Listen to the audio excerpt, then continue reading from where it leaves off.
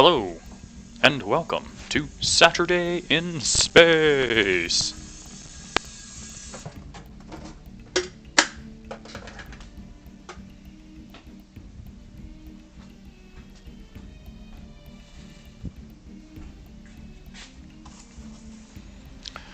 Ladies and gentlemen, aliens and germs, whatever you are, welcome. Shall we begin? Question mark.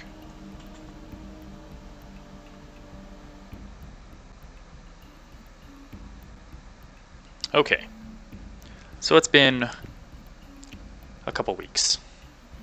I was gone for a while on a business trip, so I missed last weekend, but I'm here now, back home, ready to get things rolling here. So, let's see what we've got. We got a whole mess of contracts, I'm sure. Let's see if anything's... yeah. A whole mess of contracts. We got rich Kerbals to carry up to the space stations. Some that need to go to the moon. Some that need to go to Minmus. Yeah, we have a variety of things to do here. Ferry a VIP safely to her destination. Do a simple scan with a rover arm of Mun Crater. Plant a flag on the Mun, of course. Position satellite in a polar orbit of the Mun. However many times we're going to do that. Build a new unmanned probe that has an antenna and can generate power. Okay, so that's going to look like... do we have anything socked away in our sub-assemblies here? No, we just have this heavy lift and the super heavy lift. What about Fluid Sat Relay 1? KSC Science Rover. Well, hello there. Welcome back. Polsat 1. There's the Puddle Jumper. What does it look like? And it's just the satellite. There's a NavSat 1. This is the cheapest one, 14,000. I'm doing alright. I'm just, getting back into things. Oh, I see what this is. Yeah, that really is just a cheap little, inexpensive relay. It's not even a relay antenna. That's the most basic antenna there is, isn't there? Yeah. Does this do any kind of relaying? I don't think it does. We need something at least like this, right? Antenna type for relay. This one is direct, direct, direct, relay, and relay, so we need one of those. It's been an interesting weekend. Just kind of chilling and relaxing. I watched some more Kung Fu.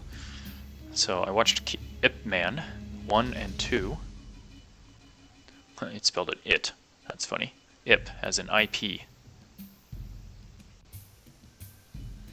The HG5 is the only relay and direct, yeah. Even after all these years, I still forget things. I have to go back and look at them specifically in order to remember even, what they were.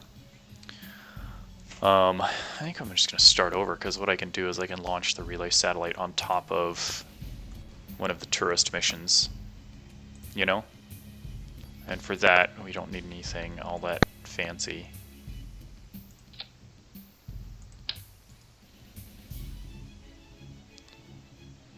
In fact, yeah, we can get away with something this cheap as well.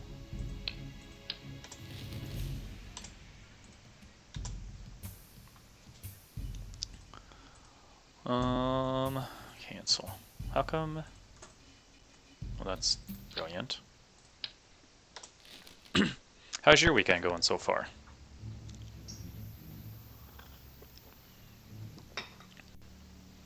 Alright, we got a rescue mission on here.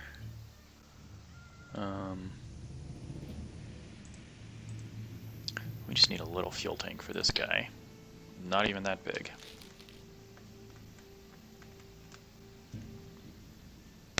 Like, seriously, what is my smallest fuel tank? Oscar B. Do we have a little engine for it? Like, a little. Yeah, here we go. And class today went well. Besides, just trying to say cool. I hear ya. So I wonder, because this is only 2 kilonewtons. These are 2 kilonewtons, but at least we can put 2 of them on here, right? 2,000 meters per second, delta V. Okay, that's better. That'll help with, you know, maneuvering and getting into the orbit that I want for polar orbit, etc. We're gonna need some solar panels. We're gonna need communications.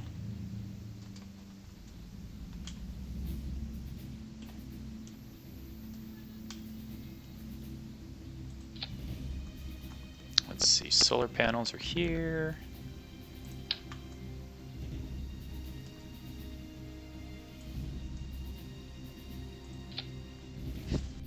$118, good grief. Remind me where you are again? I mean, I was in Vegas over this past weekend for work, and I think the hottest I got there was 113, but I was inside the most of the time. And then there was like the storms and stuff, so it actually cooled down rather nicely by the time we left. In fact, my flight was delayed by weather here in Denver, and even when we left, when was that? Wednesday night, like it was down to like 80, I want to say, at that point. But yeah, it's 82 right now in Denver. Highs, it might hit 90 or 92 in the next day or so. Nothing close to what Vegas has, or had. So 2 solar panels should be enough, right? A couple of batteries.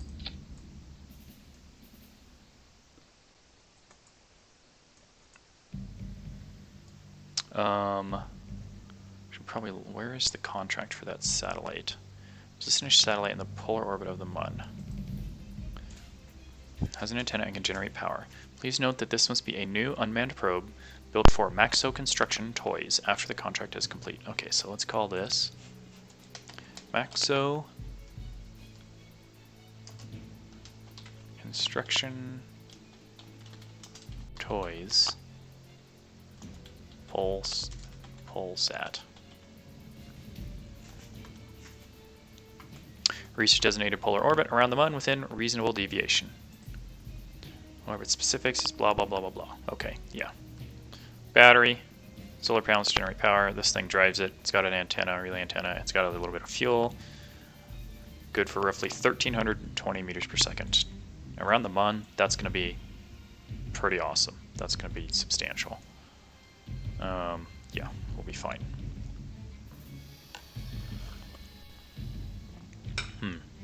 Wait a second. Does this command pod, does it have stabilization? It does have a reaction wheel. Okay, fine. Stability assist. Perfect. Okay. So we'll save that guy.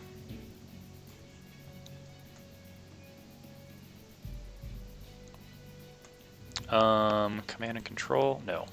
Just coupling. Because we're going to need a little itty bitty, like a TD6. There we go. Save that. East outside of LA in the desert on 10. Palm Springs here. Oh, okay. Gotcha. My brother's near there. Burbank, LA. That kind of area.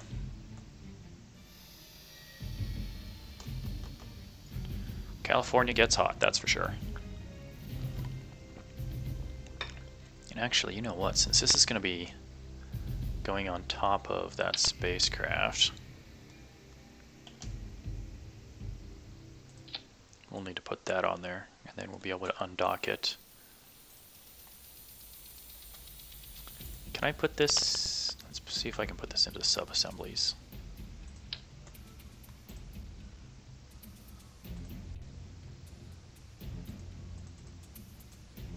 I guess not. Alright, that's fine. Okay, so that is built.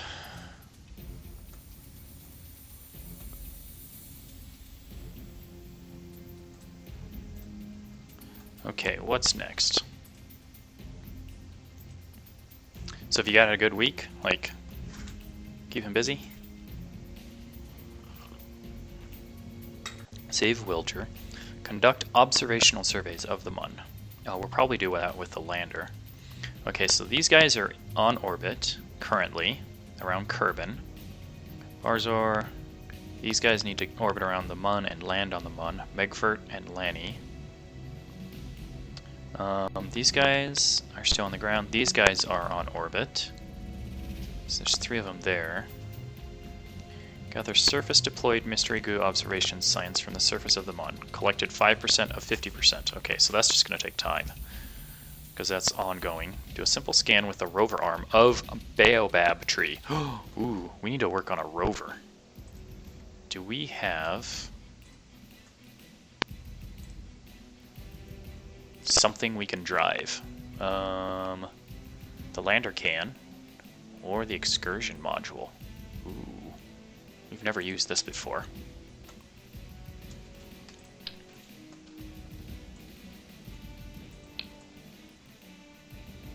Where's the front window? Does it have a front window? I don't think it does. Well, that's unfortunate. There's a door to get in and out of it. Something on top here. This thing on the back, it's got its own built-in RCS, which is kind of nice. It also contains its own fuel. What? 30 monopropellant, 150 electric charge, liquid fuel, liquid, and then also oxidizer. That's a heck of a thing.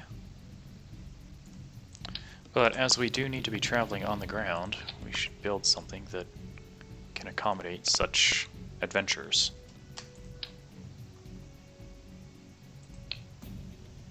Okay. Structural.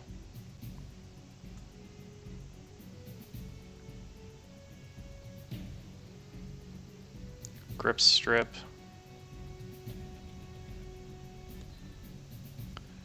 Start a new project, tearing up the roads in town, installing additional drainage. Oh man, yeah, that would suck. Seems like you guys would work in the evenings or, you know, nighttime, maybe early in the day, just to avoid the heat. Imagine some of the construction materials are kind of difficult to work with, right? If it's too hot. I got some robotics, coupling, payload, ground. What kind of wheels are these? These are little bitty wheels.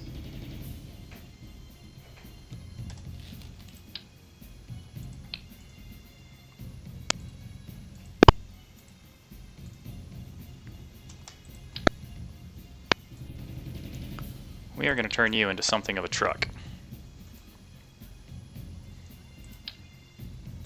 That's my plan. It's a residential area and there's noise. Oh yeah, dang, that sucks. That's not good. Let's see, what can we build? How do we build this? As something that we can drive around.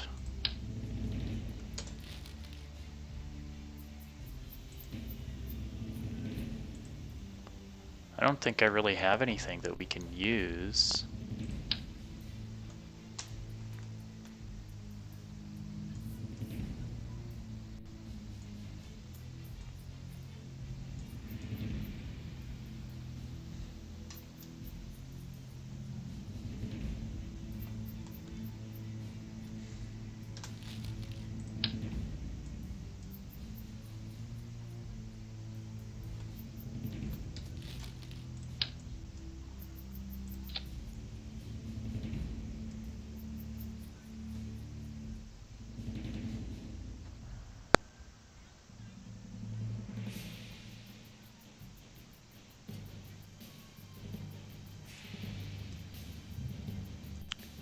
Yeah, the square.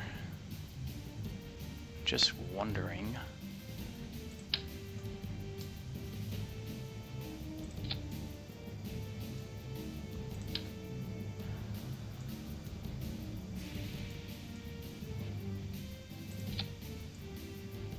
That seems a bit awkward.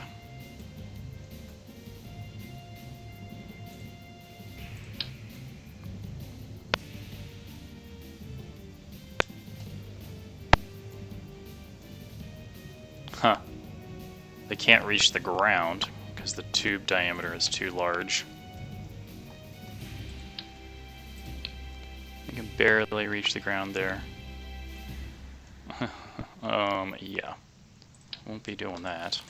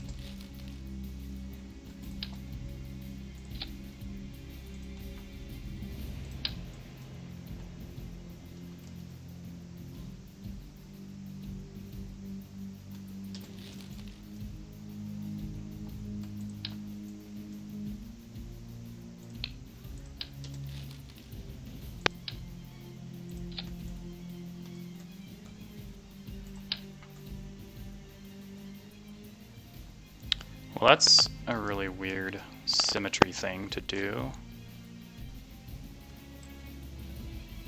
How do I get... there we go.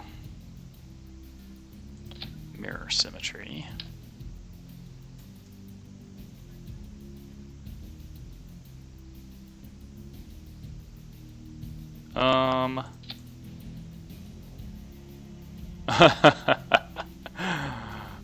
Okay, that's interesting.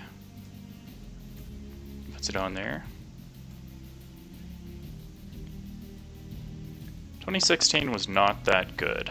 I wouldn't say it was that bad, but it was sort of bad. For trashing what's in your hand without dragging it. Delete.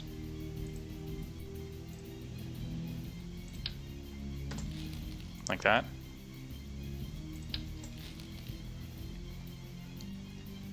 Or like if you have something like this, like you just hit delete.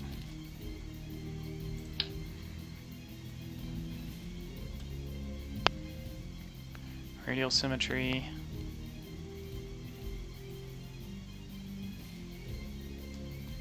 I guess we'll just have to do it like this.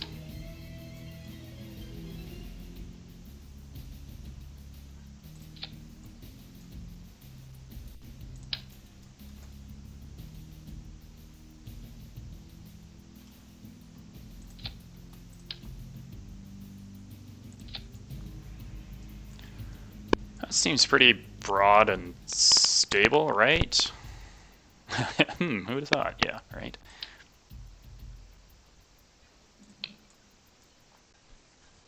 Okay. We will probably want some solar panels to get our butts moving around, right?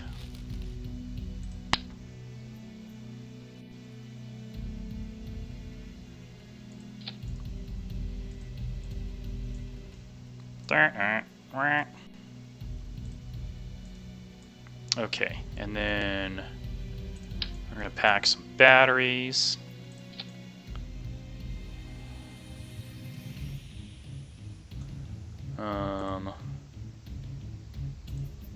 Let's drop an antenna on here.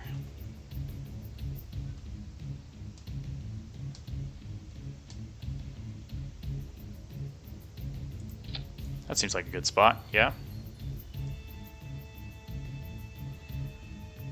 And then once it extends, it'll no longer be blocking that. It'll just be up in the...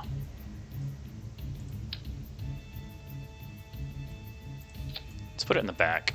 That's fine. So you gotta have the antenna up if you expect to get out of it, if you go out that top hatch, right?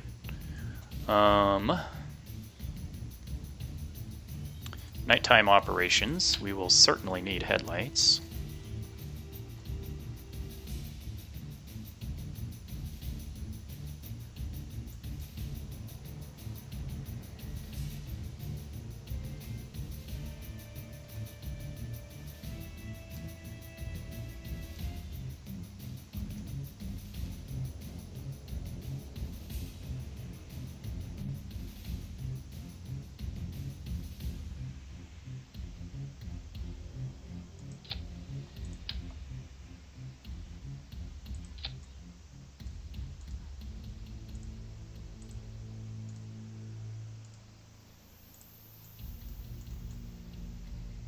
Yeah, those are some bright headlights. Okay, fantastic. Imagine the most disgusting cemetery dogs. Ew. That's gross. Sorry to hear that, buddy. Okay. You guys remember which side the left and the right, green and red are? Port and starboard.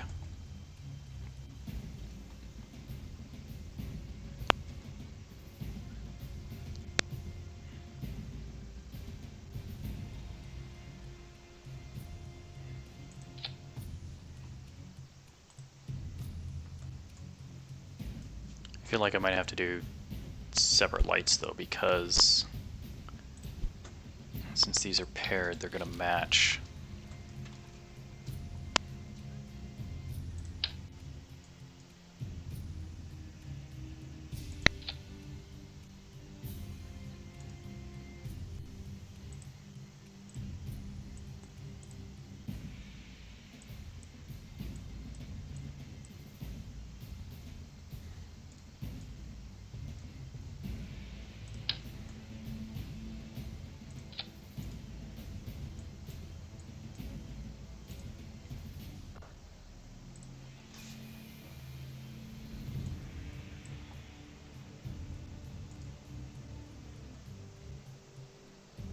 In the 2010s. Well, I'm sorry to hear that, buddy.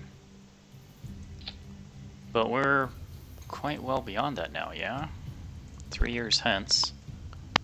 I think it's safe to say everything's going to be okay.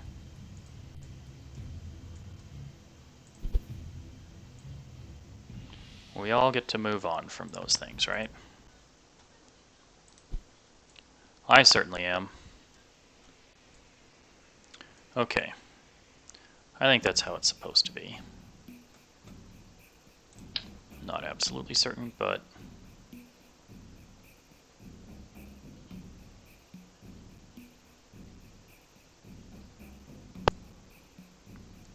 we're probably going to need a ladder on there, aren't we?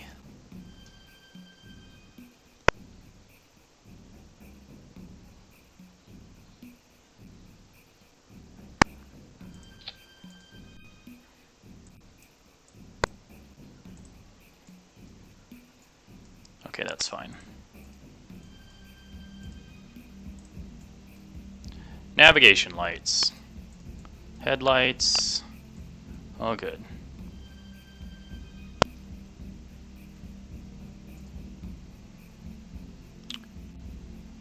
Do simple scan with a rover arm. Okay, so now we have to figure out, well, let's see. First up, we need a ladder so we can get on top. If these guys need to get on here.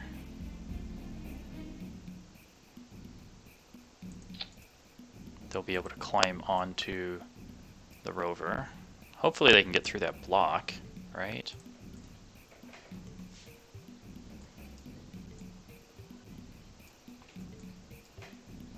This is kind of, I mean, this is a small, light utility kind of vehicle. It's not like we're going to be hauling. We just don't have the wheels for it. Yeah, even those landing gear. So we have to use the science arm, is the thing.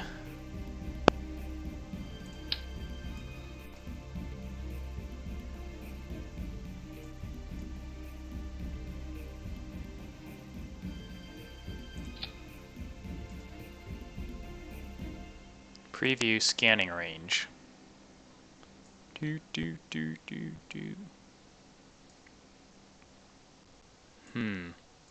That might not work if we're going to try and scan the, what is it, the baobab tree?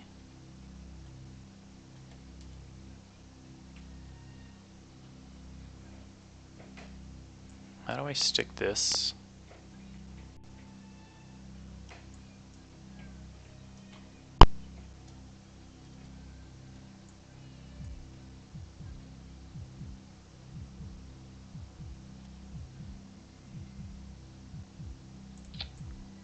guess I can put it there.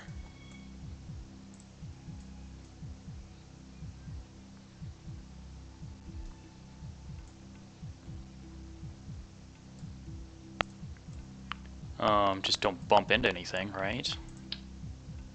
How do I put it on? There we go.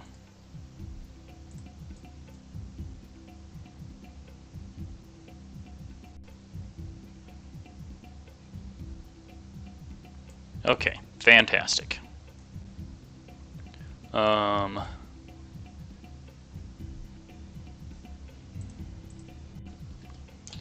Baobab Tree Explorer rover.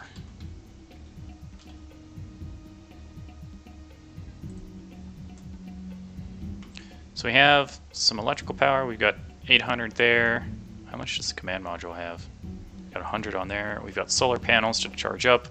We've got lights in case we're driving around at night. Navigation lights to help see which way is left, right, rear. We got a ladder on the back so we can get out, do surface samples, get back in. Anything else you guys can think of? Should we take along some science?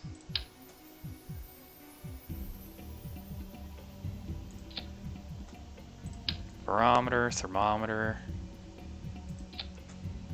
Put a goo module on here.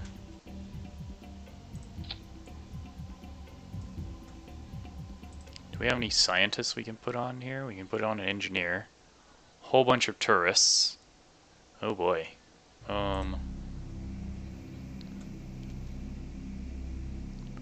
Yeah. We might have to wait to like rescue or bring home a scientist for this. Because I want to be able to reset the goo canister and use it somewhere else. I mean, I don't know if we need it right away or not, but still. It's a nice to have kind of deal, right?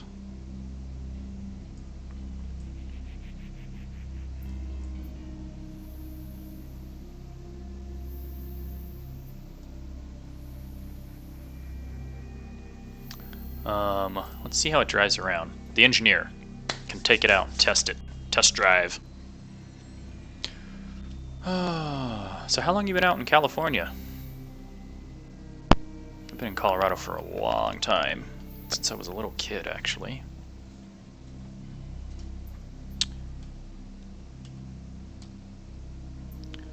Okay, Baobab Tree has no operational SAS. That's fine. If we turn the wheels... We got four-wheel steering, y'all.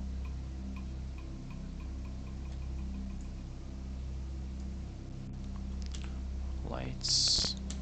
Lights? There we go. Look at those headlights, man. We are rocking now.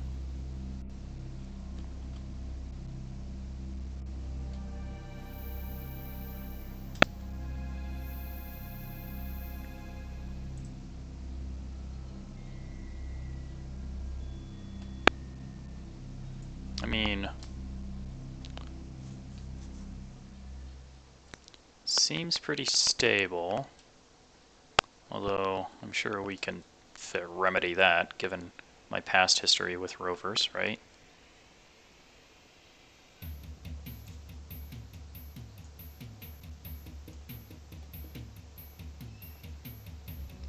Top speed appears to be about 9 meters per second, so we're not going anywhere soon.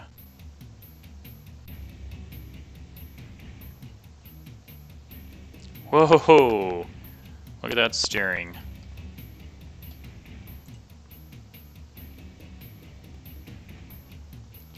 How do we even find the Baobab tree if we are gonna go there?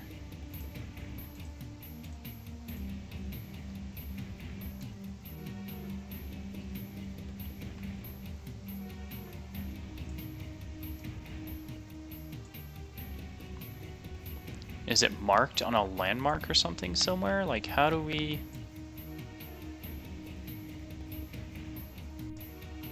Where is the discovery for that feature to get to it? With a rover arm.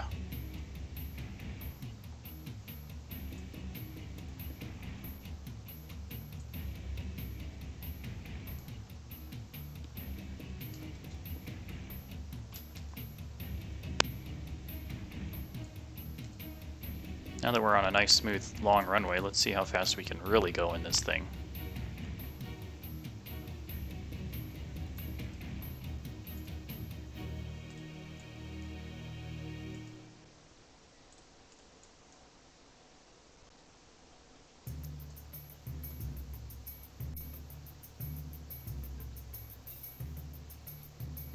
.1 meters per second, it looks like.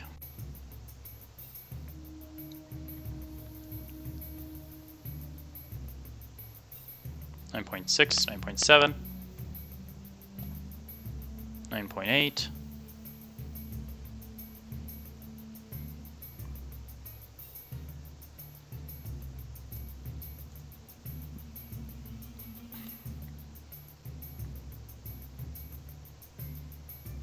And if we're lucky, we could get it up to 10. Requires a lot of juice, though.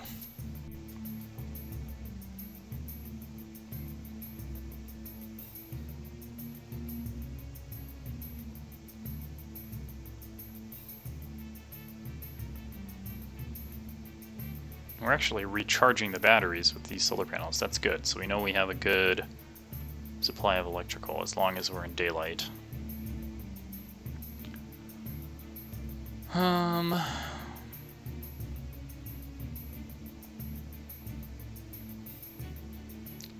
Alright, so here's the thing.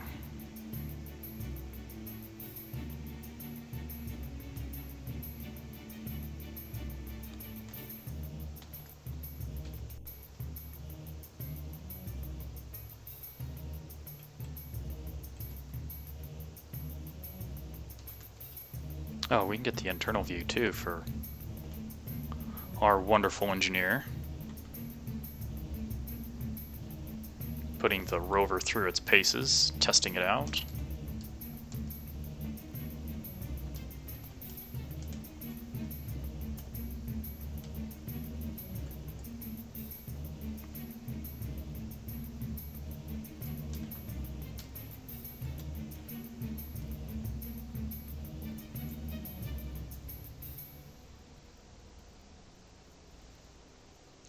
Looking good, buddy. Alright, that's fantastic.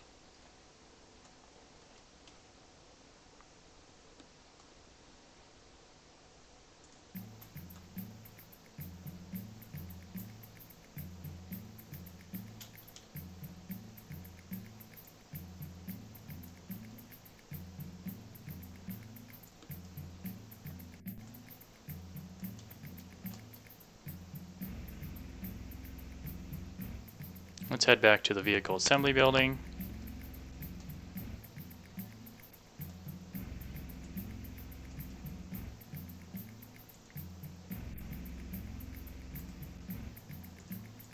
Everything is deployed, all the lights are on. Full batteries. Solar panels are doing good.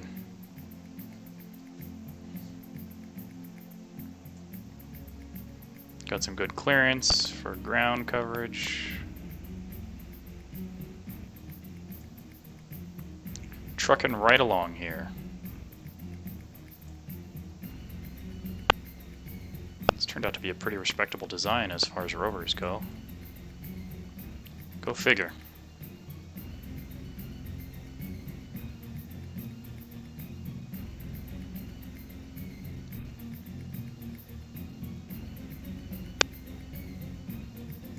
Oh, there was a bump there. Huh. Bit of a lip on the edge of the thing. Okay.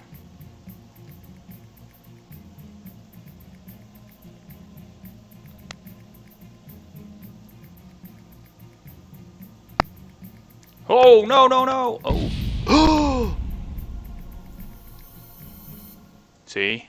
That's what you get, Brad, for driving crazy, y'all. Good grief. Well, if you're waiting for explosions, there's the explosions. Busted a wheel. Bill got no experience out of that. Go figure. Alright, yeah, I don't know how we're gonna find that tree if it's not gonna show up on the radar or the tracking station at all. Like, I don't even know where to go to look for this silly thing. Alright,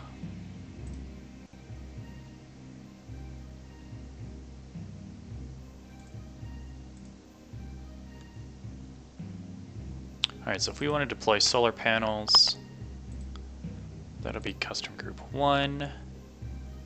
Custom group 2, we'll do the antenna. What else? Lights is you. Oh, steering.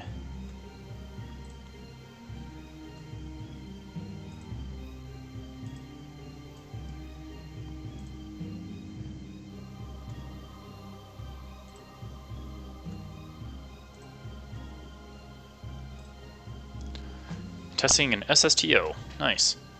How's it going so far? Like, what is there to test? Is it your first launch, second launch? How are we doing this? Alright, 1 is solar panels, 2 is antenna, 3 is steering. So, you know, 2-wheel steering instead of all-wheel steering. That might help cut down on, you know, accidents, etc.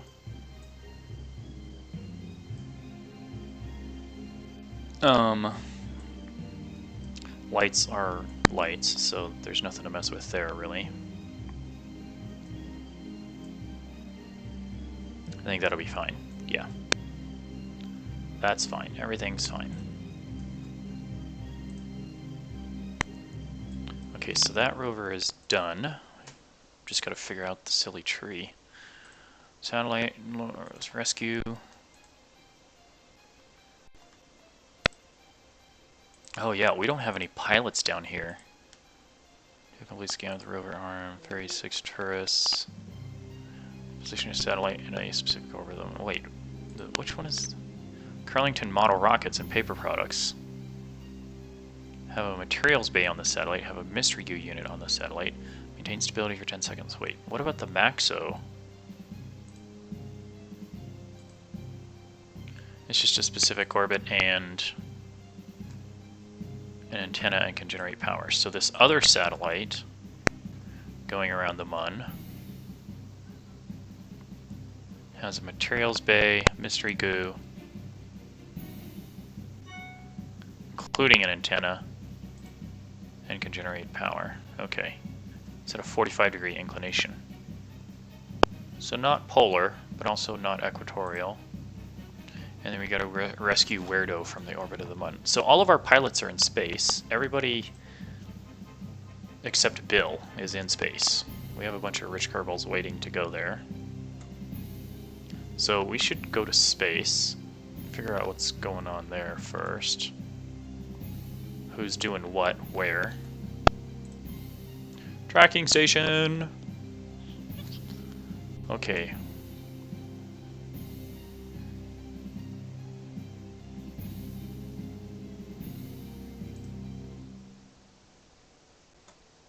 Space station debris. What the heck is this?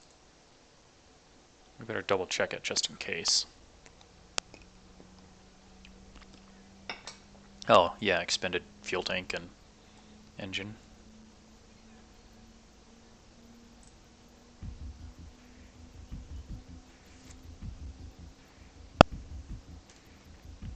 We'll just have to get rid of that.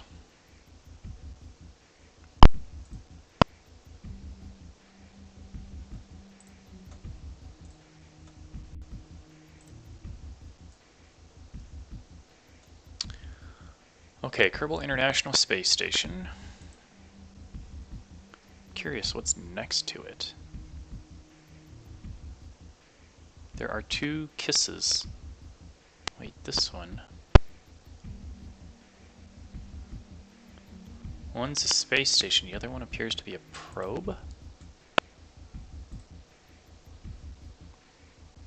We better check this out, see what's going on. Oh, this is the control probe that we used for some stuff. Alright, we're going to change this up.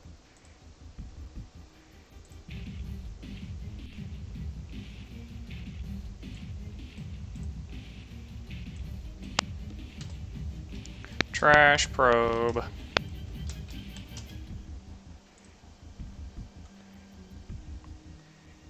There's the Kerbal International Space Station. Okay, what do we got here? We got a whole mess of things. Oh yeah, these guys are supposed to go to the Mun, so this is the lander. It hasn't even been to the Mun yet. Do we have any crew on board? Negative. Ghost Rider? No crew on board. No crew on board. No crew on board. Well, where the heck is everybody? Do we have a pilot?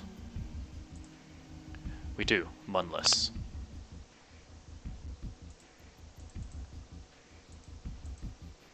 In theory, Munless is a pilot. Well, we better double check. Right? Munless is a pilot. Okay, fantastic. Munless needs a crew to take to the Mun. Is Sally on this trip?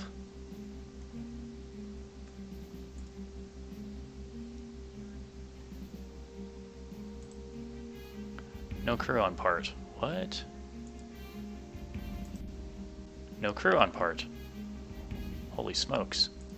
Where the heck is everybody? No crew on part. There's some crew. Lanny, Melfred, and Hendon. So it's not Sally.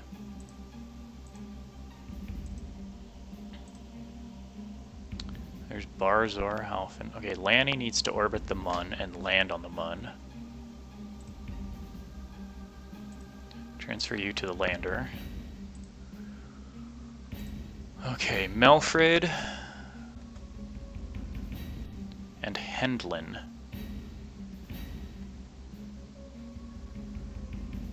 These guys are not in space. Hendon is one that needs to land on the Mun.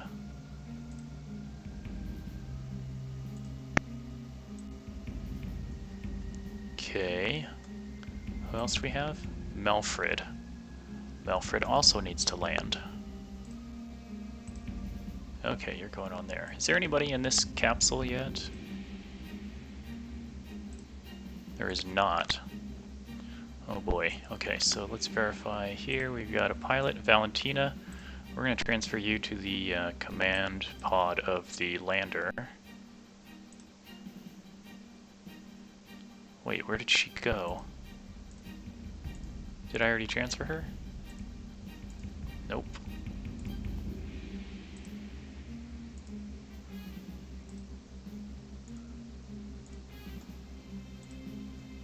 Munless is the pilot there. There she is. Valentina somehow got on that part. I need her on this one. To Mark 1-3 command pod. Okay, fantastic. Who else is on here? Nobody's there. Nobody's there. No pilot. No crew there. No crew there. So this one is empty.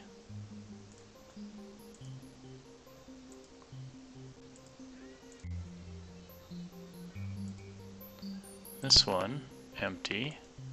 This one, empty. Science lab, Bob. Bob's our scientist, 2 stars, fantastic. So we're gonna leave Bob alone. Here we have Jeb, good old Jebediah.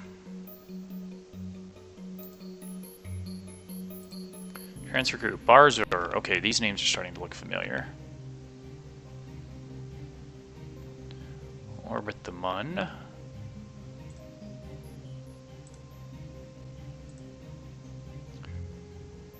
Halfin. Orbit and flyby. Megfert. Flyby and orbit.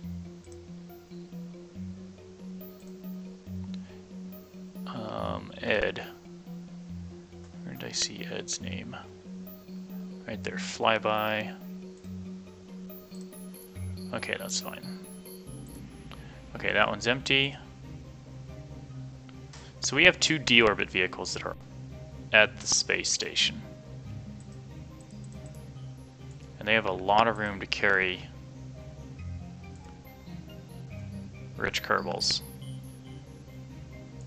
So this one is empty.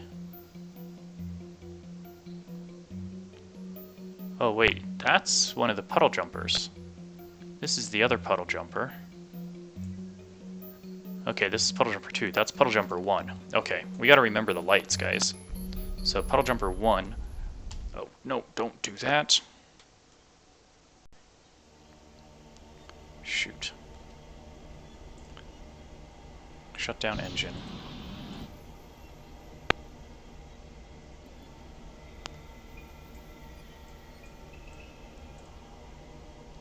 Engine is off. Oh, brother. I am fat-freeing the keyboard. Let's make sure... Okay, engine is off. Engine is off. Engine is off. All engines are off.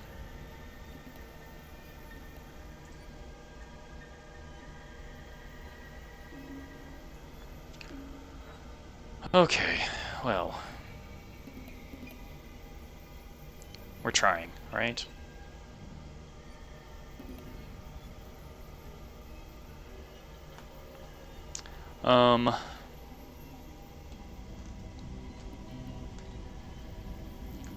Quit fat-fingering the keyboard. Make sure you hit the right keys.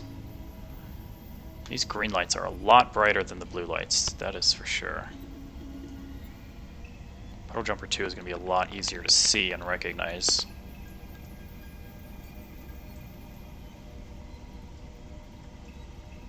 Okay, let's make sure we got everybody on here. Crew, no crew. Check for crew, full complement. We have a pilot. We have another pilot.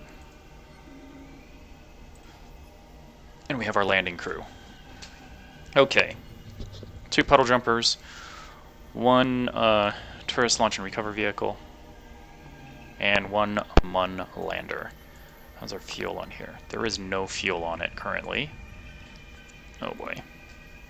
Okay, so I need to see about some things.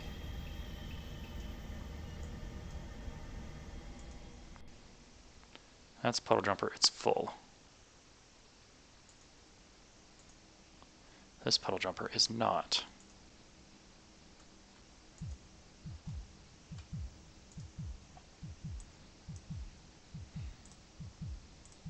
We better fill her up using puddle jumper 1. Okay, and then given the amount of mass that's over there, yeah, that should be fine.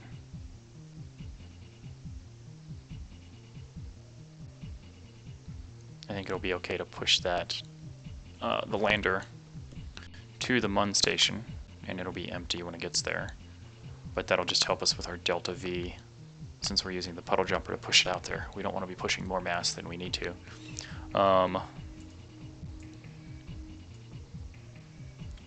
Does make me wonder though, what about the miss? How much fuel do we have at the MUN currently? Switch to MUN International Space Station.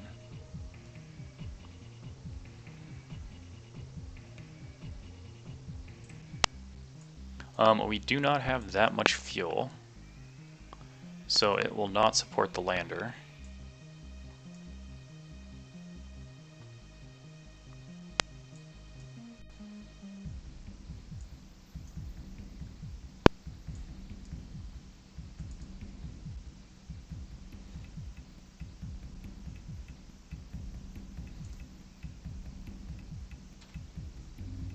So that makes me wonder, oh wow, look at that. Location site Victor Charlie Bravo Juliet Lima. Agency Fluid Dynamics Research Labs. So those are, we gotta record data and stuff.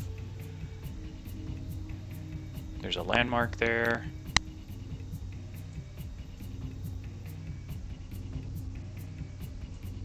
We got these target orbits that we need to meet. So many things.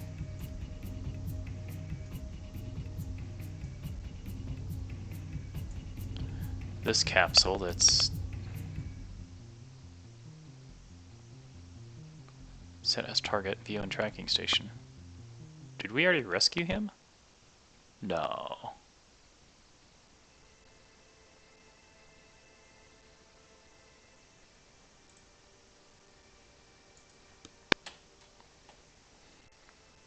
Okay, Zeldis is out here. A pilot. We probably could have sent this space station out here using a probe instead of a pilot, but oh well. Here she is. Engine is off. That's good to know. That could have been a slight disaster, but we're fine. Everything's fine. Okay, so we have a lot of pilots in orbit.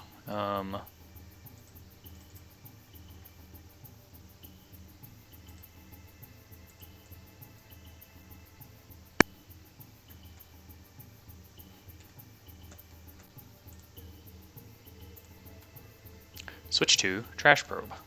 Speaking of probes.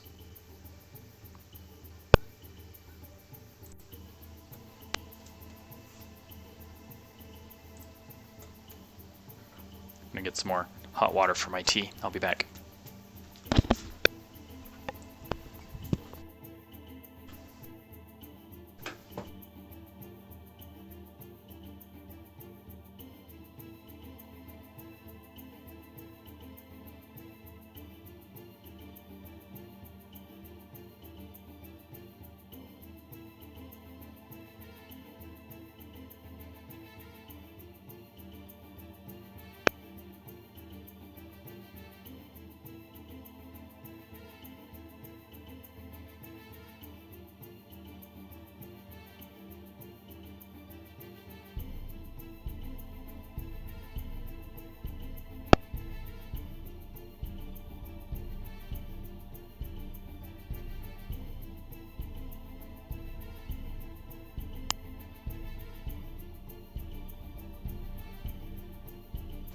Okay, that's gonna be cooking up for a minute.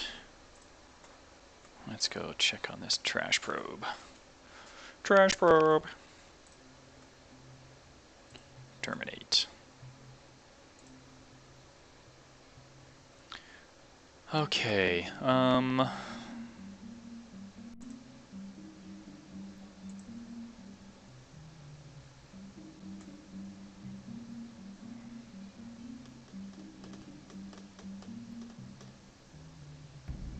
we should probably send some fuel to the KISS. Just saying.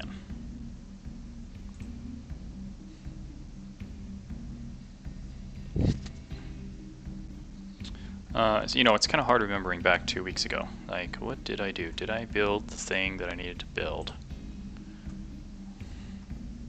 Heavy refueler. Would you look at that?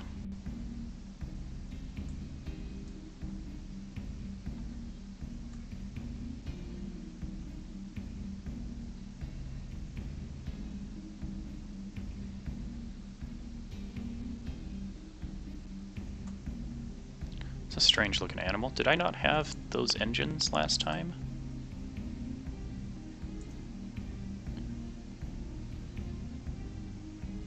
Huh, okay.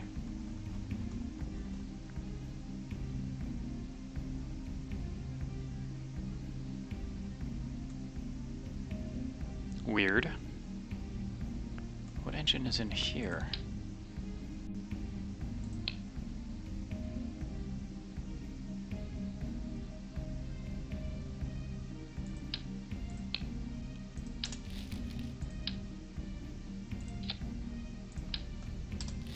Let's reduce those parts. Let's put this guy.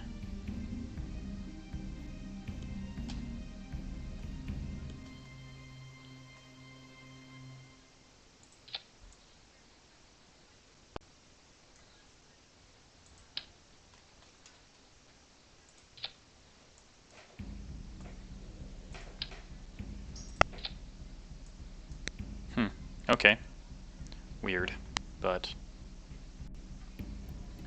why did I select that engine again? 260 kilonewtons, vacuum, engine ISP is 285. $1,100 for that engine. Why are we not using the Poodle? Poodle is 250 kilonewtons. 260 kilonewtons. Oh, it's a $1,300 engine. Engine ISP is 350 in a vacuum. This is 300 in a vacuum. But it saves us $200.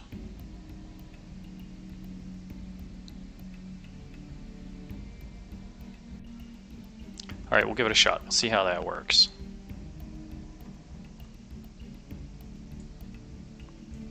Oh, and we already put the solar panel and the antenna and the light on there for docking and simplified RCS. Do we have...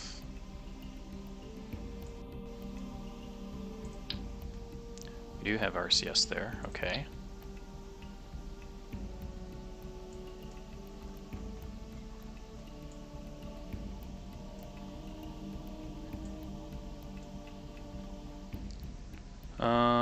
Anything else?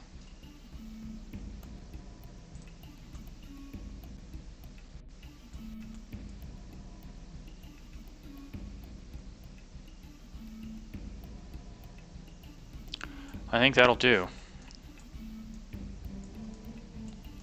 We're gonna call that good, yes?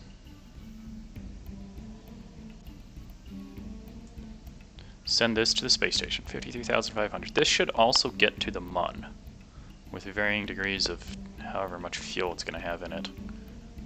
This should get to the space station about 95%. It'll get to the MUN at about 50%. Based on past experience. We did change up a few design elements here with the staging and then also the nose cones. Alright, main engine, gantries, SRBs. Separators, stage separation. Separatrons. Then we have MECO, then we have upper stage. Aerodynamic fairing. Drop the upper stage and go to the orbital engine, and then orbital maneuvering. Okay.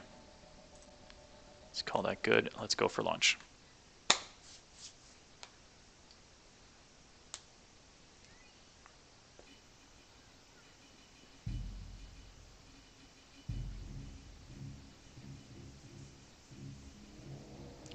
Okay, hold up. Revert flight, vehicle assembly. We're going to need to add some stabilization in there. I can already see where the torque is going to jack this thing up. We need some longerons in here. Structural.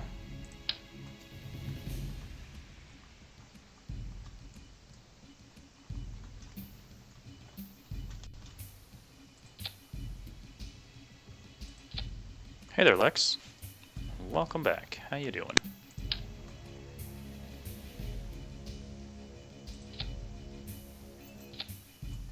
Alright, that should prevent the torquing now. I'm surprised I didn't remember that before I did that.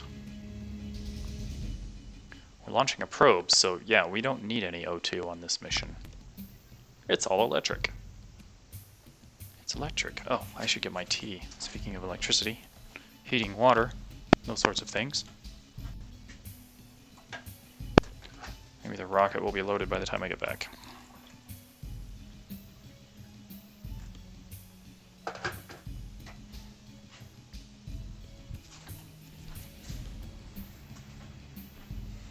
Look at that. Rocket is loaded. Lock-in stabilization, fuel checks. Okay. What do you think, fam? You ready to go? Should we do this?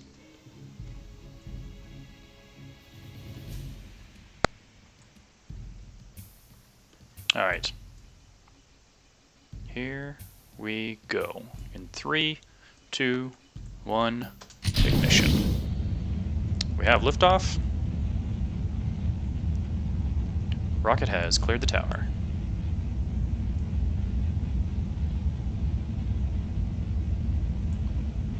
All systems nominal.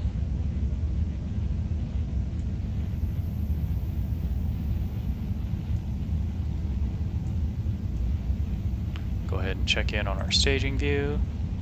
Throttling down on the main engine as we ascend with solid rocket boosters. We'll depend on those for the bulk of the workload here. We'll just use the main engine as a bit of a maneuvering thruster at this point. But most of the lifting we're going to do with the SRBs for now. Just see if we can't lead that inertial indicator a bit. Coming through 8,000 meters. Separation in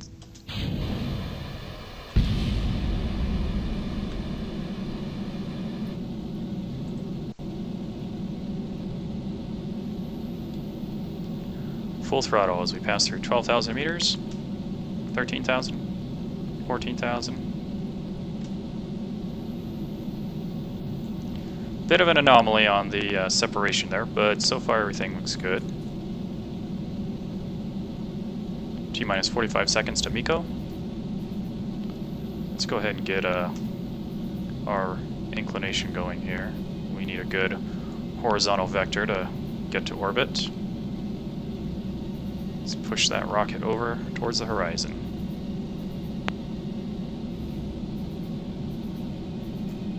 Let's check on our apogee. I'm going to begin throttle down, 50%. Apogee looks like 78 kilometers in climbing. Let's push all the way over to the horizon.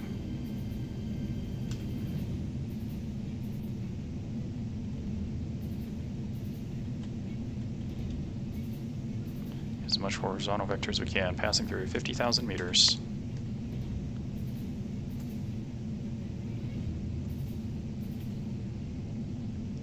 Kilometer apogee, 60,000 meters. MECO in T-minus 5 seconds. Let's lock in stabilization towards the horizon there. Go for MECO. And firing that upper booster, upper stage booster. We have good separation on MECO. 76,000, 77,000 meters in climbing. Let's go ahead and separate the fairing. Good separation on fairing. Deploying the solar panel. Lights are on. I'm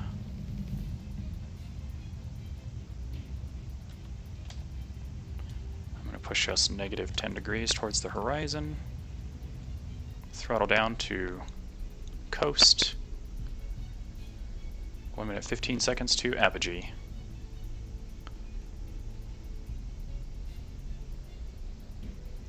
Let's take a look at the tracking station and see what that tells us for our current trajectory.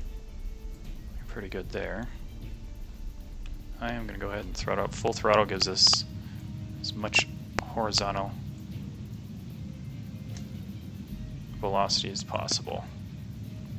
I'm going to return the HDD to relocated sector events. Well, that's unfortunate. Our inclination is off. 1.5 degree. I guess I do need to move. I need to keep it above this line, don't I? It's failing, just not yet. Yeah, that I hear you. You definitely don't want to have that become an actual event, right? Alright, inclination is being fixed. Bringing that down to 0.8, 0.7, 0.6. What does our periapsis look like? That's still going good there.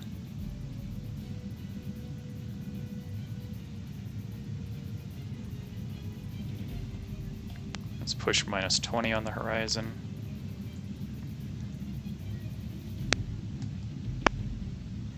Let's check our inclination, 0.2, 0.3, up. Okay. We do have a staging event. Let's throttle down as we prep for that. Okay, this is the orbital engine. We have good separation there. Let's light that engine.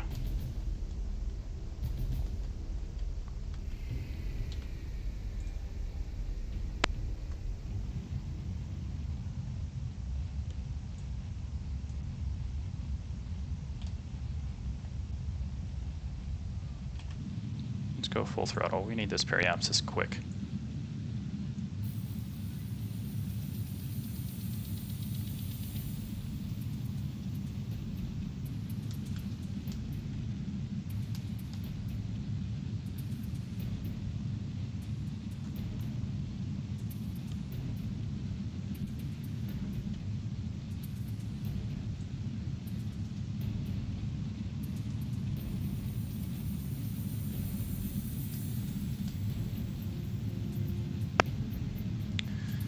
Around 5 and 10 minutes into test, it does one event each. Oh, we are bingo on fuel. We did not launch this rocket properly. Or we just don't have the right engines for the job. Alright, we're going to do a small fuel transfer here.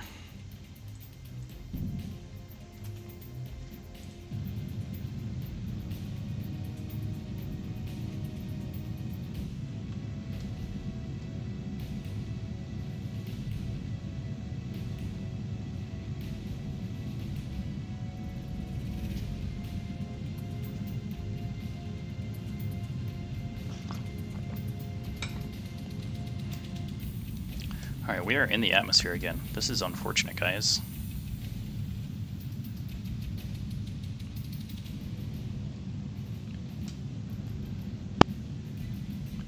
Realistic rocket sounds? I don't know, what are you getting at? We're having problems. Windows server, but don't really trust storage spaces. Okay.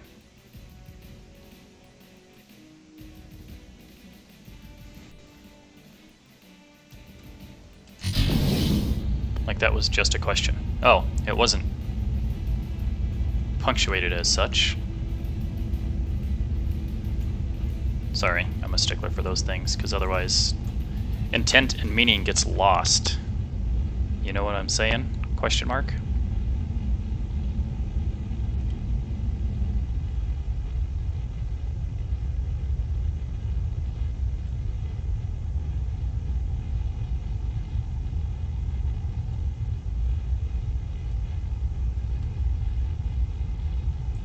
Alright, let's try this again.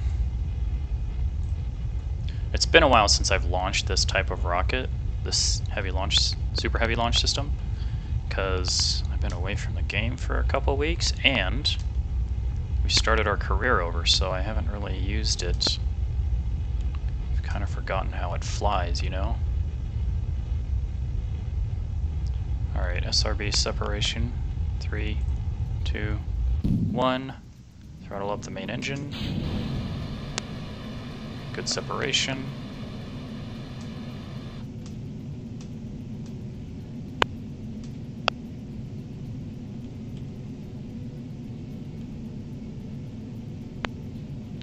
Alright, we are through max Q, so we'll go full throttle at this point.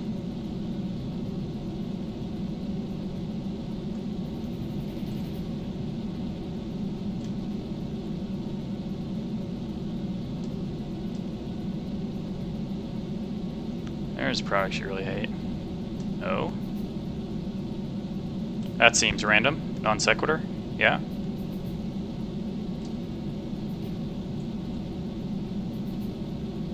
Alright. 40 kilometers for Apogee.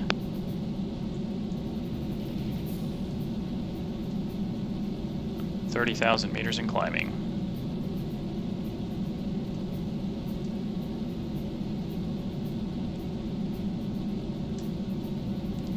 $70 kilometers. There's our inertial kick from the planet below. Let's continue to push towards the horizon.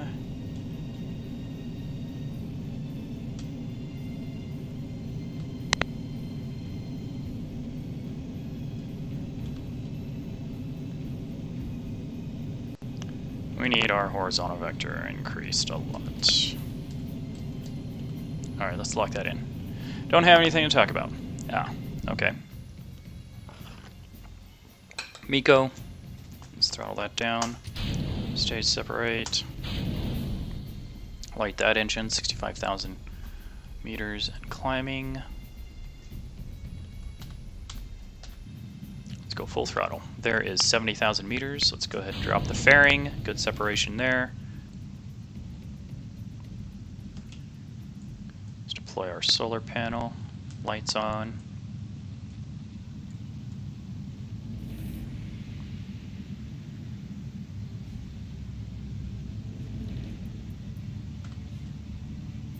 -10 on the horizon there.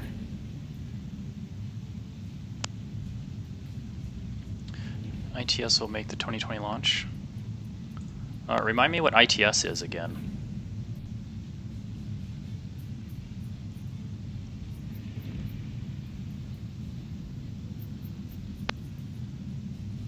BFR.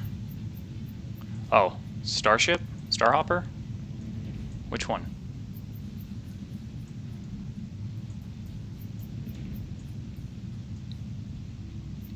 The upper stage.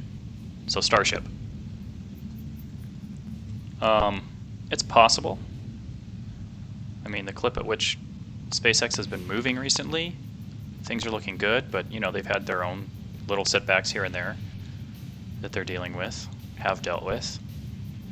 Okay, 100,000 meters. Apogee, 20 seconds. Okay, that engine is expired. Throttle down, stage separate. Let's light the booster engine.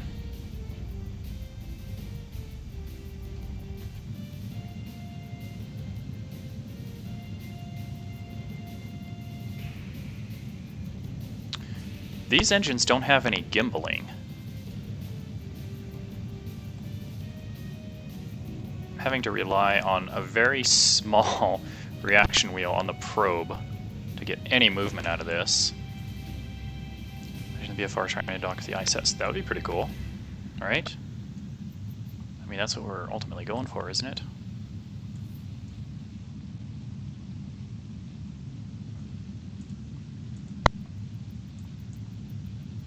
Alright, we need more fuel.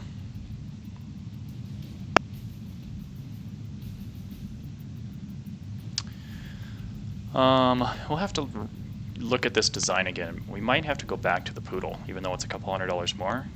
A, it gives us gimbaling so that we can direct our thrust a little bit better. And B, it might have just better efficiencies and stuff that we might need down the road. Look kind of stupid. Well, here's the thing. It's, you know, it's massive, right? It is a massive piece of equipment going into space, docking with the space station.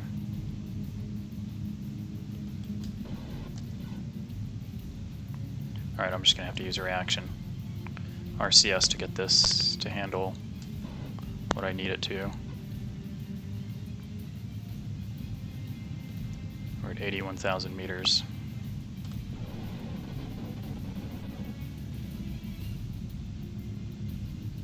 And we still don't have a periapsis. We're getting there, but we are losing altitude. Seriously? Again?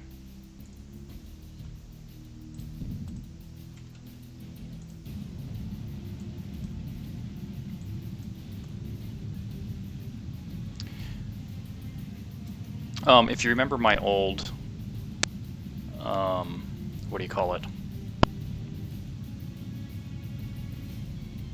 My old career, before I started this robotics one. Remember that large spacecraft that I had docked to the Kerbal International Space Station? It was just a cargo carrier. It was the size of the space station practically. Right?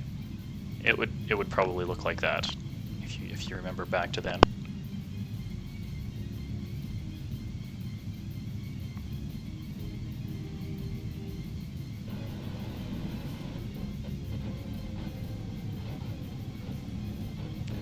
Alright, we're dealing with some atmospheric issues.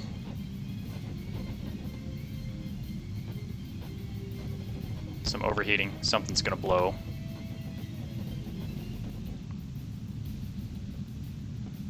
The solar panel.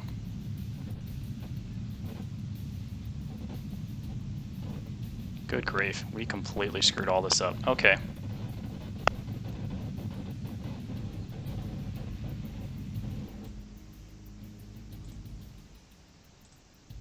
Vehicle assembly.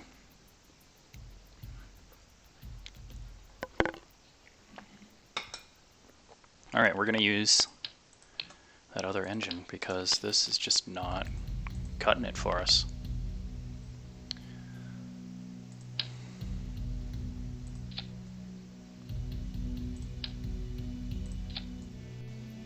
It also makes me wonder, is that the fuel tank that we used previously, or did we use a larger fuel tank? And then the engine that we're using here, the skiff.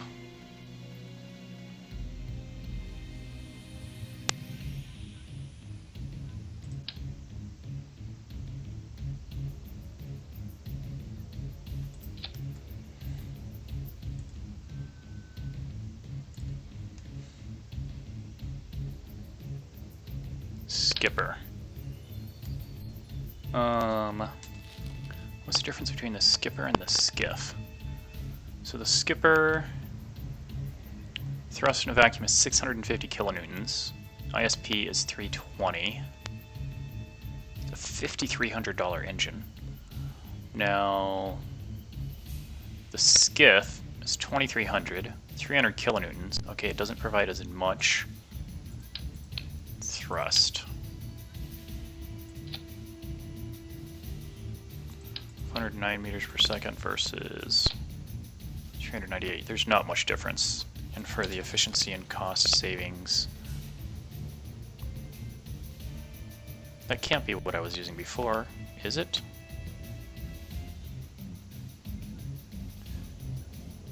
This one has a better ISP in a vacuum anyhow, so it's fine if that stays on there, I think. Although it is only 300 kilonewtons.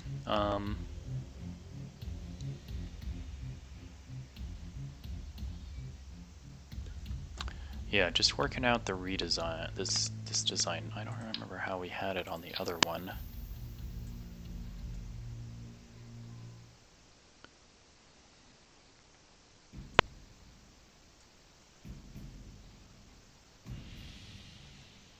Okay, so at least we got the Poodle switched out, and it does have the vectoring gimbal, so that's fine.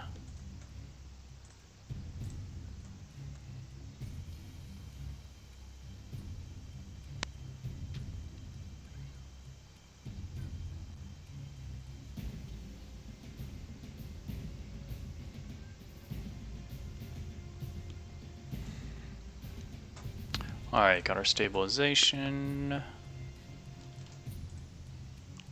Fuel, everything looks good. And go for launch.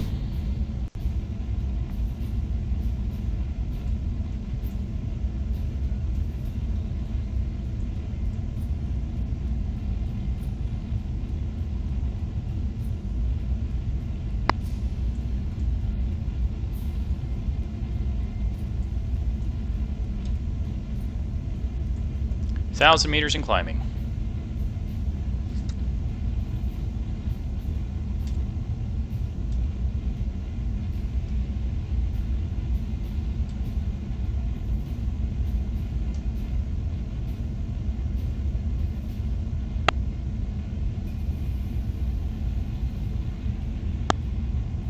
Throttling down the main engine.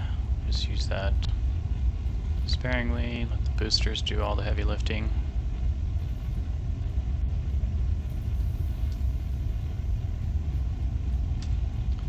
SRB separation in 3, 2, 1. Throttle up main engine. Go for separation. Full throttle. Passing through 12,000 meters.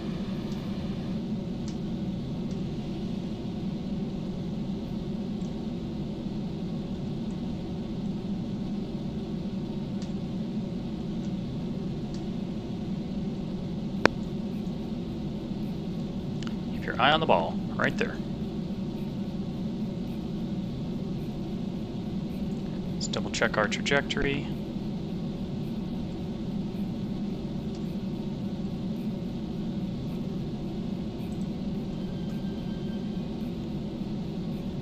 T-minus 30 seconds to MECO.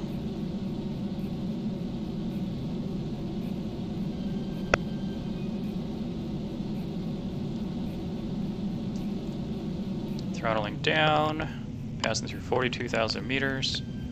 Let's get our horizontal vector going here. We have a really high apogee for this trajectory. Good grief.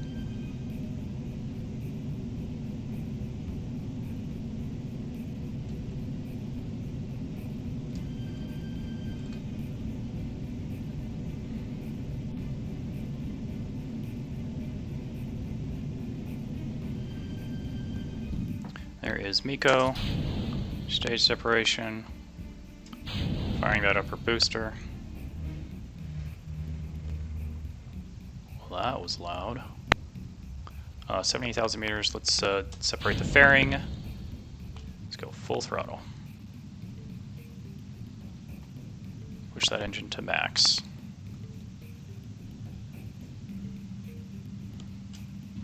Check in with the tracking station.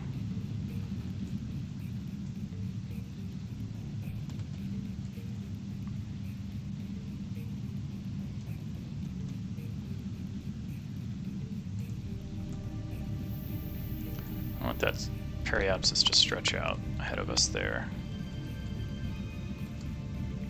The trajectory.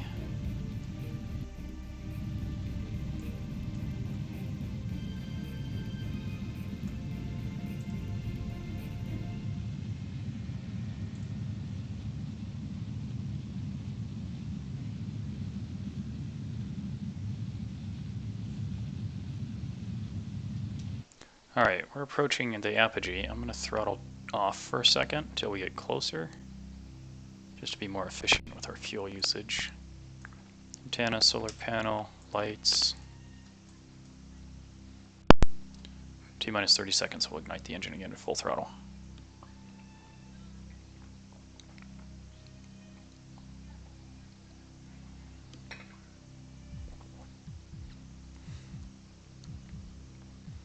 And ignition.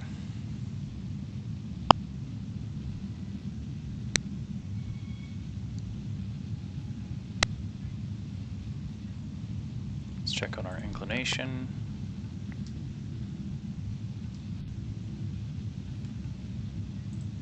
Alright.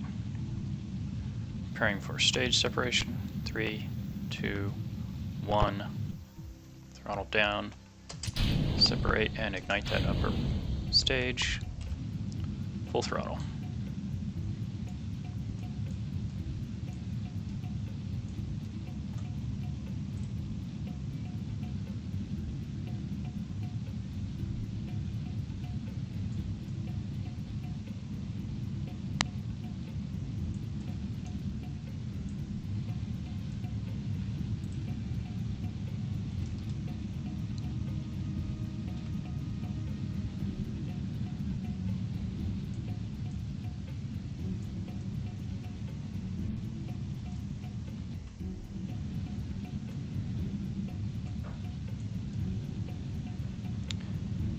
Okay, 250 kilonewtons there. We're still going to need fuel.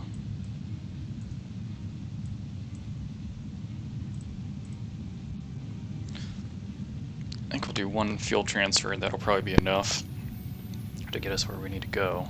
And then we can just do orbital thrusters from there, orbital engines. We just need to get to orbit. Which apparently we need some practice doing that again.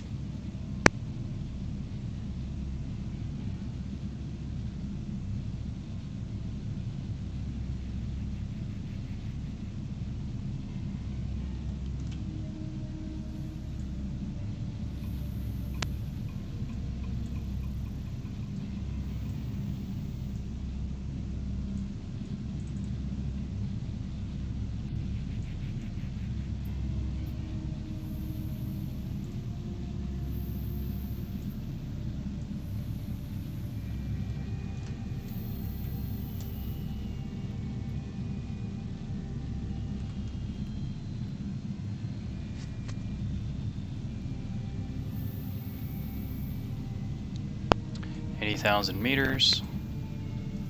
Come on, give me a good... Oh Seriously? Again?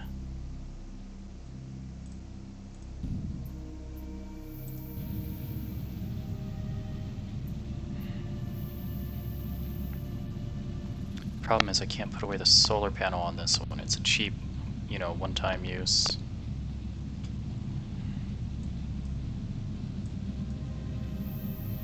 Alright, we have a periapsis.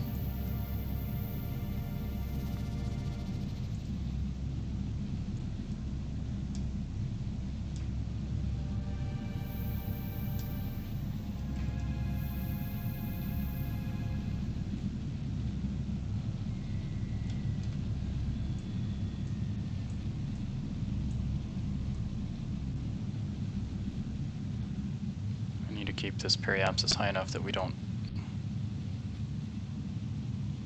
get any severe atmospheric drag. That's probably going to be it. 61,000 is probably about as good as we're going to get. Ah, shoot. Okay. I'll move all this fuel back into the main tank.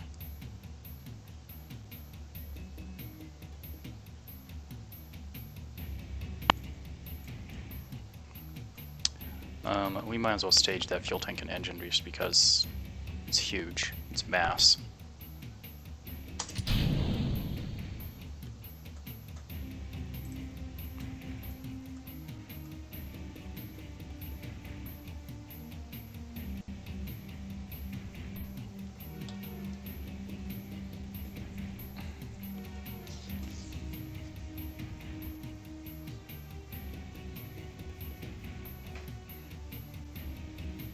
Alright, we are climbing in altitude again. That's fantastic.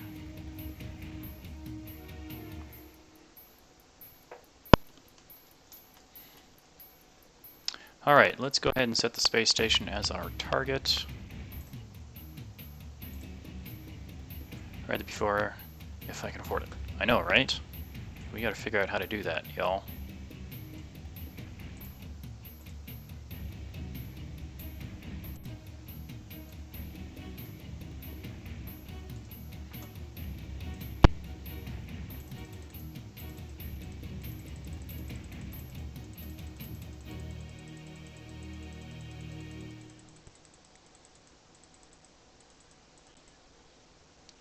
Alright, so we are currently behind the space station, so let's keep our periapsis slightly below what the space station is at, 149. That's our ascending descending node, 0.9 degrees.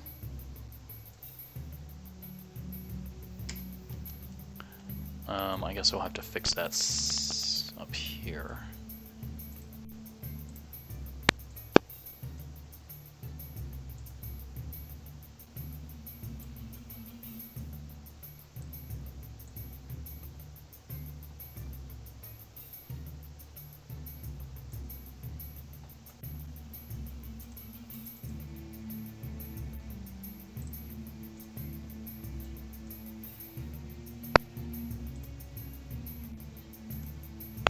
Okay.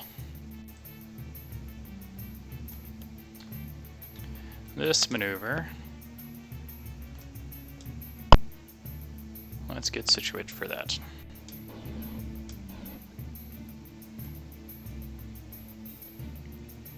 We could use a little bit of monopropellant.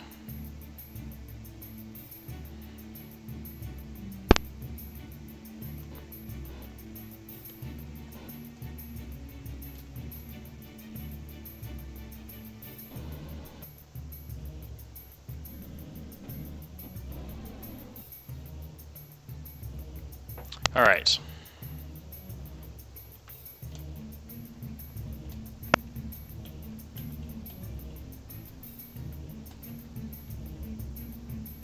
Lock in that maneuver node. Where are we? We're over here currently.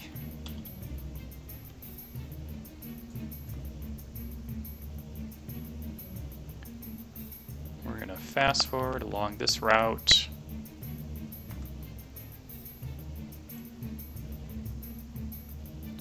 And time warp to our maneuver node. We're going to raise the periapsis. The current intersect is absurd, 1,400 kilometers.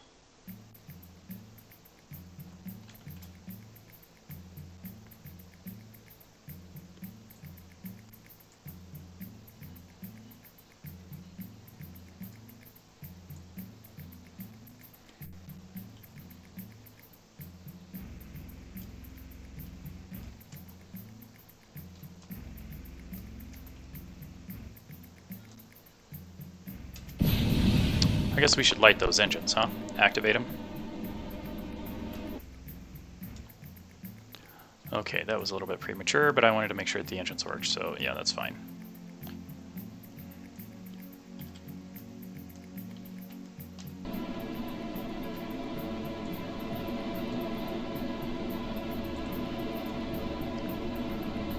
Alright, small little engines pushing a very large mass. It's going to take a minute to get this accomplished.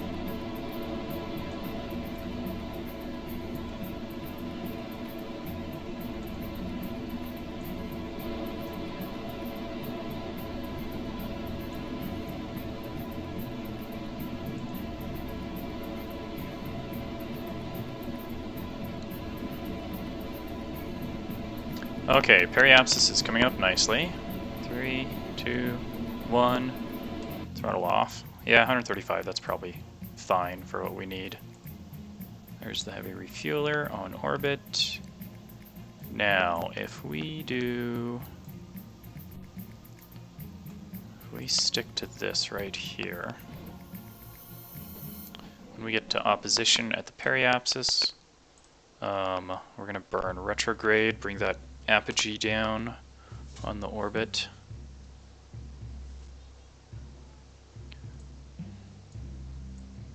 Oh wait, we also need to do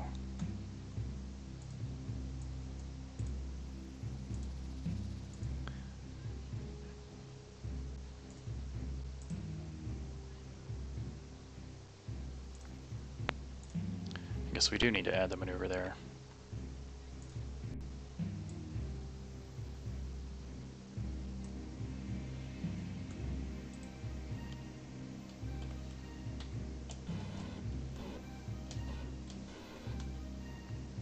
T-minus 1 minute to maneuver.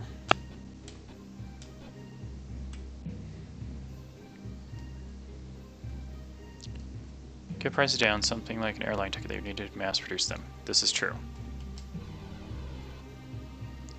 Fine with paying business class for a few orbits around Earth, right? Because, I mean, how often are you going to do it? Once or twice, right? It's not like you're going to be flying every day, so if you can save up and use that as like your vacation or your splurge spending, like, yeah. Even if it's like $1,000 ticket, like you save up. Not that anybody pays $1,000 for a flight these days, unless it's business class or something like that, something fancy. But, yeah.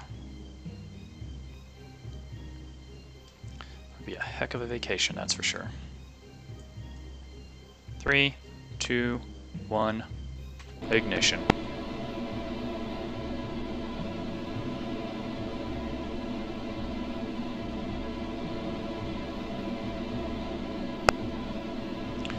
It does make you wonder, though, right? Like, what will those first tickets be? How much will they cost? I'm thinking it'll probably be something like the Concorde, where it used to cost $10,000 a ticket, you know? Do a spacewalk. No. I'm sure there'll be a lot of people that'll be like, hey, can we go outside? Can we wear a spacesuit? Will you let us outside?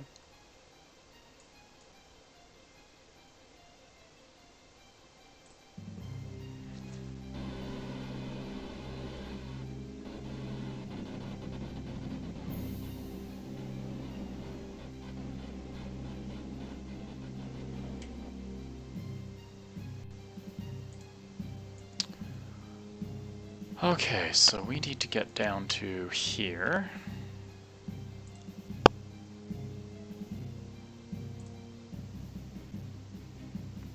Pull in the apogee lower than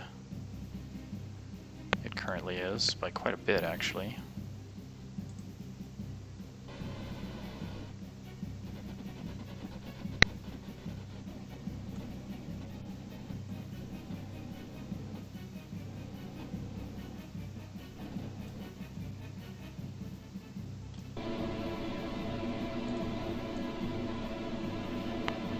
Wheatley and Space Corps floating up there, right? Oh, what was the guy's name on Despicable Me 2? The guy with the squid gun. I just watched it the other day, because when I was in Vegas, I didn't have anything to do but watch TV, and I never do that, but Despicable Me 2 was on, and so I was watching that. You know when Gru used the shrink ray on the moon? And then Vector, yeah, that guy. Still sitting on the moon with his squid gun.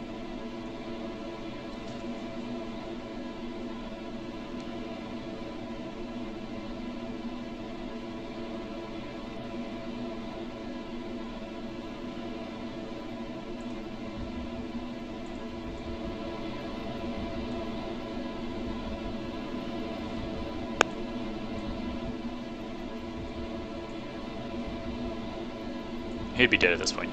Well, that's true. What about Wheatley, though?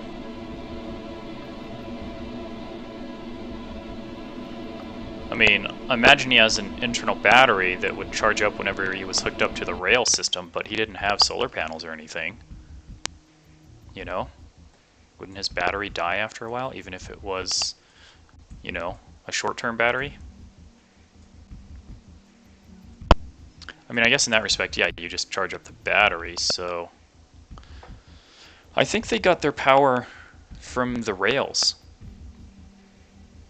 If your battery dies, do you die? Well, for humans, that's kind of the case, but for robots, because they have solid-state storage, you know, like for... I mean, if you can equate our heart and digestive system as the battery, I guess technically the heart is just part of what moves energy around. What our battery is our stomach, right? It takes in energy and then just the digestion system, you know, puts all of that out into the rest of the mechanical body, the muscles and stuff like that. So yeah, I mean, our batteries go dead pretty regularly and we're having to replenish them all the time.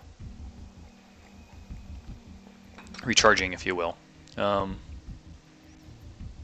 Consistent source of electric energy. So, very power efficient, unlike SAS. So, you know, the thing is, like, yes, with a hard drive, you've got, you know, a mostly permanent storage, as we like to think of it, right? However, RAM, as soon as the power goes off, that memory's gone. It's out. So Wheatley probably wouldn't remember how he got to the moon or how he got into space unless it was written to the hard drive somehow. And any active thoughts that he was thinking, which were in RAM, those would be lost. So he would wake up, like, he'd be able to access his hard drive and know that he was in space, because that's probably stored on the hard drive, right? But he probably wouldn't remember how he got there. It'd be like an amnesia sort of event. How are we doing on electric charge? 210? Okay. What does our aspect look like? Oh, we are facing that direction. Good. Okay. Intersect. It's a long ways off. I need to see 1,397 kilometers. All of my numbers went away when I switched to the vehicle. Dang it.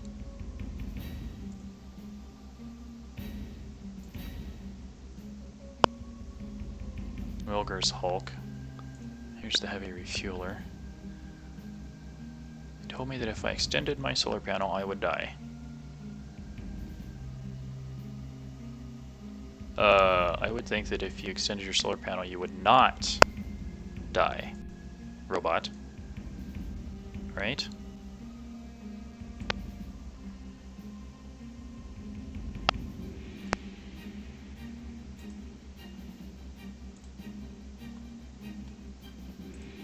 We're going to time warp to here. I just need to see that 1,397. Break out the calculator, hashtag math. What is that going to drop to once we pass the intersect 1?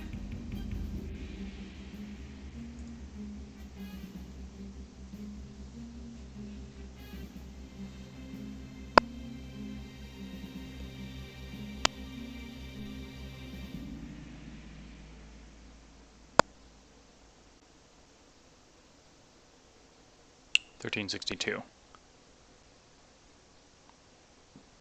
35 kilometers.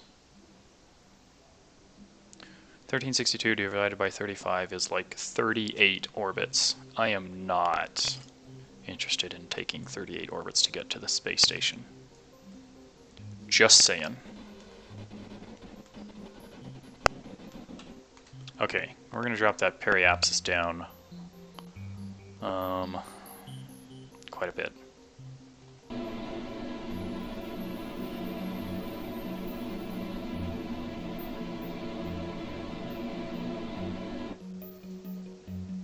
Drop it down to 120,000. Then we'll go to the other side. We'll drop the apogee of this orbit down to like 125, I guess.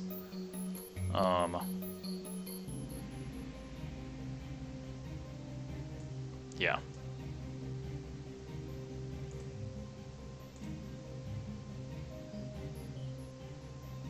I am not interested in going around this planet 38 times just to take fuel up there. The body of GLaDOS Wheatley, or whatever you call it, is the reason why GLaDOS Wheatley were assholes. So that's a possibility.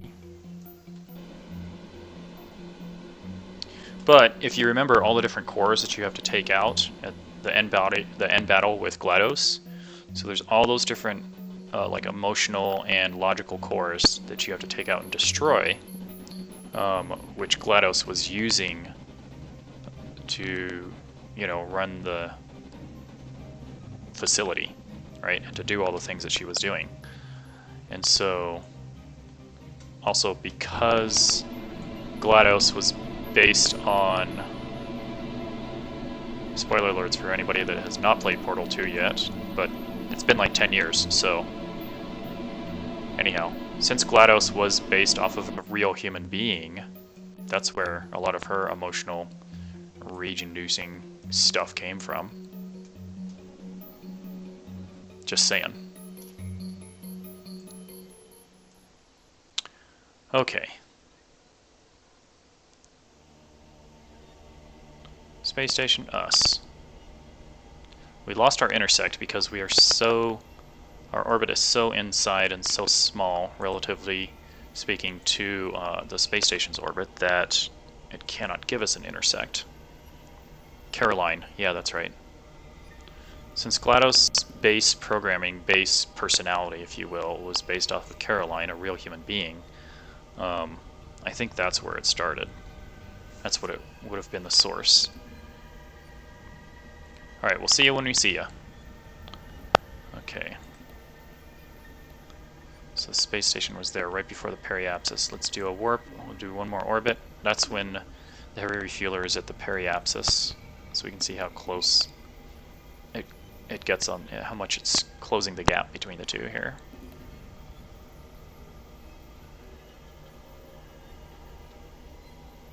Sweet Caroline, bum bum bum. Good times never felt so good. Okay, so it was right about where this is here, so it took a pretty good chunk. So the next orbit should bring it down to here, the next orbit to like here, next orbit to about here, and then we can start making some adjustments. So let's see if our theory holds up. We're going to need 3 orbits to do this. It's a heck a lot better than 38.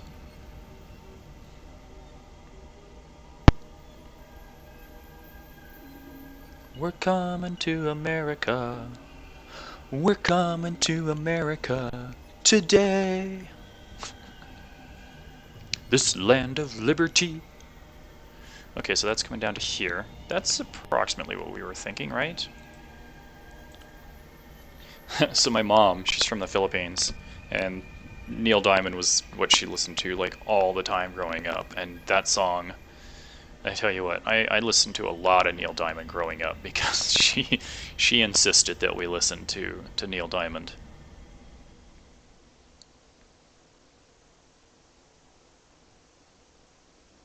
Okay, yeah, our approximations are looking pretty good. So the next one, it should be somewhere down here, and we can start to adjust our apogee and the periapsis on the orbit.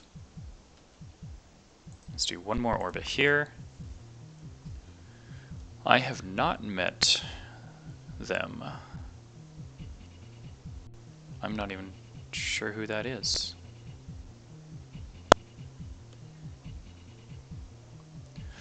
I use that as a gender-neutral term. I don't know if that's a he or a she, so them.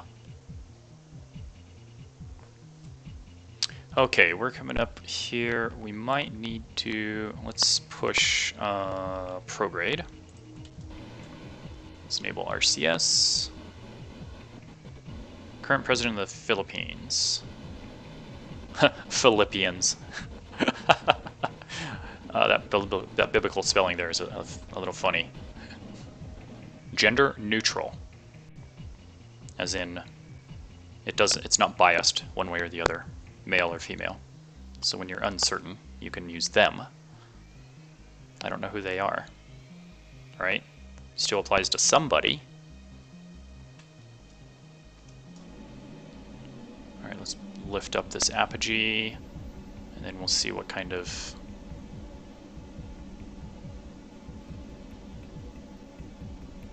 because if you don't know the specifics about a person, right, that's how you speak about them.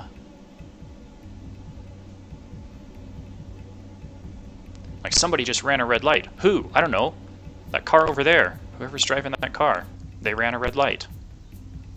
You don't know if it was a he or a she, so you say they or them. Okay, intersect of 231 kilometers. Another gender-neutral term is something that kings and queens used to use, like in England. So they used the term we, or us, right? The royal we. We shall bestow upon thee and thine. Yeah, that was a gender-neutral term as well. Your honor is also gender-neutral. So the judge, it can be male or female, but they are referred to as your honor. Same thing with military. Well, I guess I don't know necessarily, because you typically say sir, no matter if it's male or female, like your captain or a general or somebody like that. Anybody a ranking officer typically is referred to as sir. Funny how language works, right? Okay, so 231 kilometers, hashtag math. Time for a calculator. All right, let's time warp to that position on the orbit.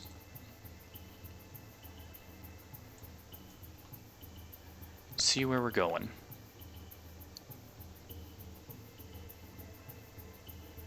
Separation of 26.9 kilometers. Look at that. We don't even need to do any math. We'll just set up our maneuver here. Looks like we're going to burn a little bit retrograde. Closest approach should be... Looks like it's going to be about 10 kilometers.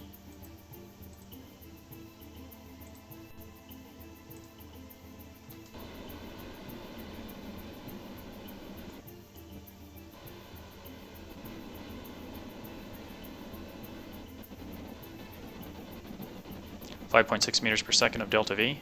That should be fine. These engines can handle that. It's not a whole lot. Alright, T-minus 10 seconds to maneuver. 5, 4, 3, 2, 1. Ignition.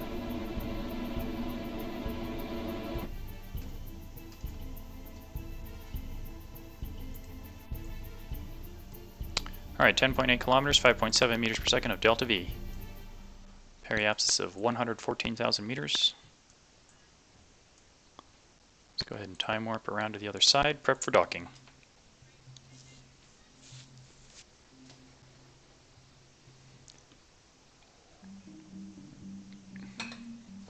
I mean, at least we got a pretty good chunk of fuel up. I'm used to getting more to the space station, but again, I'm out of practice.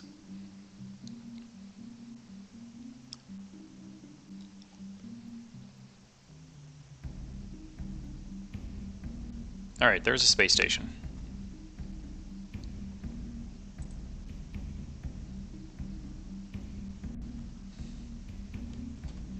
Alright, target. Let's get retrograde to our target. We're using a lot of monopropellant too for all these maneuvers.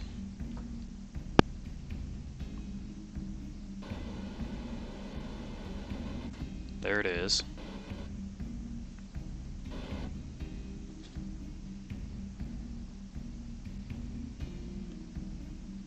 Alright, we have just under 2 minutes preparing for retrograde burn to target. As we synchronize with the Kerbal International Space Station, also known as KISS.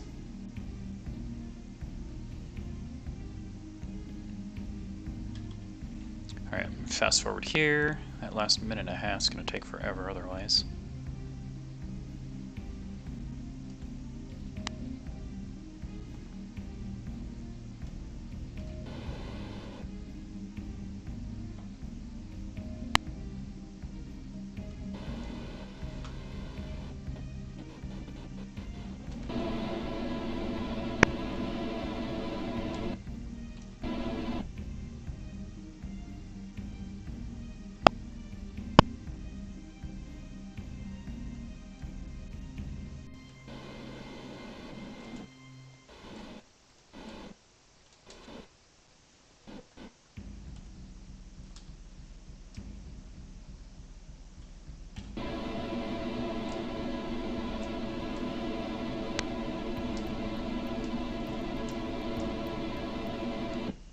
Alright, 5 meters per second. Got 10 kilometers to go, so...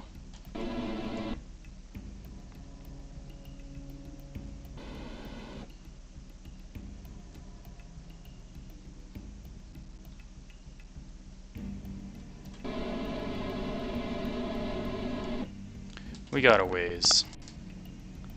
Got some distance to travel.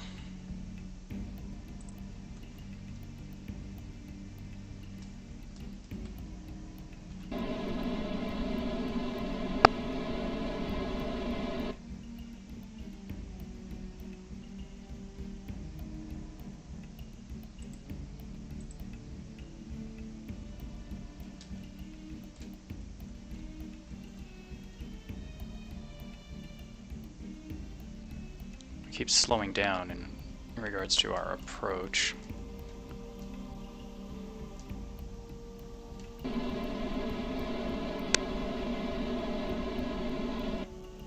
See if we can't get this inertial indicator to have us drift the way that we want it to. What's our...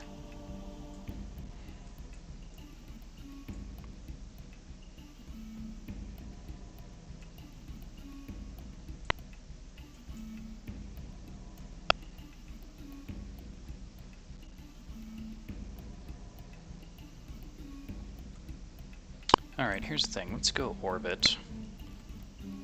Let's go prograde. We need to bring this up so that we can match the space station.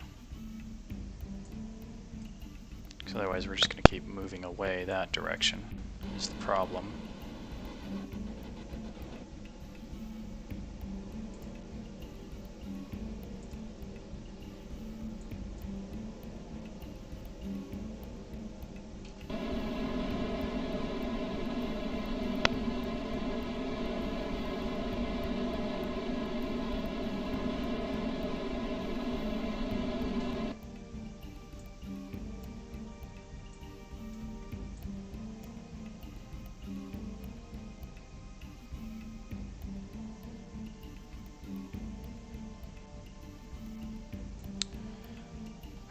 That's kind of annoying.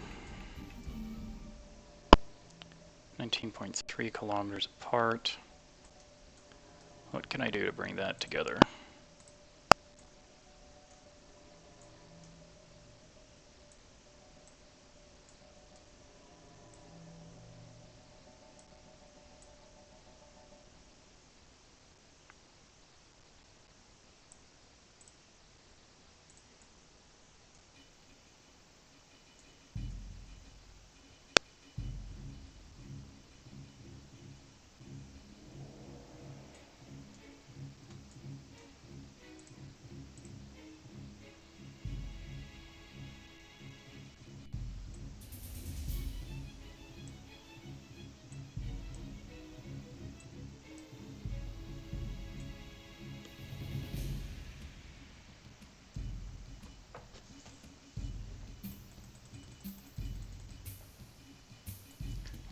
is that so far down on the scale?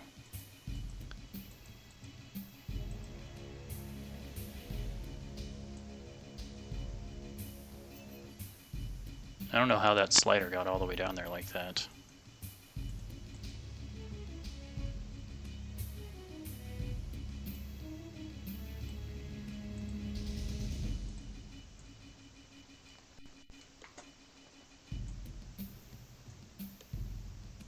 Oh, what does a secondary intersect look like also?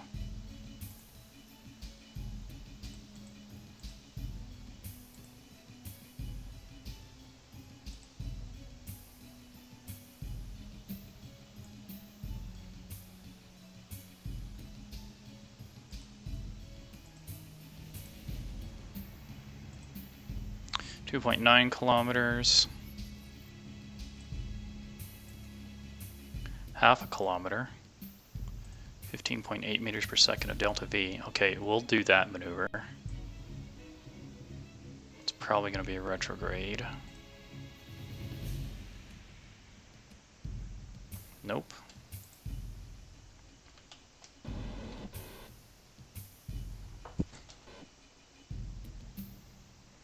Almost radial.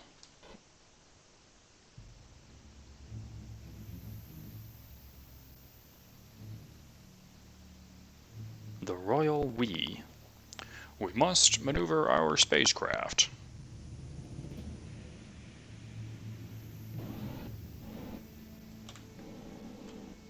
Okay. Let's warp to that maneuver. Get ourselves set up to burn. 14.3 meters per second. That's what we're going to do on that.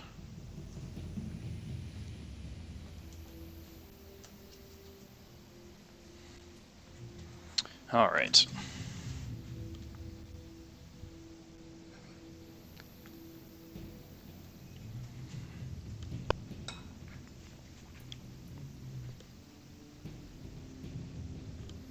Let's do some leg lifts, all right? Do some calves while we're standing here. Get our exercise in for the day. This 20 seconds is taking forever. All right.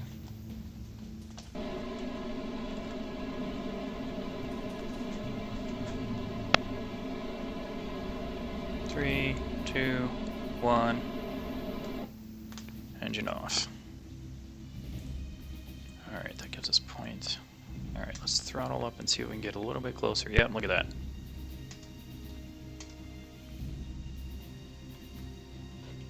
We can get 400 meters. I'm down. 16.6 meters per second. All right. Now we're going to rendezvous. Now that we are actually synchronized, much closer. It may be on the dark side as well. Yep, look at that. We're going to be darking with the space station at night. On the night side. Oh, we need to change this to target. Retrograde to target.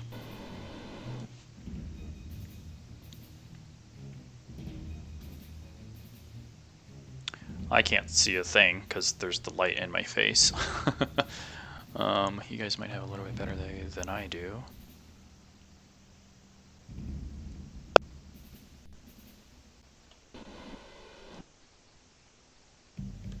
Alright, closest approach is 388 meters.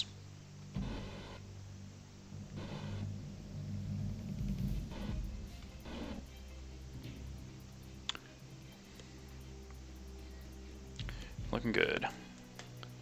1 minute, so let's just hurry that along there.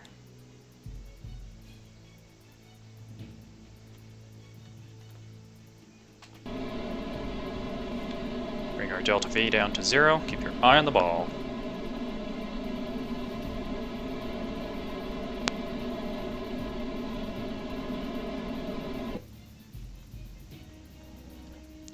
Okay, now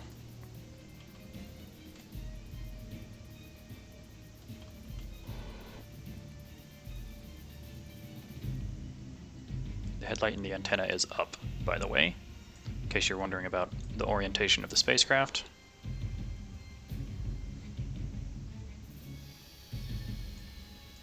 Oh, what is that? Must be some sort of shoreline.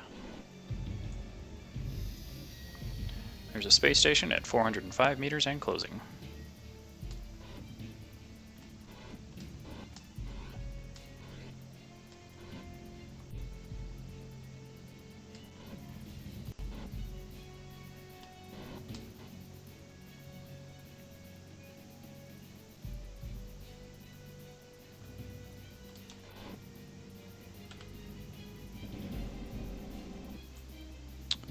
Okay. I'm gonna roll because I need to get this situated.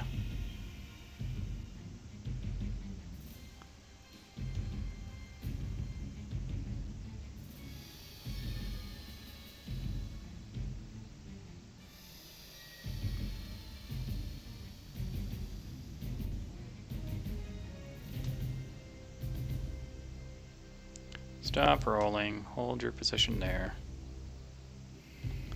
Okay, that looks good. Okay, the target.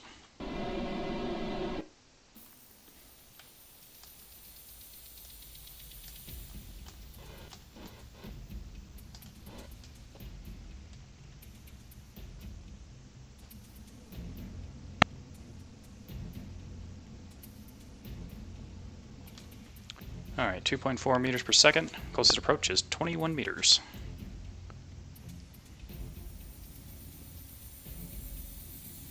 It might be daylight by the time we get there. I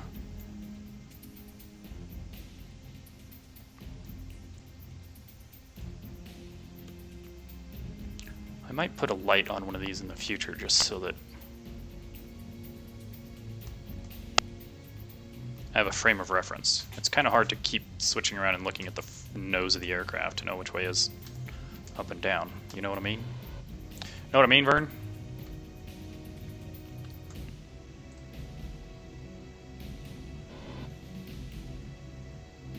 .300 meters and closing. And it's such a big, high inertia vehicle because of all the fuel. And the reaction wheel of the probe is so small. Maybe we need to add a reaction wheel.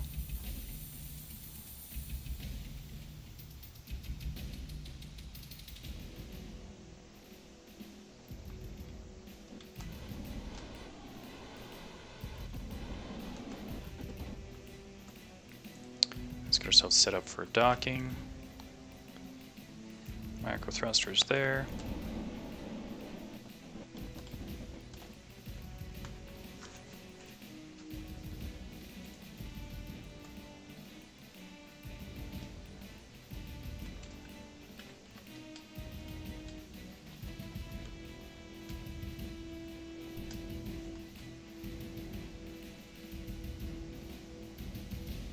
Yeah, I think we're going to need a reaction wheel. At least the small inline stabilizer. For future reference. Wow, so I turned the headlight off, and if I turn it back on,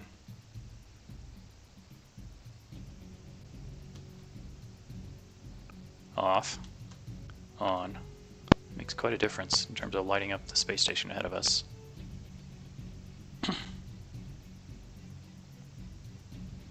Alright, 150 meters in closing. Let's go ahead and back off a bit. We're going to slow our approach.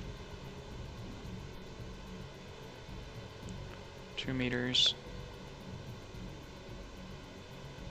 1.5 meters.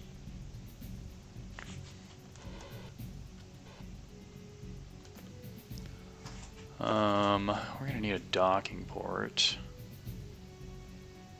Somewhere along this structure is... because these guys are docked on one of the add-on docking ports, so I just can't see yet what that looks like. We'll find out when we get closer. 110 meters and closing.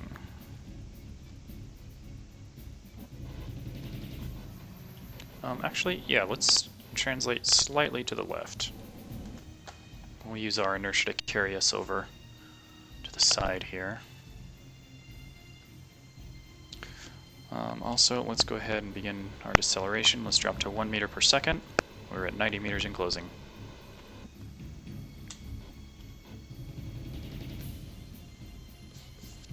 Okay, I think I see there's that docking port. We can use that one.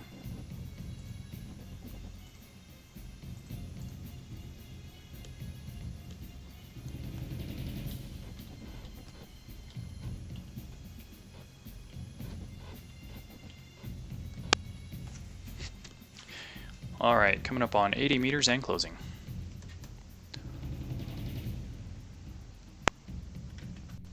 Refueling mission to the Kerbal International Space Station. The KISS. We got this.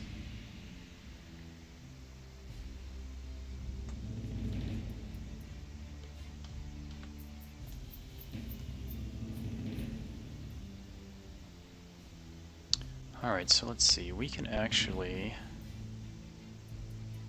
Yeah, we'll just go straight there, and then we'll rotate in position once we're there, because doing the rotate position now might seem a little weird. I am going to do a bit of a roll, however.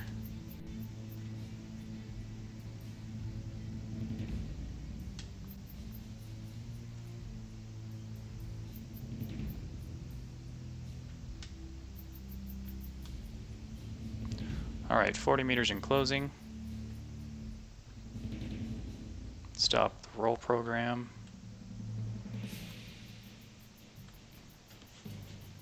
Stabilization, RCS. Let's drop to 0.5 meter per second.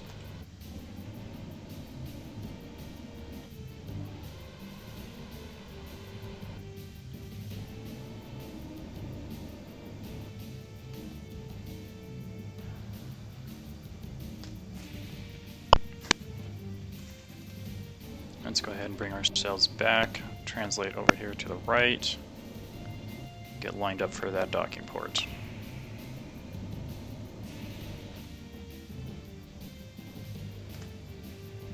Welcome back. We are preparing for docking with the Kerbal International Space Station.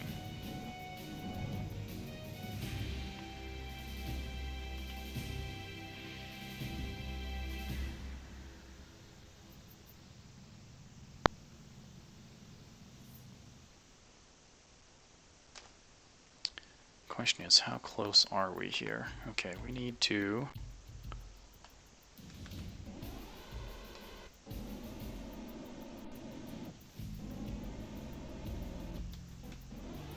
We need to stop before we break a solar panel.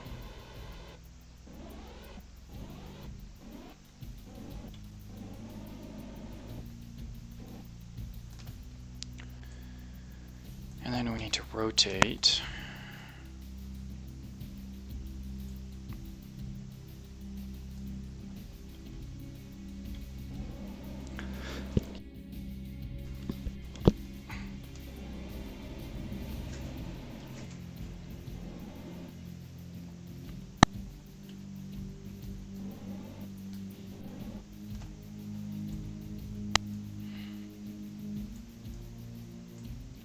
Maybe I should have rotated before I got there. That way I could get this set up appropriately. Retracting the antenna. Now that I see that.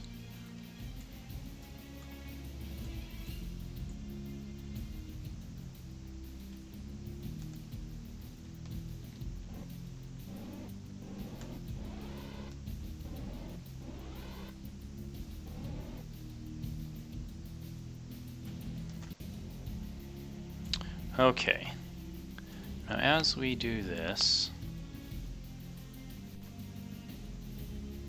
we're rotating, we're pitching actually, and then we're translating up.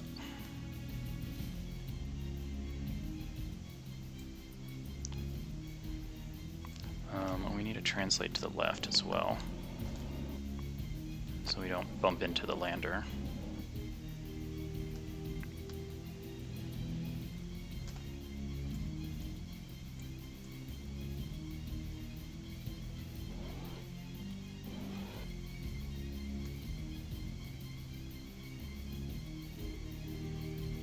I think that's good as far as our perpendicular alignment.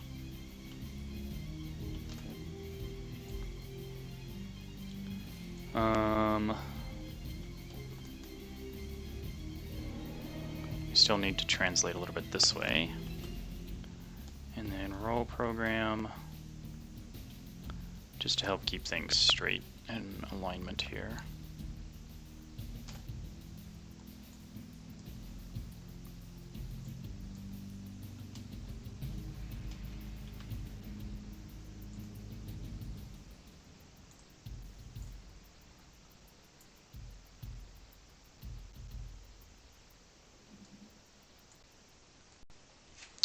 I think we'll also need to yaw over here to the right.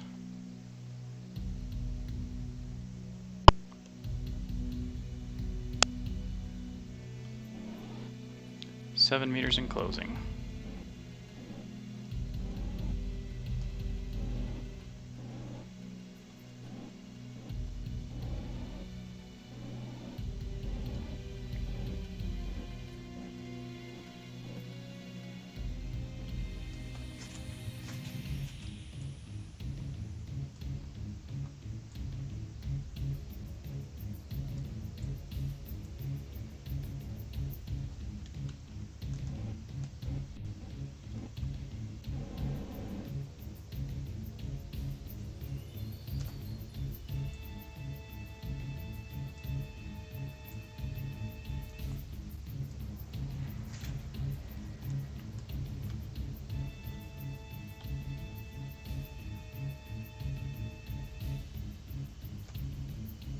A little bit of roll. I just want to get her lined up properly here.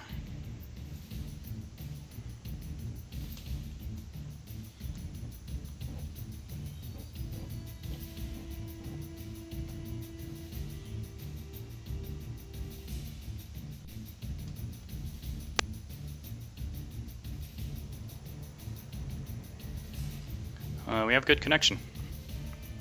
Go! Fantastic. Okay, monoprop, we could probably refill that. Good job, refueling tanker. Mission control. We have successfully docked the heavy refueler with the Kerbal International Space Station. Fuel tank is full, fuel tank is full. We gotta fill up the lander if we expect to do anything when it gets to the Mun. Get some more hot water, more tea. So even though it means that we're going to be pushing more mass out there, we're going to at least have the fuel to be able to do that mission where we land the rich Kerbals on the surface of the Mun, plant the flag, return them. There's a little bit of fuel on the space station that we can use to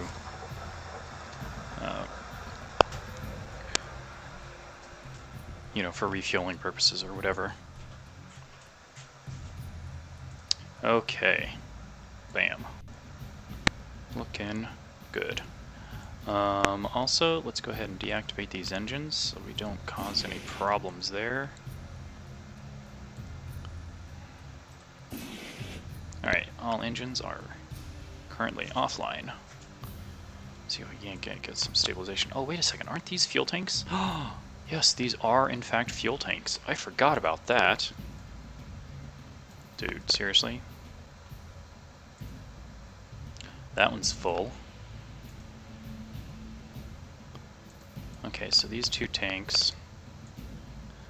we have on-station fuel storage that I forgot about. Go figure. So that way it frees up the docking port. We don't need this refueler to sit here taking up a docking port. We can just dump, well, I mean it depends on how much fuel we use and everything, but we can get rid of the heavy refueler sooner than before, because we can just drop in the fuel on the space station and store it for future missions. So 2 of those tanks is enough to fill up the lander, for example, or the primary tank on the puddle jumper. The third tank is enough to fill up the secondary tank. Twice, in fact, because it's 360 and the secondary tank is a 180. Or no, it's 360. Okay. So all three of those will fill up a puddle jumper 100%. Okay, that's what that is. Got it. So we still have that fuel remaining there. Let's onboard this guy. 154. That's the return and launch and return vehicle. Okay, so the secondary tank there is full. Primary tank is empty, however. So, well, not quite empty, but it is lacking a significant amount of fuel. Let's put it that way. Let's go ahead and fill that up from the heavy refueler. We can get the puddle jumper 1 to mostly full.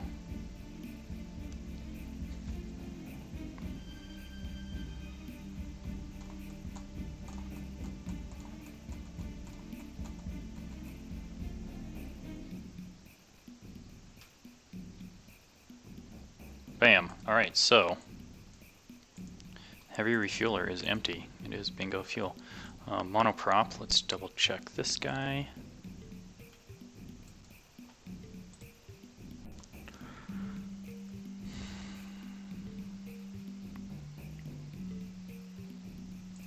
Alright, secondary monoprop tanks on here. Oops, dang it.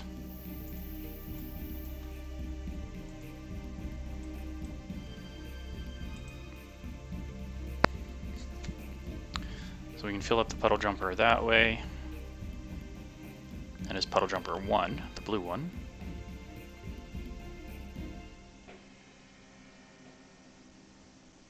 Breck raid! Hey! Okay, so monopropellant is filled there. Let's check the puddle jumper 2. Let's see. We've got some monoprop there. Yes, yes, yes.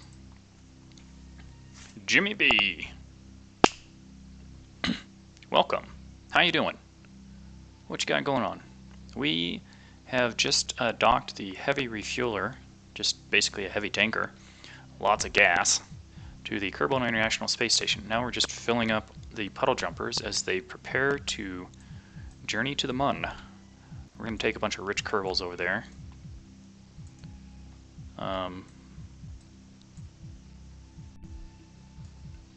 Wait, which tank is which? Oh, this tank goes, okay, that one is there. Great. So I'm just trying to get all the monopropellant and all the fuel out of the tanker. Just topping off everything before it needs to head out there to the Mun. We have a lander attached. This is our first time heading to the Mun with the rich Kerbals. So you can see the lander is still attached with longerons and everything. That's what it needed for stability on liftoff. But once we get out there and we detach this, these longerons will disappear and we won't need them anymore for any future missions. So, yeah. Alright, I believe that's it in terms of monoprop. Yeah, that's 100%. Actually, is this guy? That one's... Well, that's the launch and recovery vessel. It doesn't necessarily need monoprop. It wouldn't hurt, though.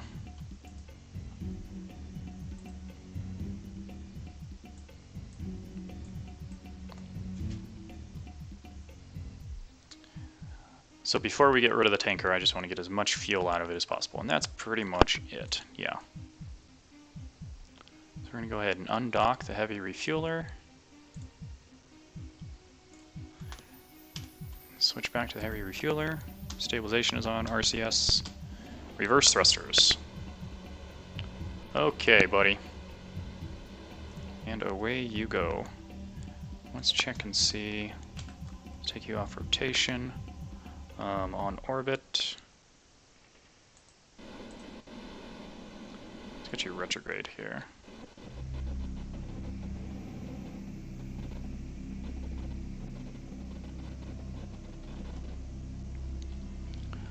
What does this look like? Where are you? You're over here. So if I can pull your Periapsis down.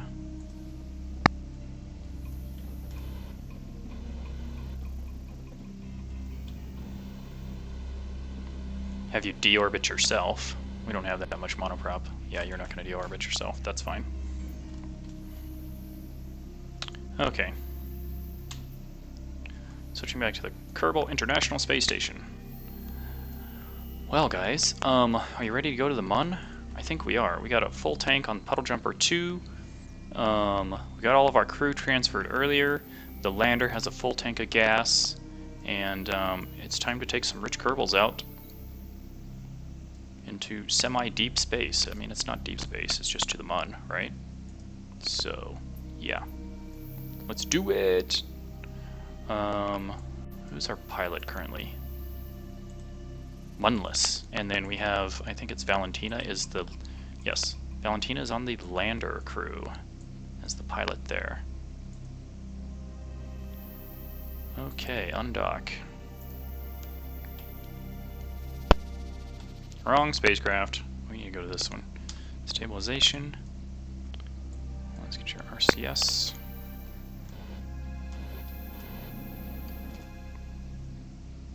Looking good. Backing away from the space station. Okay, so now what we want to do is we're going to set up our maneuver to head to the Mun. So it's going to be on this side of the planet. So we probably ought to set it right about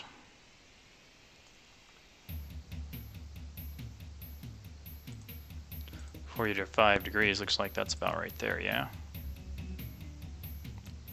Okay.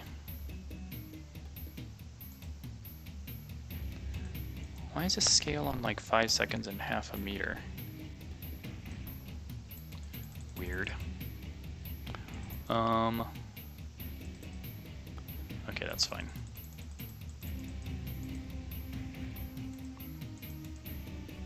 Oops, wrong direction. 45-degree angle. There we go. What are we looking at for periapsis here? 1,500 kilometers. 996, 470. That's looking pretty fantastic. Our space station is orbiting at 300,000, so if we can get there's 226, 345. I like that. 814 meters per second of delta V.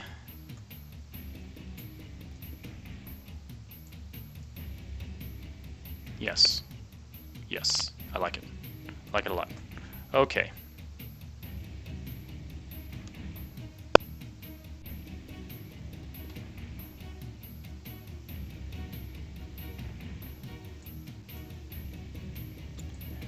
We are drifting from the space station. That's fine. Alright, let's verify go or no go. Alright, engine for the lander is not active. Engine for the puddle jumper, let's go ahead and activate that. Alright, engine is live and throttle up to 100%. Let's go ahead and get positioned here for our maneuver. We're going to turn towards the maneuver node there, which right on top of the ball, the nav ball. Keep your eye on the ball. Everybody's excited. Look at how happy they are over there. I mean,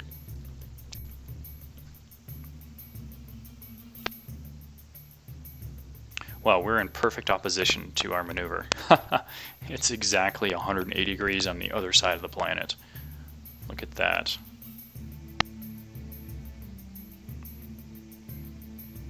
Alright, Puddle Jumper 2 lining up for maneuver burn. Transmuter injection. You guys ready for this? I mean, we're gonna like fast forward, we're gonna time warp over there. Once we get this lined up and everything looks good.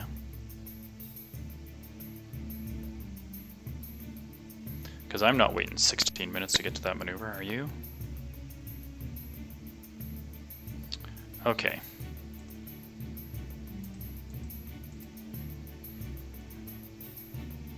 Sure would be nice if it would let me keep my maneuvers. Alright, time warping.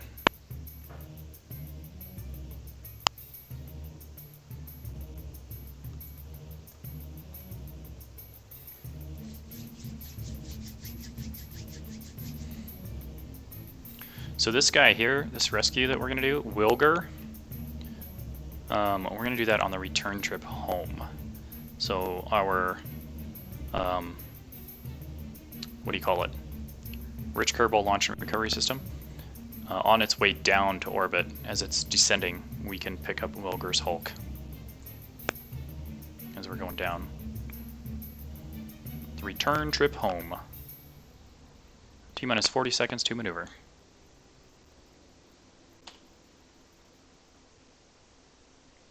What happened to our lights? Oh, we have no electrical charge. Seriously? Do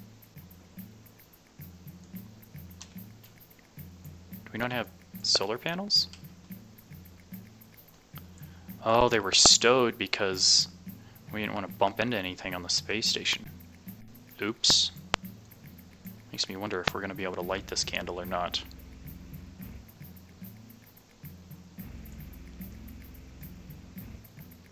I guess we'll find out in about 10 seconds, huh?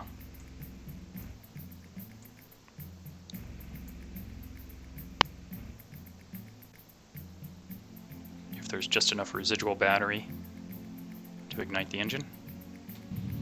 Yes, there is! And it's also recharging our batteries. Fantastic. Because it's one of those engines.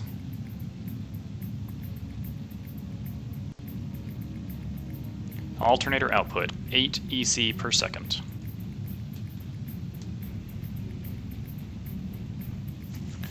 Alright, we'll see you when we see you. Burn time is 1.5 minutes. Holy smokes.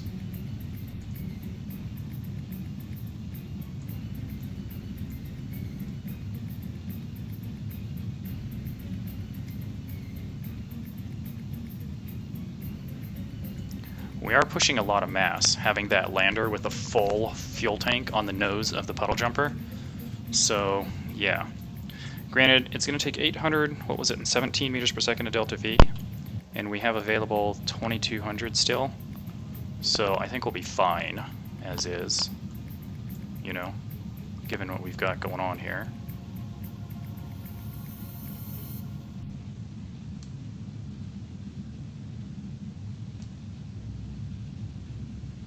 Alright, T-minus 55 seconds for maneuver.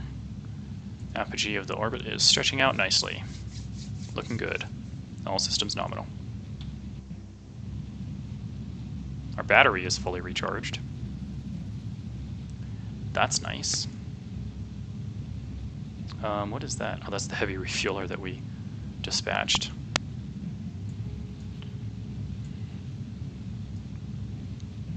T-minus 30 seconds on maneuver.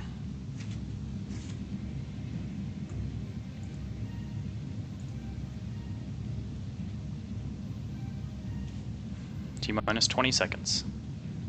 Fuel's looking good.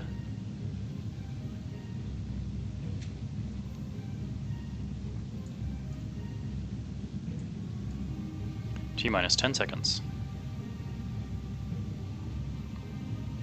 5, 4, 3, 2, 1. Throttling down. Throttle off. Let's go ahead and delete the maneuver node. Alright, we have a 274. Can we increase? Nope, that's decreasing. What if we burn retrograde? Let's use RCS. There we go. We can bring that altitude back up using our reaction control system. It's taking a lot of monoprop, however. We're sacrificing a lot to get, because of the mass of our spacecraft currently. So 300,000 puts us on the same orbit as the Mun International Space Station. Journey out there is 4.5 hours. Not. Okay, let's do the time warp again.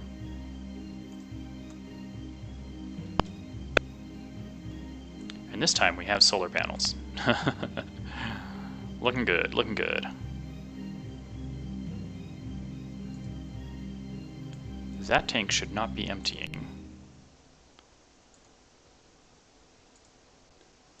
I see why we had some... Okay, so here's the thing.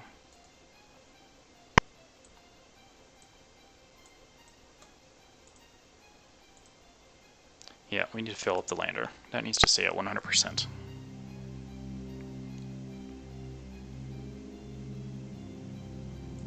Okay, disable crossfeed. What are we looking at here?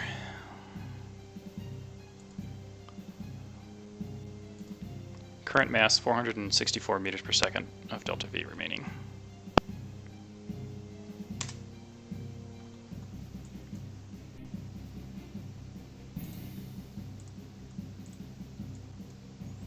Alright, moon encounter. Momentarily. Okay, there it is. How did that even... We were... Oh, you've got to be kidding me. We couldn't even see that satellite. Focus view on the Mun. Okay. Add maneuver. Retrograde. Bringing us home.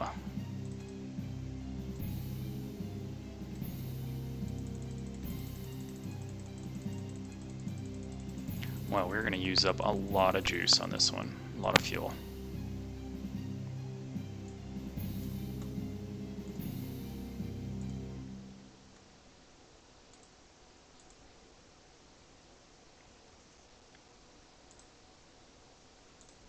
Set as target.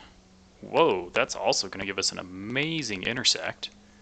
Ascending, descending node is 9.9 degrees, however. That's a huge mess we're going to have to clean up when we get there. Alright fam, so we're going to use 75% of our remaining fuel on the puddle jumper to get us into the appropriate orbit, appropriate altitude, and then we'll use whatever that to adjust inclination, and then fine-tune the maneuver for this intersect. Well, it's only 188 kilometers. It's practically nothing in terms of space. Space travel. Okay. Stabilization is on. Go retrograde. Oh, I was going to get some more tea or hot water or something.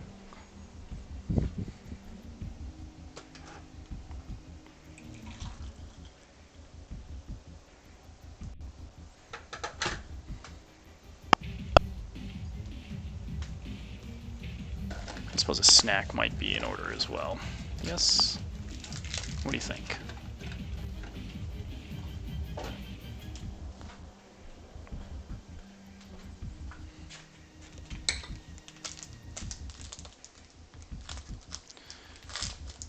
Okay. T-minus 20 seconds to maneuver.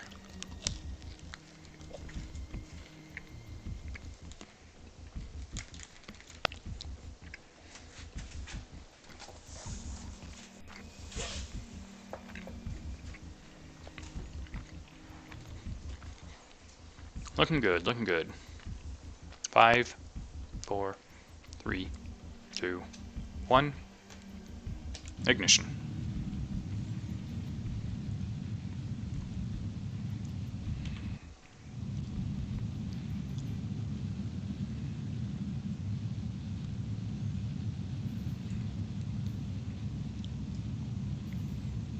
There's a hard retrograde burn right there.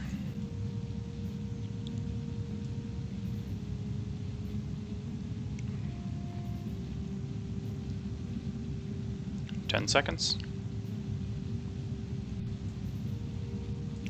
5, 4, 3, 2, 1. Engine off. We got a little bit more to adjust there. Alright, 299 by 309, apogee and periapsis.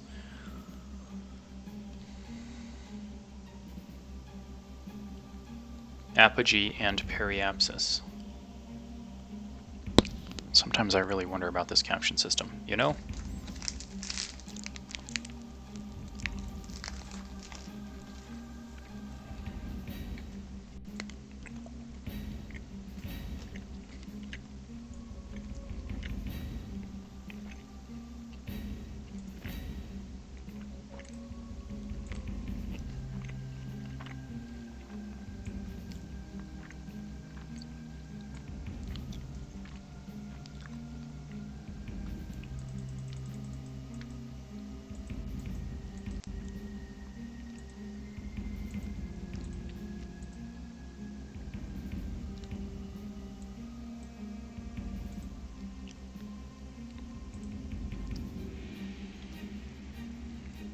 63.4 meters per second of delta V for that inclination burn. We have 163 remaining. So we will have 100 meters per second of delta V for on-orbit maneuvering, synchronization, docking.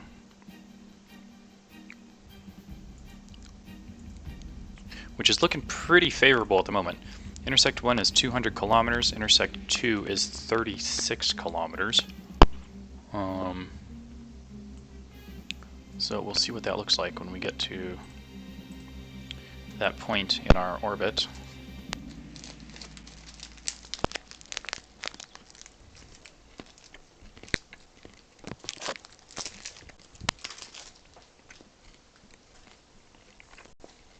What do you say? What do you say?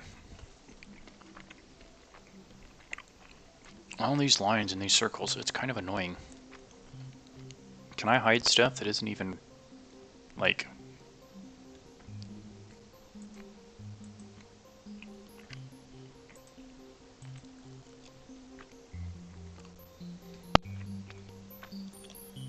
Like, these are missions that are up and coming, but we're not doing them.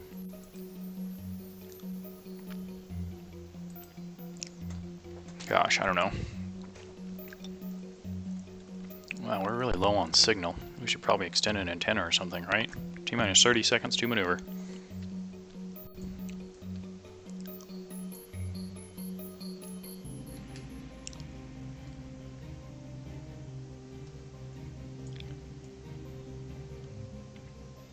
I thought I put an antenna on here.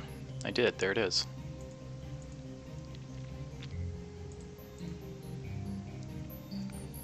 And on the lander as well. They both have antenna. 4, 3. Oh! We're not on our maneuver node for the inclination burn. I got distracted by snacks and antenna.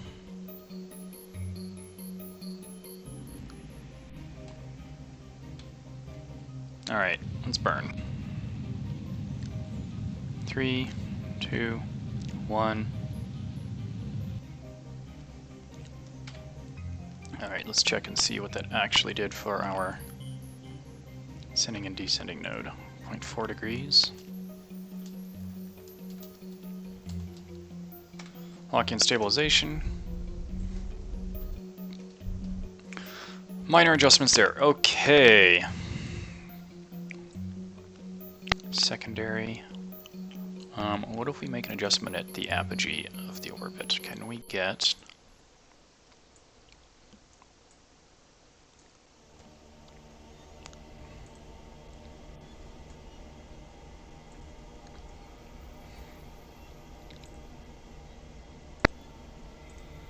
Nope.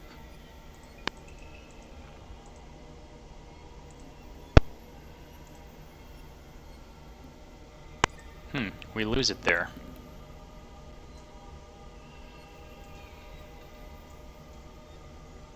.30 kilometers. Alright, delete that maneuver node. What if we do it down here at periapsis?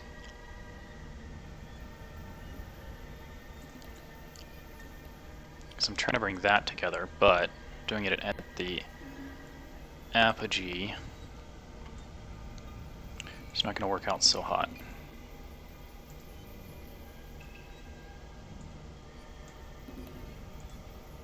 Retrograde, that does bring that to 2 kilometers. Holy smokes, okay. 6 meters per second of delta V, that's pretty extraordinary.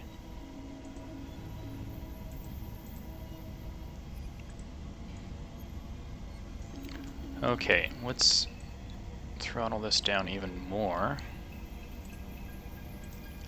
We can get to 900 meters closest approach is what it looks like. 7.7 meters per second of delta V.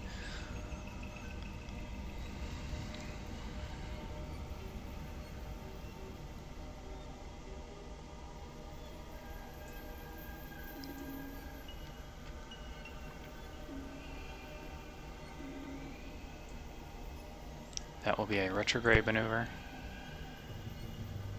At that time, not now.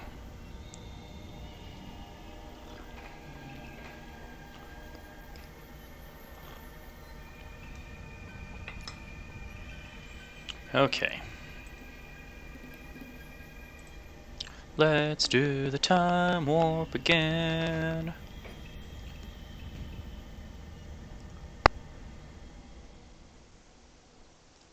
So we're going to do the one orbit, maneuver, and then roughly 3/4, 66% of another orbit.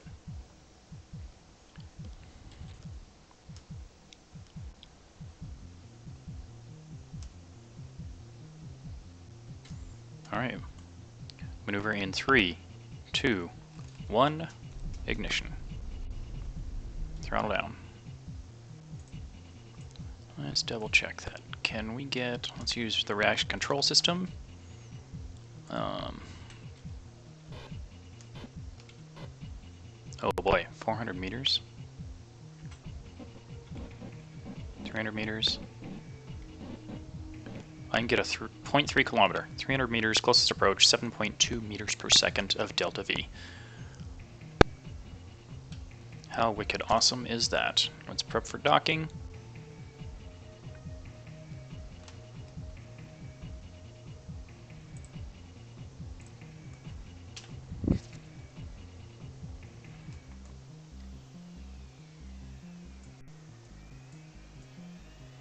Oh, your lights got turned off. You better turn them back on now that we actually have electrical power, right?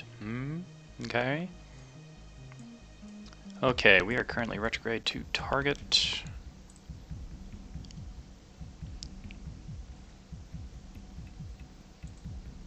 Closest approach is 321 meters. No. 298 meters. 5 minutes out. Let's go ahead and time warp to get closer, faster, stronger, better. Yes. 5 minutes doesn't seem like a long time until you're actually having to count down the seconds and wait for it. You know what I mean? Know what I mean, Vern? Alright. T-minus 50 seconds, coming up underneath the Mun International Space Station.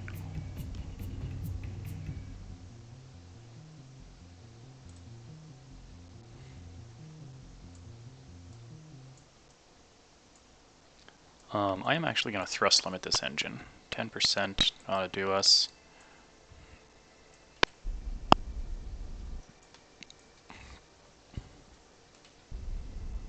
Alright, bring that target velocity down to 0.0. Perfect.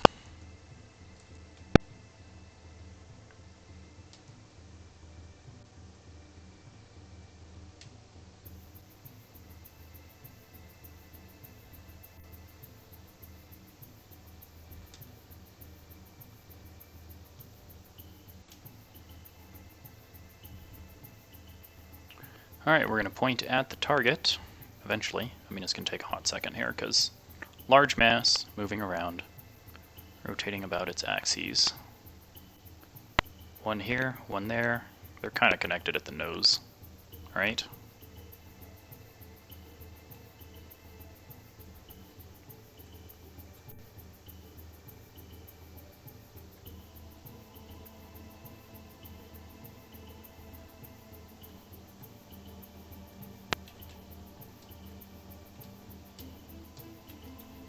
Alright, let's lock that in.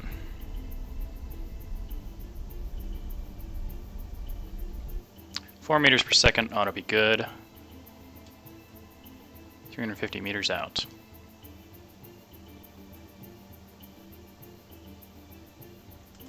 .86 meters per second of delta V remaining. Pretty much everything from here on out is going to be monopropellant reaction control system. Speaking of which, we need to slow down. I was not paying attention to my time warp there, and I was going a little bit too fast. We're 60 meters in closing, and we are going way too fast.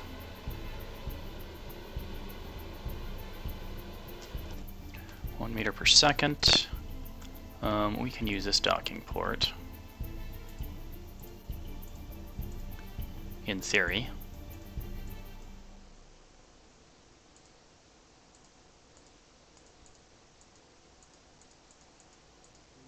Alright.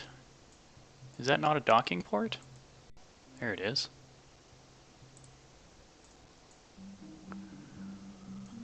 Oh, yes, and we can detach the lander.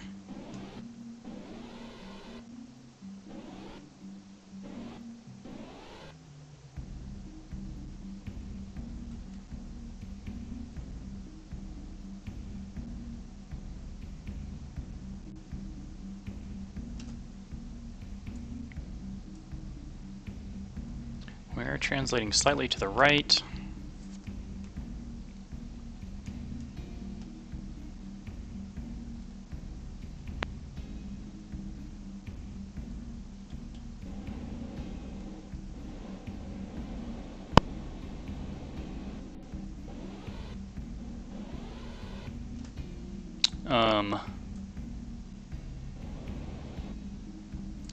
Let's try not to break any solar panels today.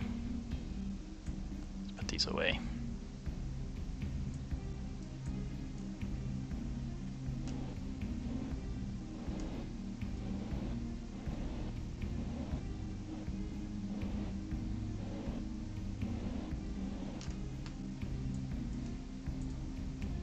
How's your monoprop? You don't have any monoprop, do you? I don't know yet. How much do you have? 15? I'm gonna go ahead and transfer command module monoprop. I want to make sure you have at least 20 on the return trip. There we go, that's fine. Okay, let's go ahead and undock the lander. Decouple node.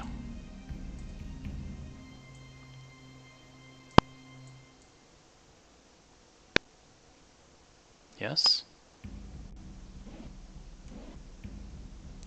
Fantastic. Okay, the lander's prepped.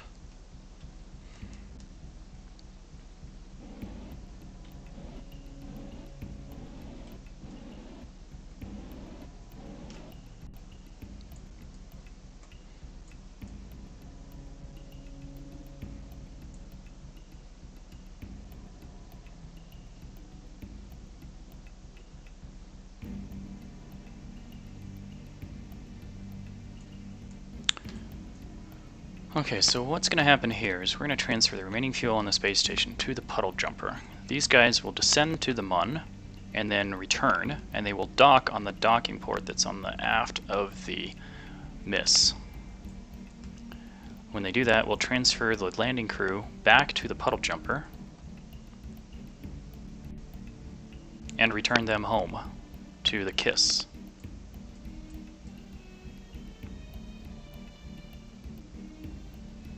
At which point they will get back onto the launch and recovery vehicle, head back to the surface, picking up a rescue along the way.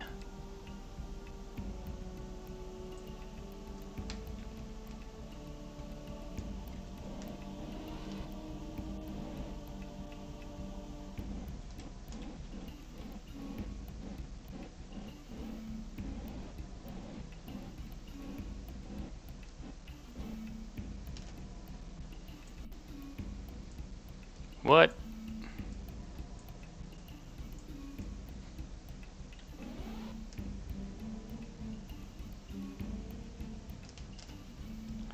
Not sure if that is quite the alignment that we want. We might need to pitch our nose up just a smidge.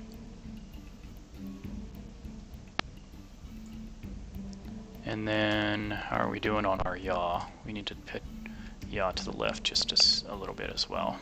Okay, that looks good.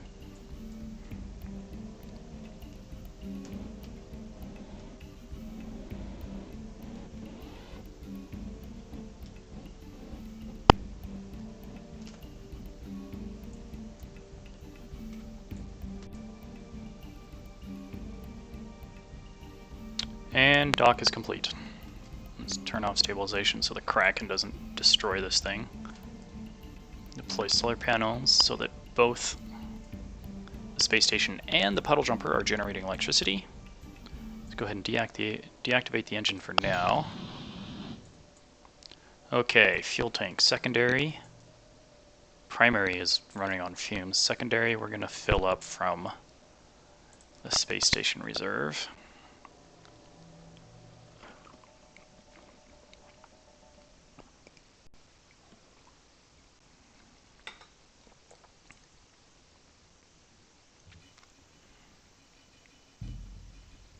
Okay. It's about as full as we get. Let's just stabilize this to make sure that we've got... Let's put this retrograde. Just so that we have some sort of normal-ish orientation as we orbit the Mun here.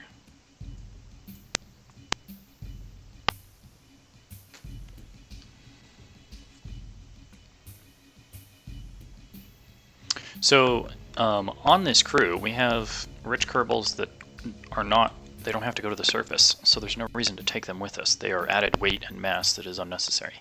So some of these folks are just, they're going to stay on board here, and we can actually check the crew manifest and see that they have completed their parts. So orbit, orbit, suborbital flight, orbit, flyby, suborbital, orbit, needs to land, flyby, orbit, and then we have another set of Kerbals here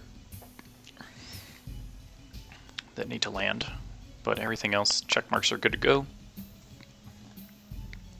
This looks good. So let's switch, oh, hang on. While we're here, this tank is confirmed empty, good. Let's go ahead and decouple that node. Bam. Goodbye.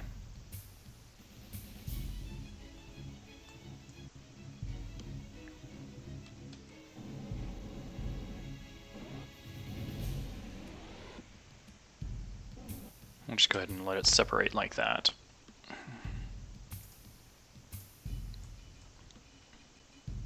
Okay, the lander. Guess what? We're going down, folks.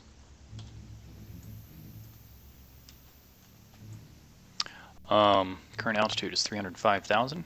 Let's take a look at some possible landing sites. Really all we need to do is get down.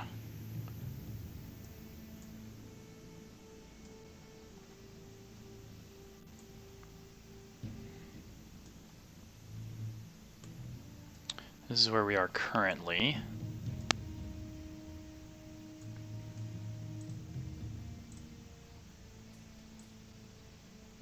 If you want to get down on the day side. Now here's the thing. We do kind of want to land on a part of the moon where we have some shadows so we can see surface features.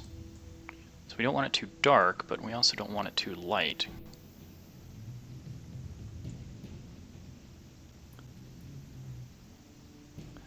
So if we do that,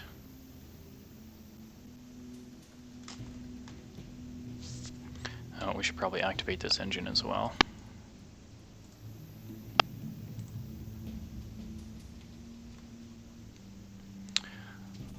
Okay.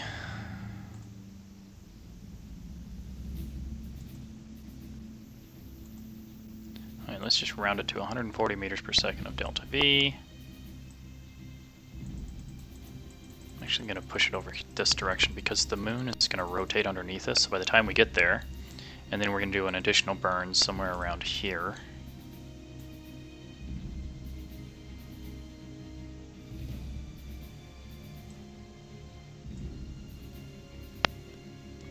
To bring us in for a little bit more vertical landing, if you will.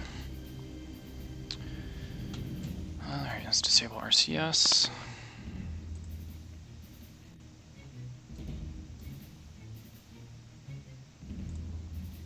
Time warp to that.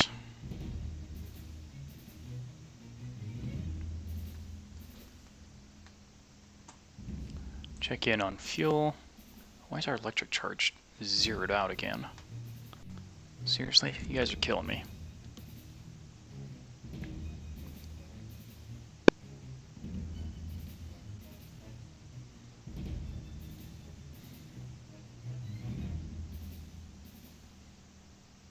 Ooh, SpaceX Static fire on the Falcon 9 was complete 2 hours ago. Well, I was streaming, so I kind of missed it, but yeah. Now working towards August 6th for launch of the Amos 17 from Pad 40 in Florida, pending range availability. Awesome sauce. Okay, I actually went into my phone because we have descent notes regarding this particular spacecraft and design.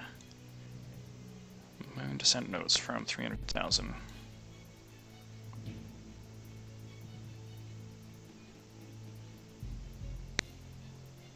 So we have target speeds, altitudes that we need to hit.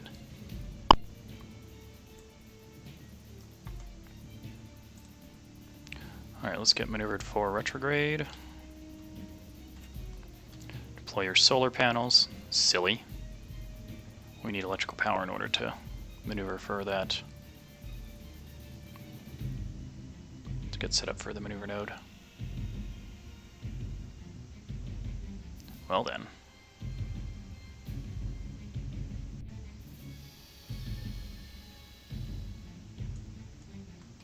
Ignition. This generates no electricity. Interesting.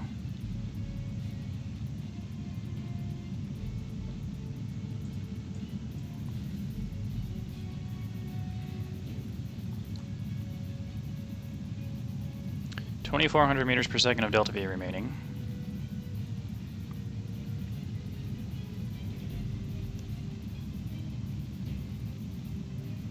Shutdown in 3, 2, 1, engine off.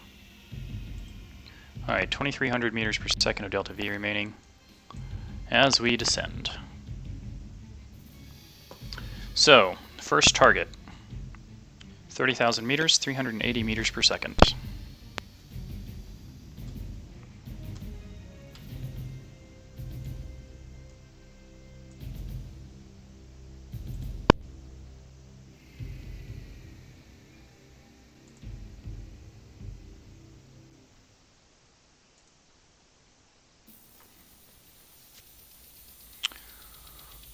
Okay, as this rotates underneath us, I want to see if we're going to have a good landing site.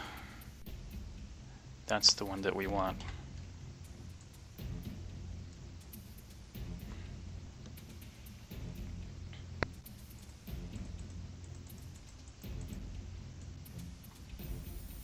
Well, that puts us in a really awkward kind of... This looks like a generally flat area here, but that's pretty low as well. We're already at 80,000. And we're moving at a pretty good clip.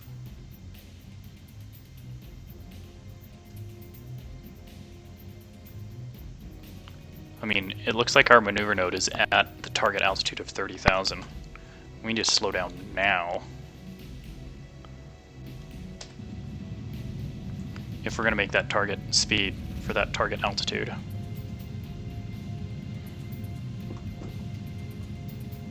Oops.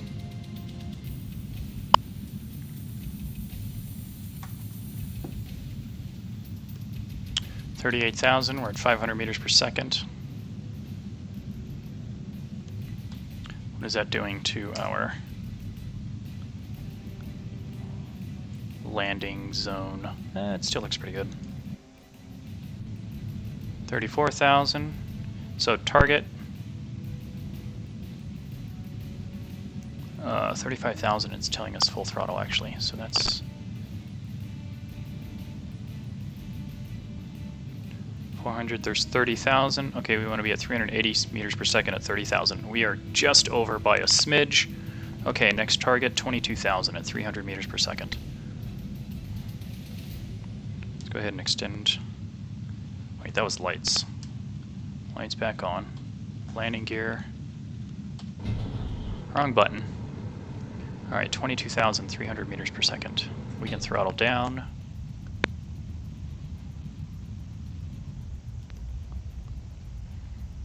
You're just going to save on fuel doing it this way. Next target is 19.5 at 260 meters per second.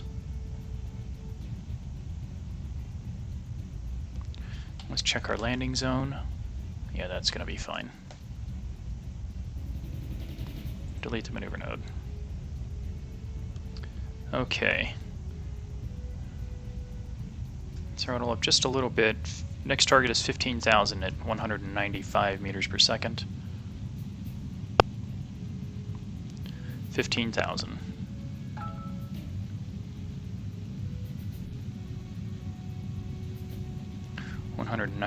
meters per second. Let's go full throttle. Alright, we're just a little bit over at 200.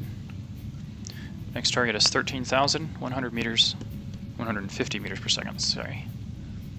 13.6, 13.5, there's 160, 13.3, 13.2.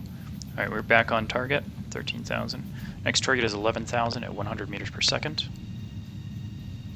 We are full throttle. 1,700 meters per second of delta V is remaining. 11,000. We're good there. Let's throttle up. Keep it at... Okay. Yep, landing zone looks good. We're going to call this good, folks.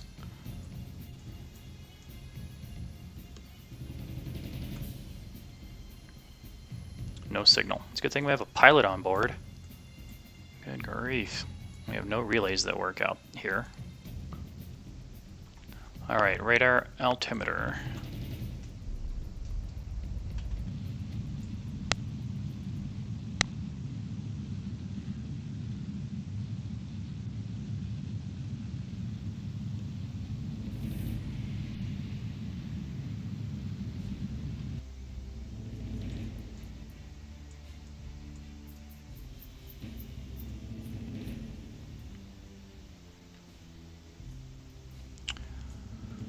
Alright, all systems nominal. Actually, let's do a quick save here because I haven't seen that in a hot minute.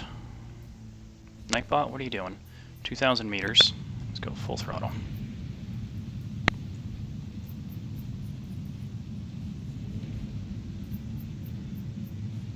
$1,200, $1,100, $1,000. 800, $700, $600, $500. 400. Alright, we have a shadow. Let's throttle down.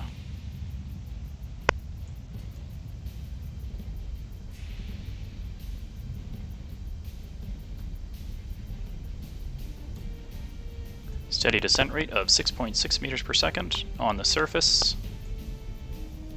I'm glad that automatically transitioned because I almost forgot about that till just now.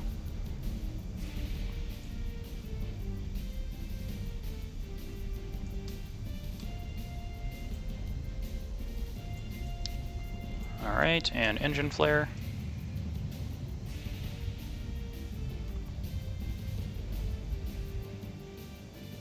Touchdown. Successful landing. Goal! Good job. You know what I didn't do? I didn't put a ladder on here for my crew. Huh. Well, Valentina. I guess you'll just have to use your jetpack. You'll have to go all Iron Man on this.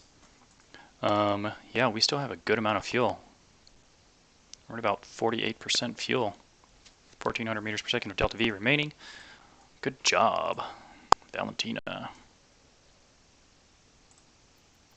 EVA. Alright. EVA report. That's fine. Surface sample. Bam. Surprised she can do that from here, but whatever.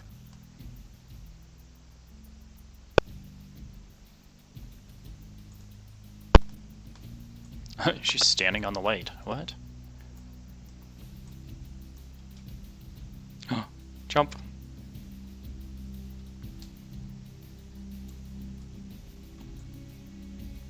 Okay, flag time.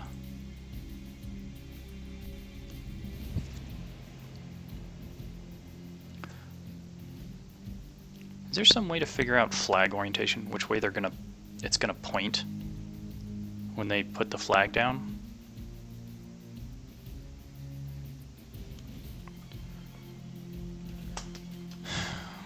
first. Oops. Tourist landing.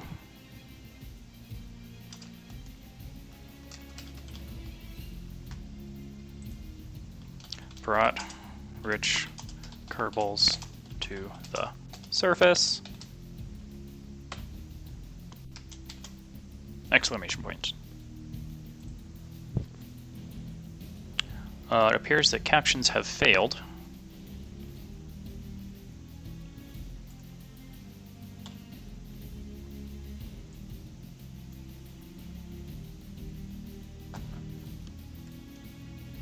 Let's get some promotional screenshots here. Oh, captions have returned. That's nice. About time.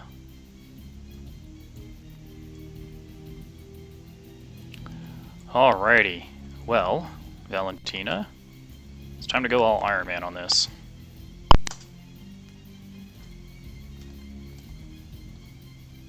Good job. Nice catch.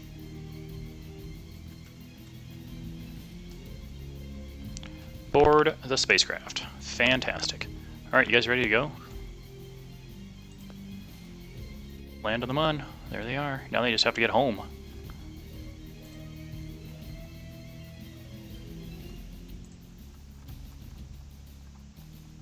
Plant flag on the Mun. Completed. Alrighty. Well, congrats.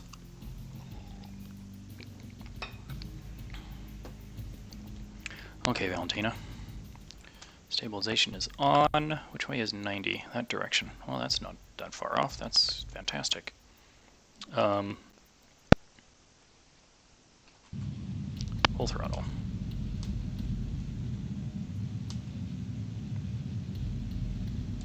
Pitch. Alright, I'm going to have you throttle down to 50%. You got an apogee of 4 kilometers, that's fine.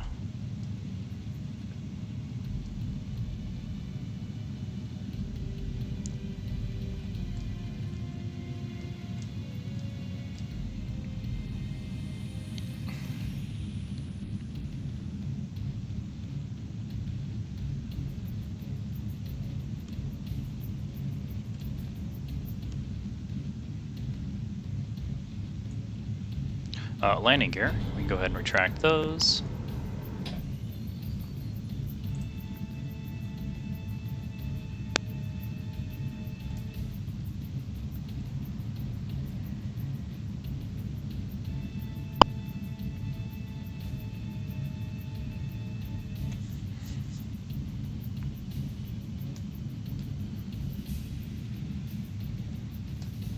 Alright, it looks like I gotta pitch back up again to regain the apogee of our trajectory.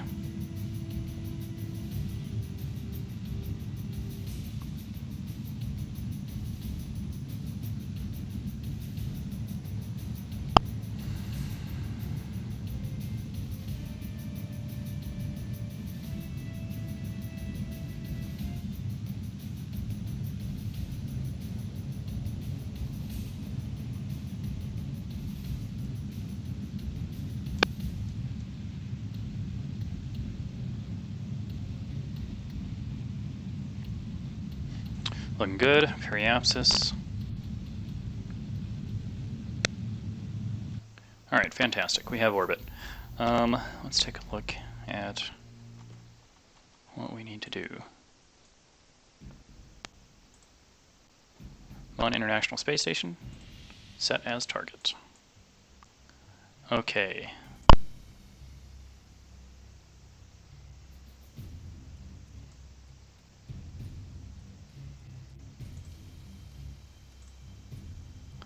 Oh, there's the ascending descending note. I was just like, what? Where did it go? We can fix that in a minute.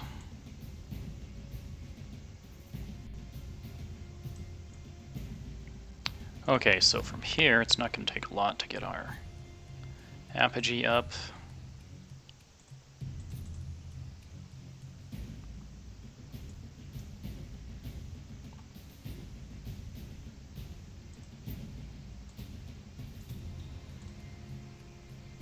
Let's do the time warp again.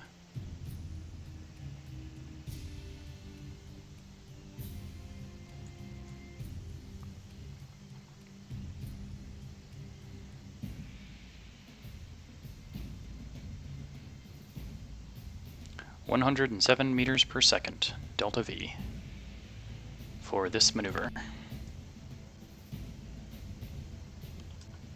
Remaining board on our spacecraft is 813 meters per second.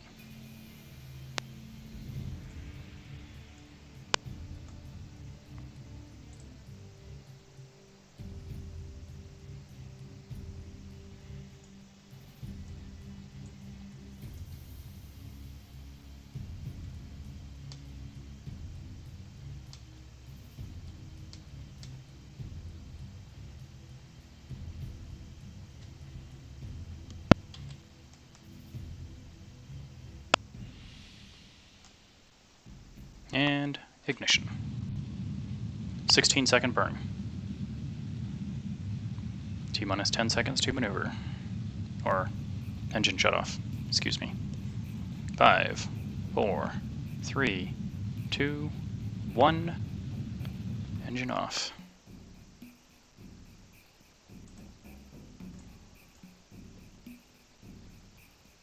"705 meters per second of delta V remaining." I don't know how that got a 2 out of what I said.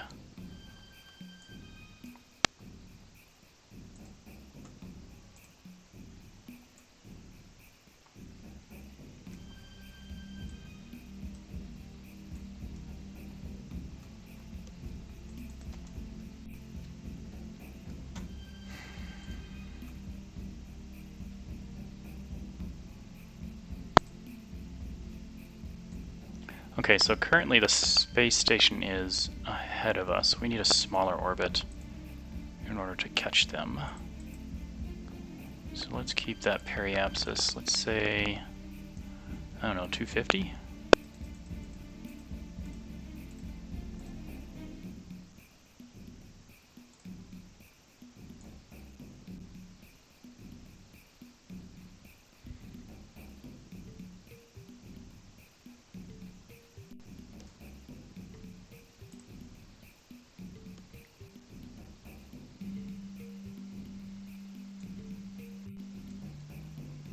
Let's focus on the moon just to get things centered in our view. There we go.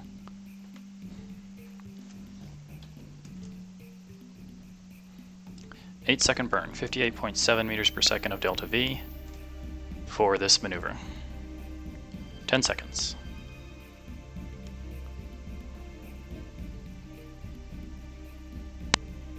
Three, 2, 1, ignition.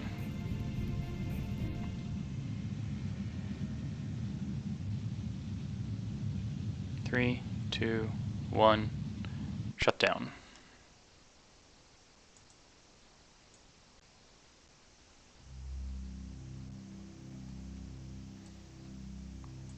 Okay, so we are currently showing an intersect of 1,000 kilometers. What happens when we get there? 1007, hashtag math.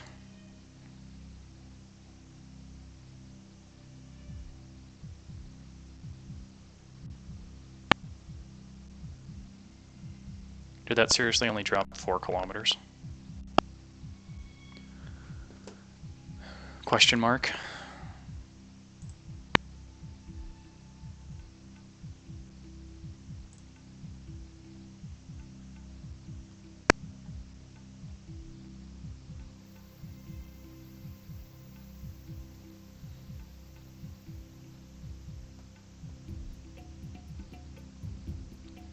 All right, 1003.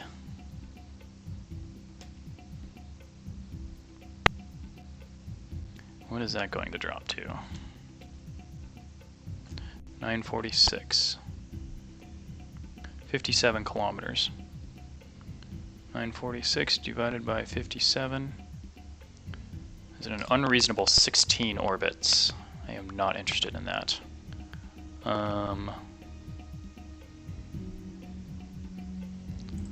One thing I want to do... No, let's delete that.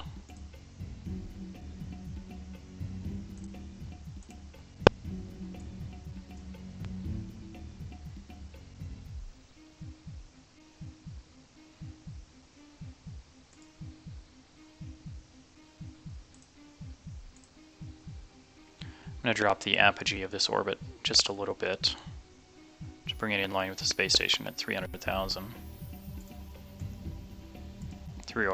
305, I guess, is what it should be.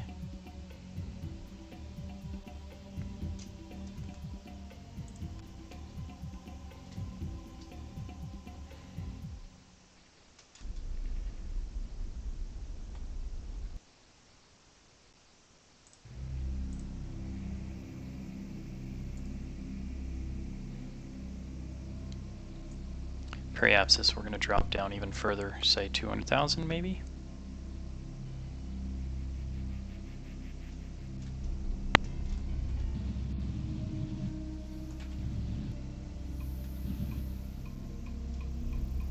Actually, I'm just trying to line these up. Yeah, it's using so much fuel. That's annoying.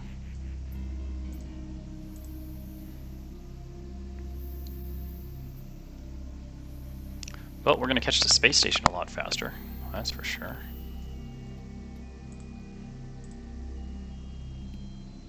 Warp already in progress. Fantastic. Thanks for reminding me.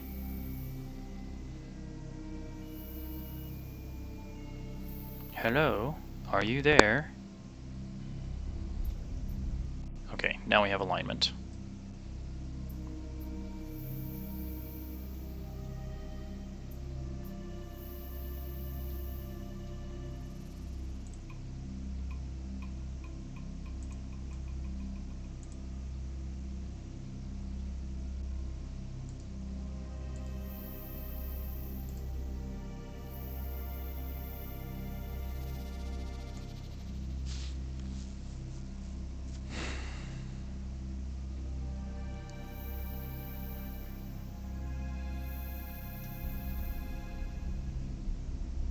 Raise the apogee back up.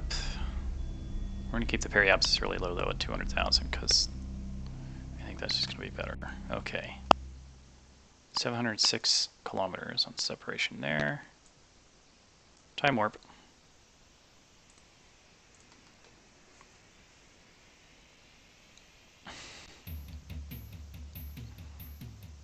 $290.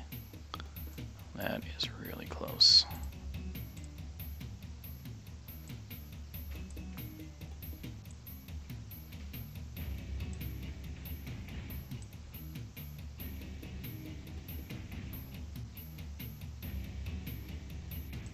We have a secondary that's formed over here.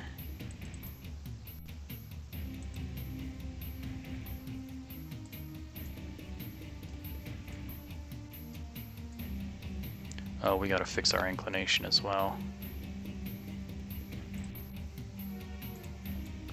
Okay, fine.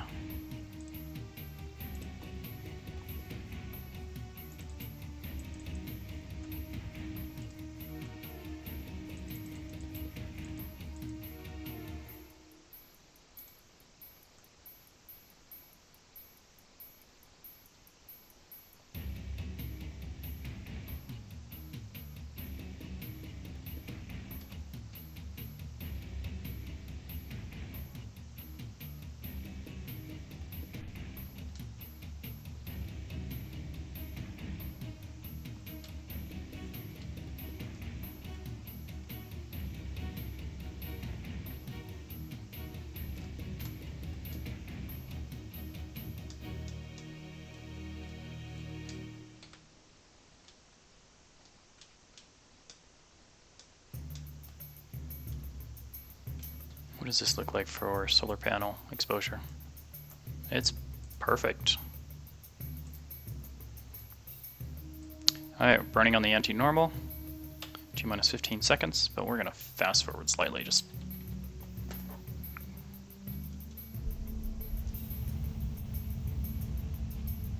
it was a 1 second burn at full throttle, but we really don't need to be using full throttle right now. Let's drop that to 25%, shall we? Maneuver is complete.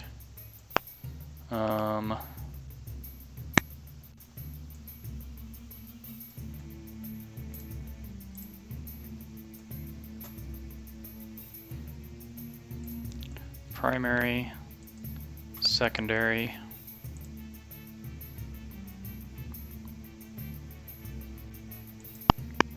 I don't even know what happened there.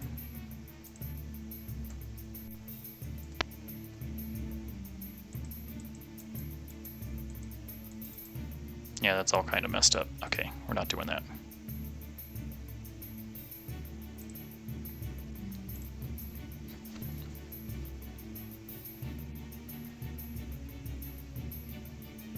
So I think what we'll need to do here is burn prograde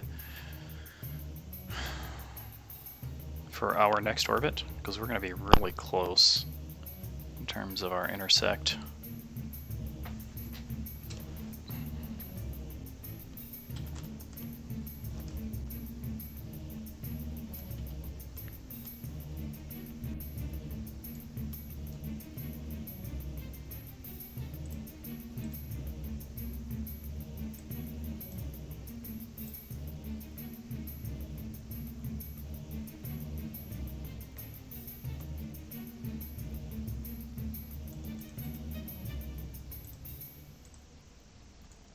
Alright, secondary, that puts us at 7 kilometers.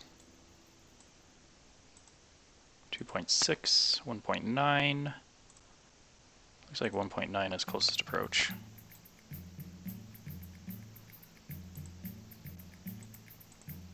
No, half a kilometer, closest approach. Secondary intersect at 16.3 meters per second, delta V. Fantastic.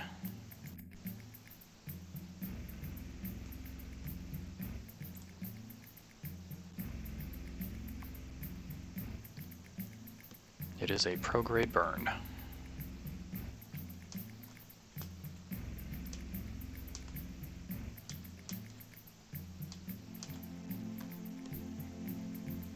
You guys ready? Ready for this? T minus 45 seconds. Fast forward.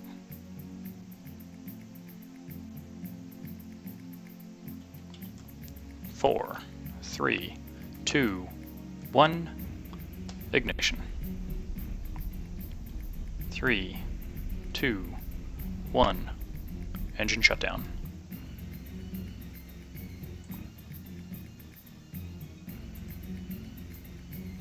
Alright, we're going to have to use our reaction control system to refine that a bit. We're off just a smidge.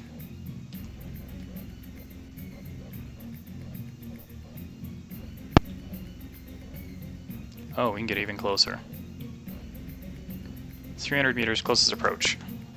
16.4 meters per second of delta V relative to the space station. Mun International Space Station. Okay, RCS is disabled. Let's go ahead and time warp to the other side. Switch to the spacecraft as we prepare for docking.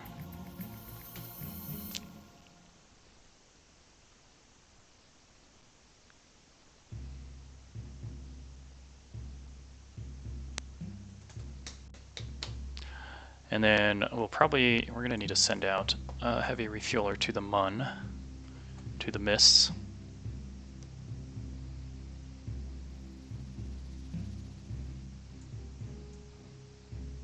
That way we can keep it topped off. Also, we need to send out the upgrade to the space station to allow for docking, fuel storage. Yeah, multiple spacecraft will be able to dock at the Miss when we launch that. So we'll do that on the next launch of Rich Kerbals, because we can attach that to the nose of the launch and recovery system. It is an acceptable size payload. It fits within the operational parameters of that launch system. The heavy lift rocket plus the Rich Kerbal launch and recovery system. Because we did it for the KISS, we can certainly do it for the Miss. And then what we'll do is we'll use the puddle jumper to push it out here, just like we did with the lander. We use that puddle jumper to push it out here. And then attach it to the space station.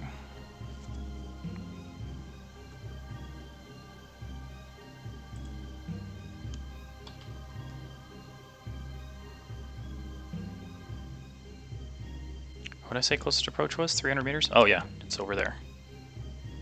328 meters.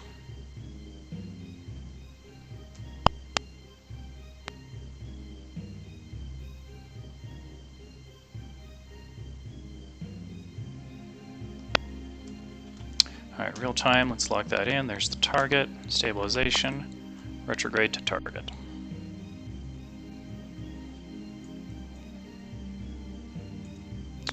Engine, let's drop that to 10% now, because we're doing station docking maneuvers.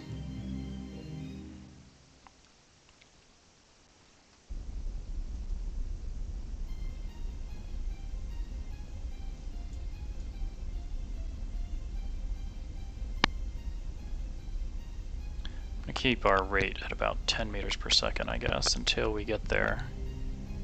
Then we'll go full throttle.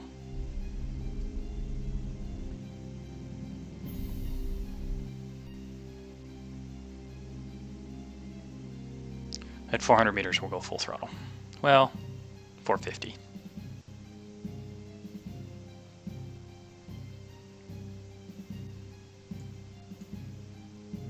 Three, two, one, go. Full throttle.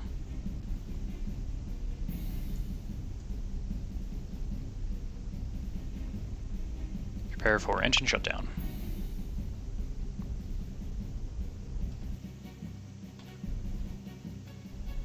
Alright, we are at 0.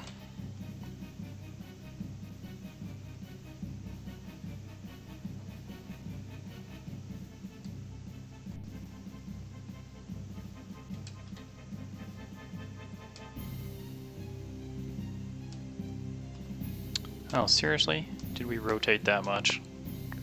Don't roll so much, come on. Alright, head towards the target, throttle up.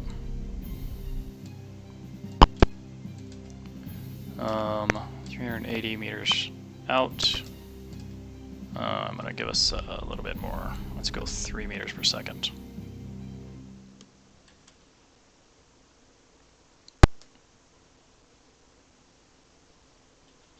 Alright, 200 meters. Switch to docking mode.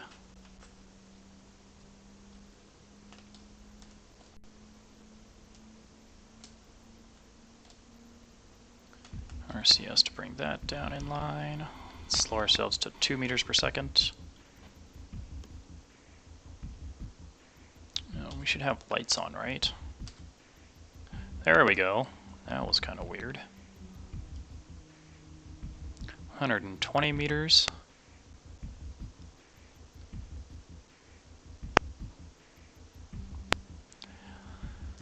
Okay, at 100 meters, we're going to slow to 1.5 meters per second. Or 1 meter per second, I guess. Oops. Micro thrusters enabled. 85 meters in closing. Oh, you gotta be kidding me. That's the debris. Where's the space station? How did I select? Damn it.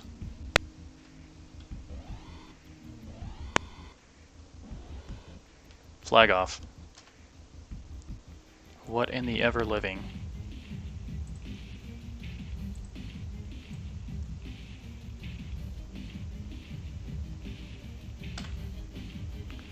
Okay, where's my target? Retrograde to target. So there she is. Alright, throttle up to 50%.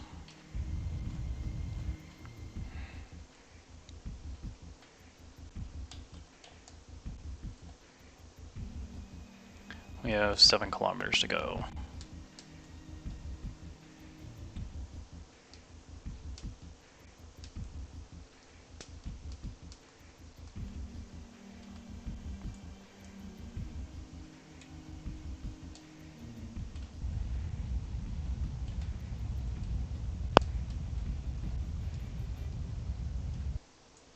For crying out loud, I cannot believe that we got distracted by debris. Frack. We have 500 meters per second of delta V remaining, so it's not that big of an issue, but if we had been low on fuel, that could have been a disaster.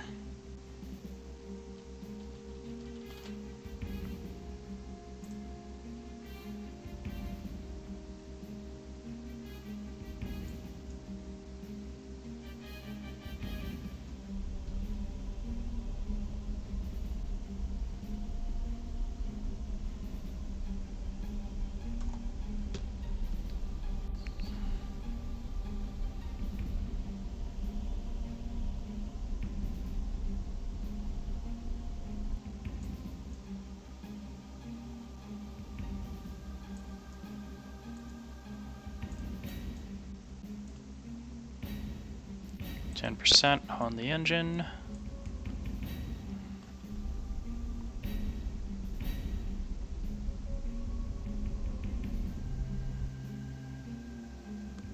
Okay, there should be, okay, that's the puddle jumper. Yeah.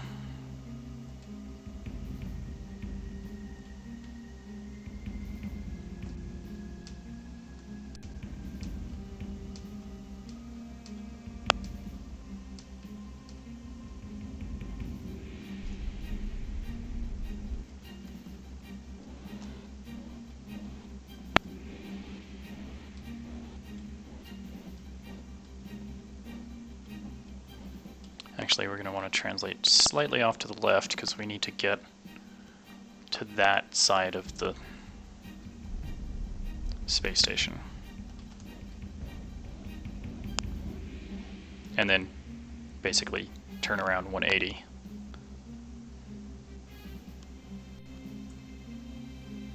And dock to the docking port that we cannot see currently.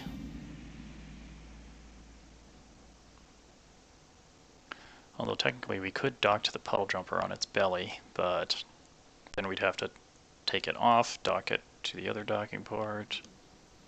Yeah. It's just a crew. It's just to transfer crew, so, you know, that's all. We just gotta bring everybody back home. You know what I mean, Vern?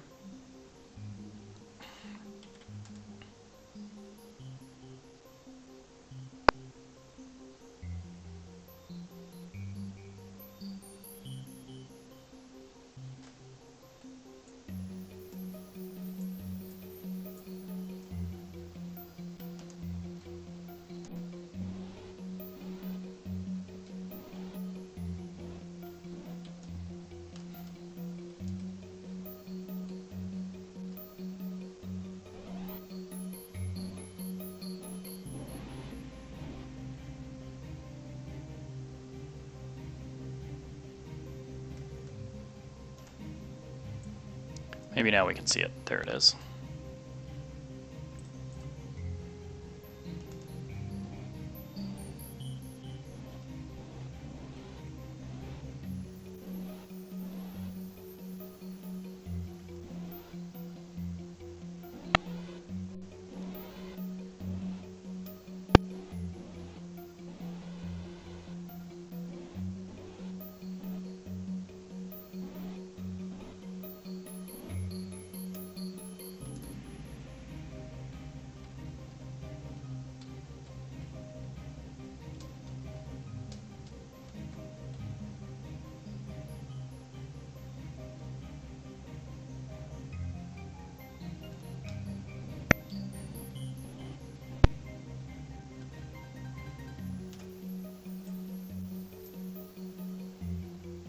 Alright, we're just going to slide around this way.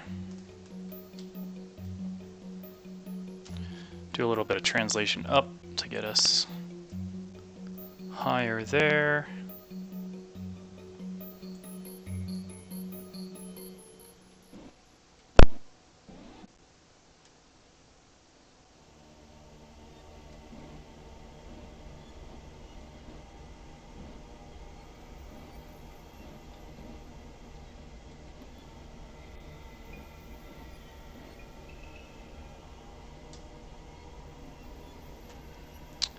And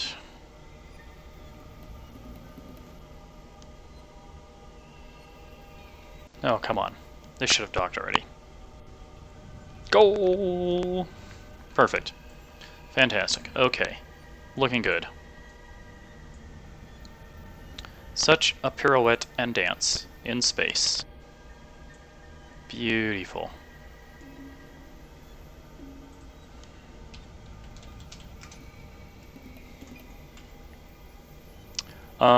Yes. So, shall we?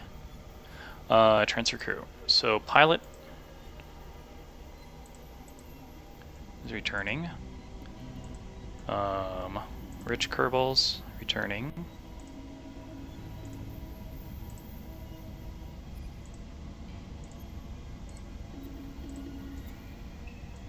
Okay, so that one's full. That one's full. Pilot is on board.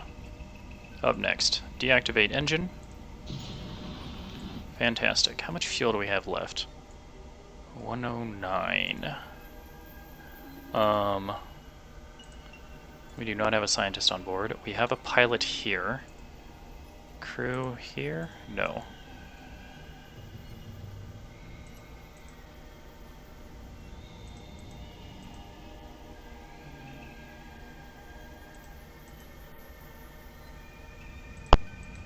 Alright, that's everybody. Okay, fuel. 274. Change there. I think what I might do, just to be on the safe side, let's take all of this fuel, put it in here, so that they have enough, just to verify they have enough for the return trip.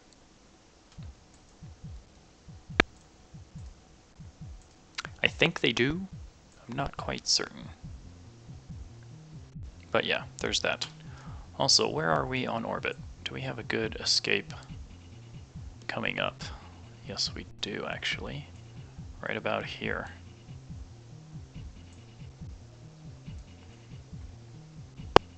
Alright, friends, we'll see you later. Let's undock.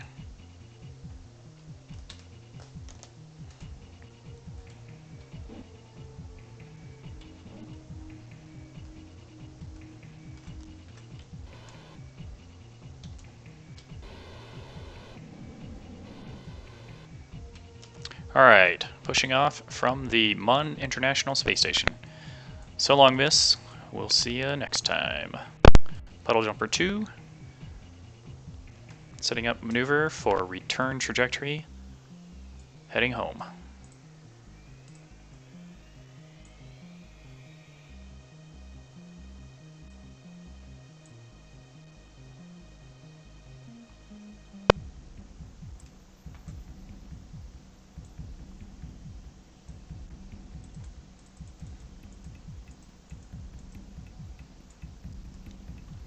Alright, how does that look as far as our periapsis? That looks right there. That's moving it out.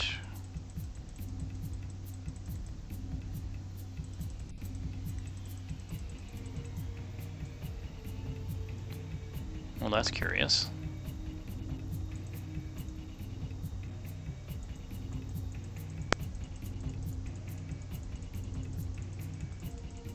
I guess I gotta move it back this direction.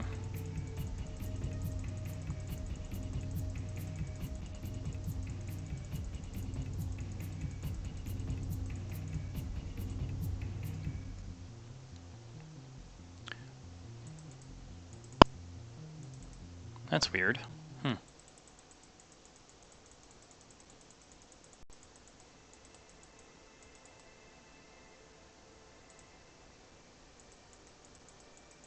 Oh, there we go. If we push it that way.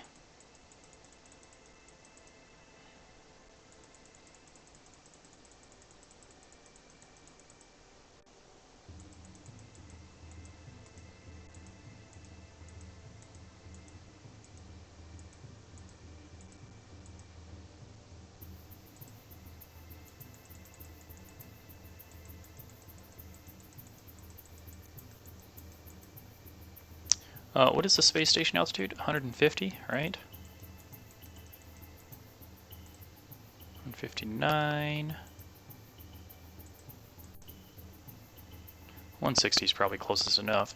215 meters per second of delta V. What is our... We have 1178. We're golden. Okay. Let's set up for that maneuver. It says 24 minutes, 53 seconds, but we know better than that. Let's do the time warp again.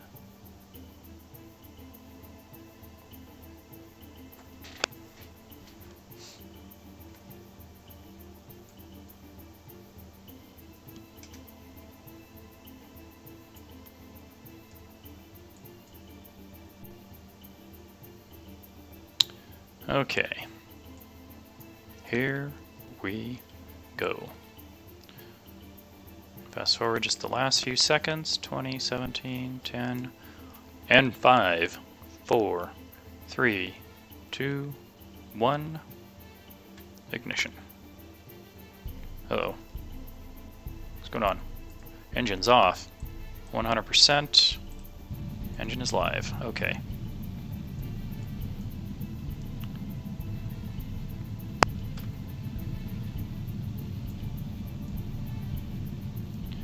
Three, 2, 1, engine shutdown, now.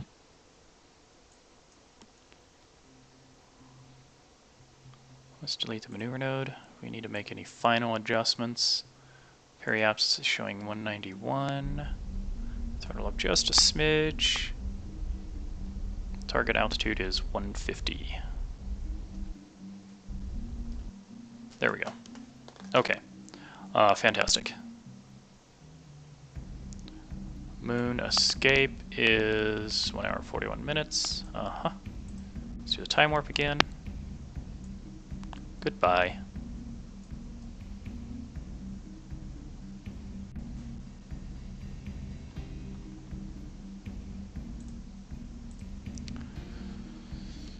We're going home. Rich Kerbals are going to write us some fat checks when we land. Also, we're going to rescue somebody. Just saying.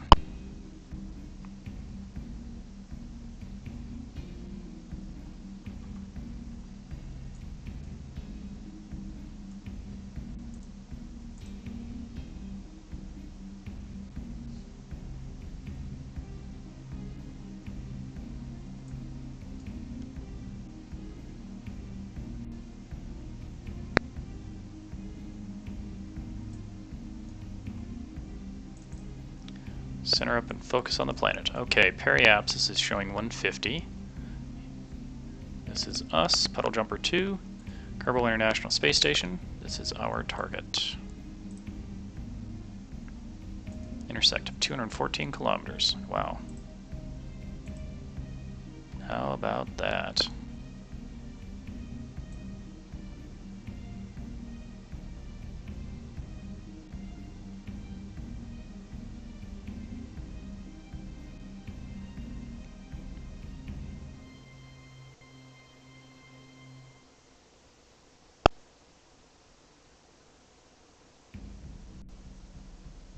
How much closer can we get before this stops going round and round? This is probably the last pass.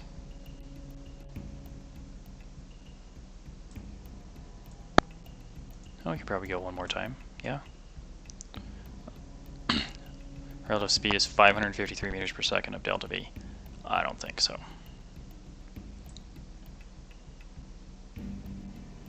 Don't think we have that much available. This looks like the last pass, though.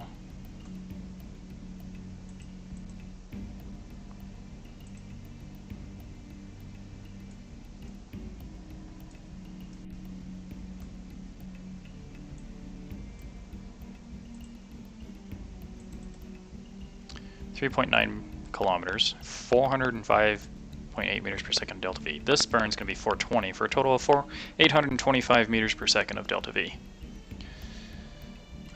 We have available 959, which leaves us 125, 34 meters per second delta V as our safety margin. Ascending, descending node is 1.6 degrees.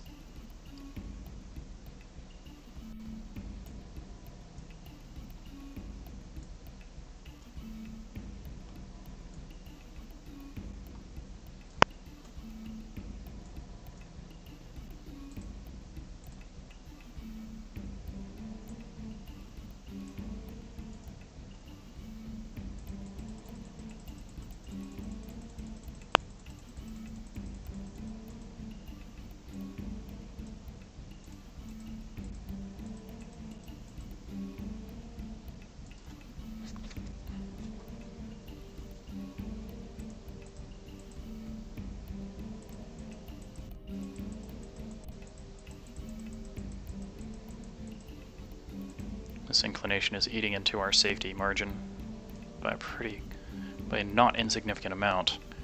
But I did see the delta V lowering for that intersect.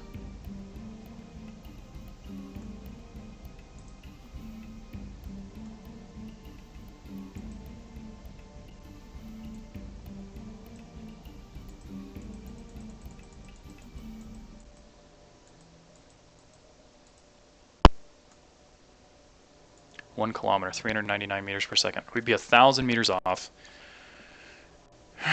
399 meters per second of delta V. We're literally going to be coming in on fumes. We'll have like 50 meters per second of delta V, just in case.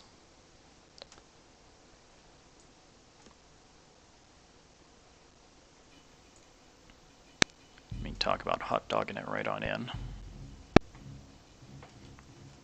Okay, maneuver node. Pushing on the normal, it looks like. Anti-normal, excuse me, because that's the ascending node.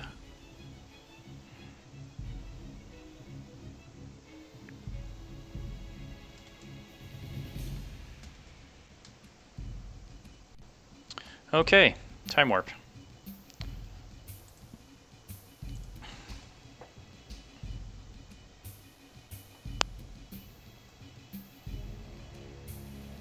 Here we go. Probably be a good idea to, like quick save or something right here, in case we screw this up. We can start over again.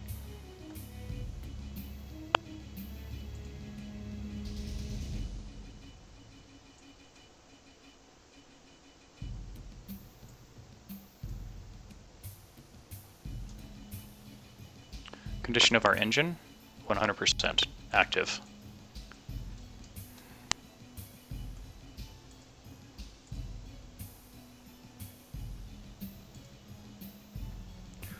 Alright, 78.8 meters per second of delta V for this maneuver.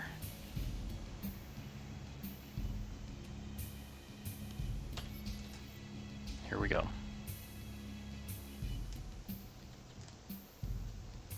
5, 4, 3, 2, 1, ignition. 3, 2, 1, engine off. Let's delete that. Ascending node 0.1. Let's throttle just a little bit more, see if we can't get that to nudge closer. It looks like no. Alright, fine. Alright, next maneuver.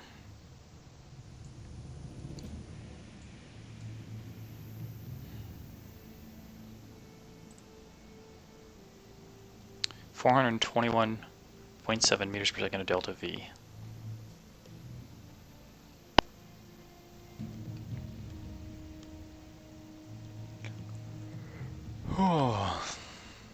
You guys ready for this?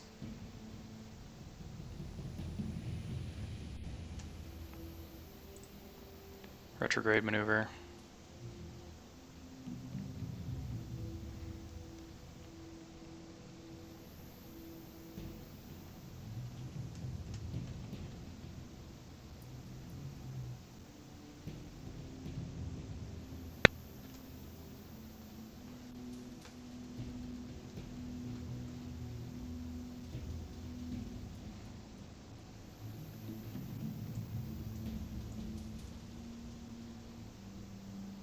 T-minus 10 seconds.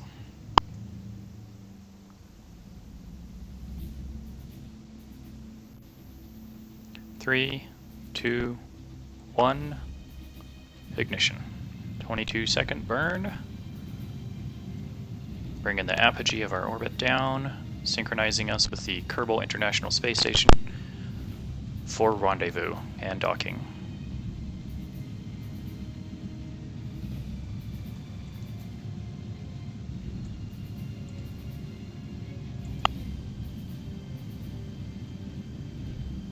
Two, 1, engine off. We might need to slip that a little bit more.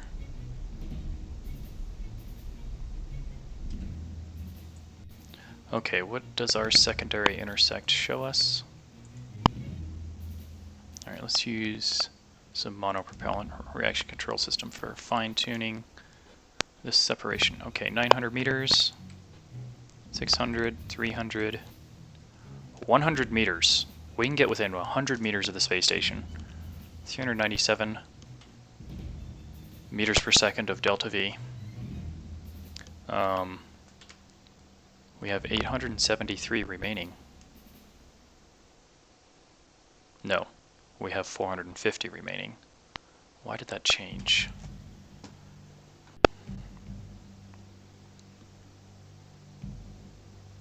$450 minus 397. Wow, that... Didn't I say we were going to have like 50 meters per second of delta V remaining? We are running on fumes at that point. Fortunately, we'll only be 100 meters away.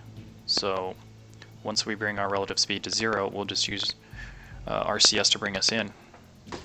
And we'll still have 50 meters per second of delta V remaining on the engine, the main engine, at that point. Yeah. Okay.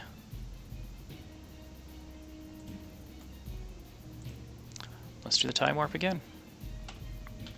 Switch to our spacecraft. Wait, what? Oh, I accidentally hit the wrong button. Fat fingered the keyboard. That can cause all manner of problems. Okay, quick save here. Okay, target, retrograde.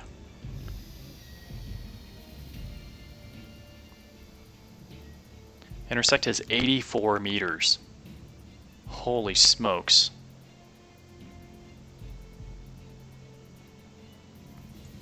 Alright, let's verify this engine. Engine is at 100%. We are on approach. T-minus 1 minute 30 seconds to the space station.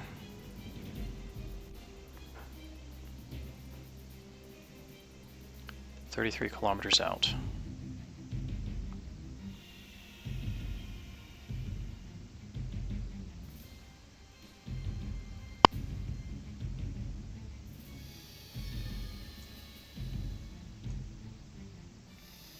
Here we go, fam. Getting wild here. It's going to be a hard burn to decelerate.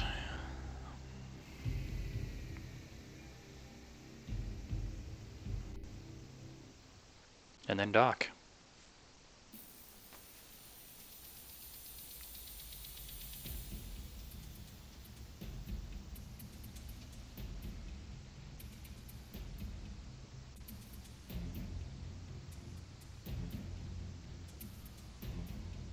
T-minus 30 seconds to space station. I'm going to go ahead and burn now because we have a lot of delta V to get rid of.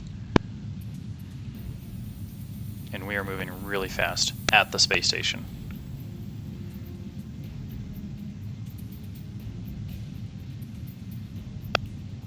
Alright, 100 meters per second, that's fine. I think.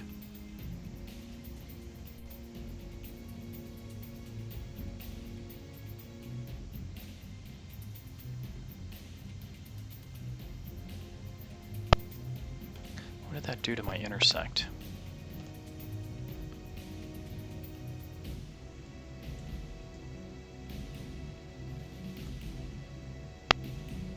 That ain't right.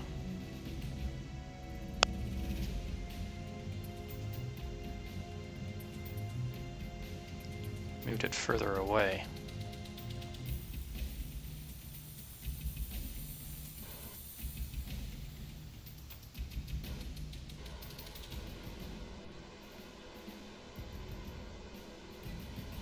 I don't want to use up all of my monopropellant for that.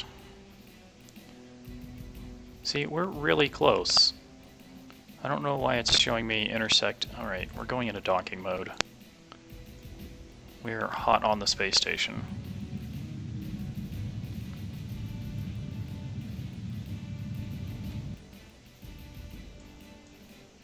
Alright, reducing engine to 10%. 750 meters in closing.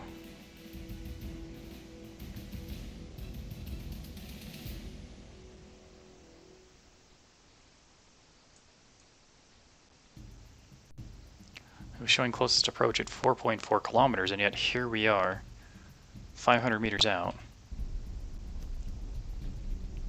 and closing.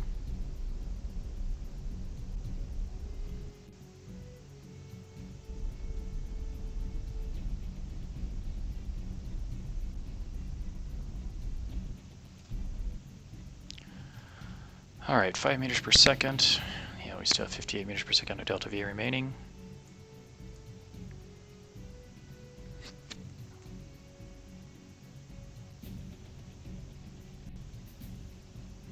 Looking good, looking good.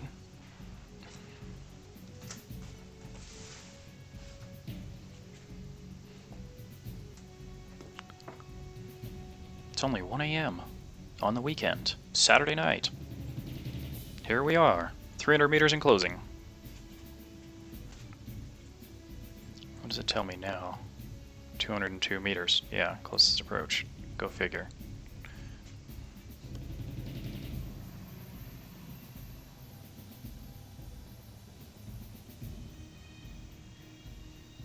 Alright, you guys ready to dock with the space station?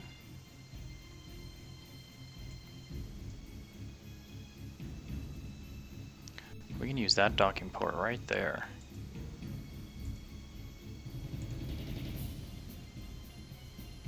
So 202 is obviously not accurate because we're much closer than that now. Yeah, I think we're going to use that docking port there. Alright, let's bring this to 0.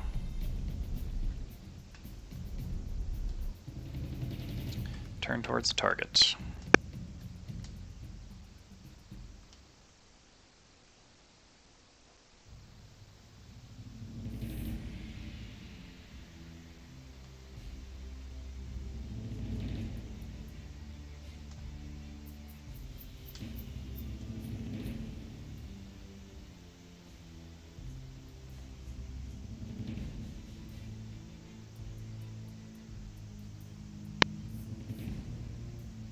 Running on fumes here, folks.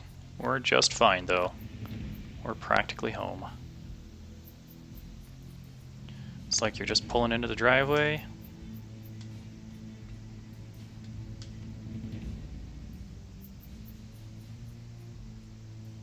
Or maybe you're coming around the last corner to get to your driveway. Maybe that's where we are. Sure.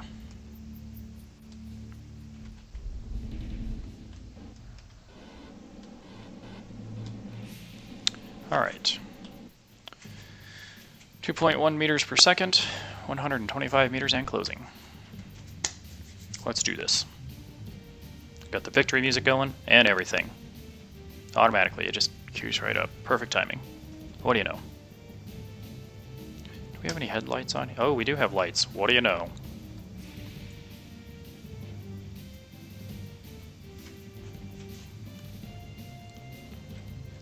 Take a look at the space station here. Why are we not...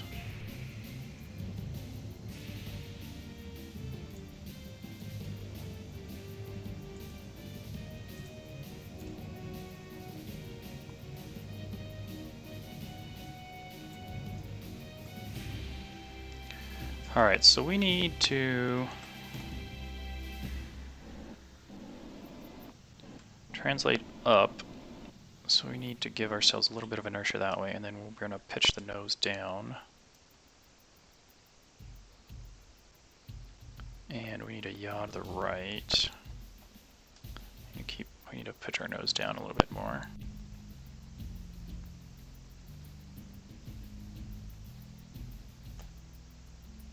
Also, we need to slow our approach.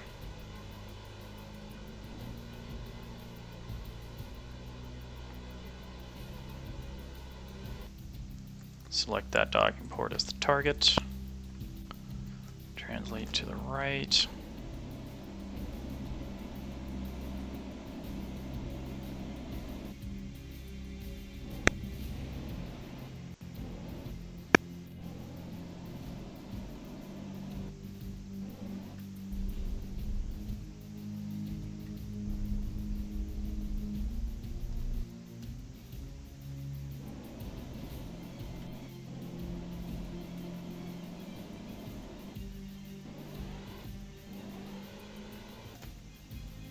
What's our distance?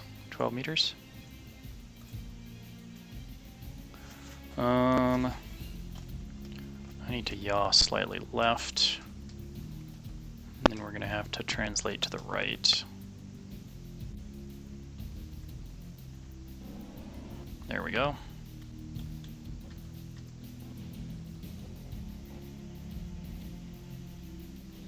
Hey, 0.5 meters in closing. Actually, we're going to have to yaw slightly to the right again. Just to bring that docking port in line there.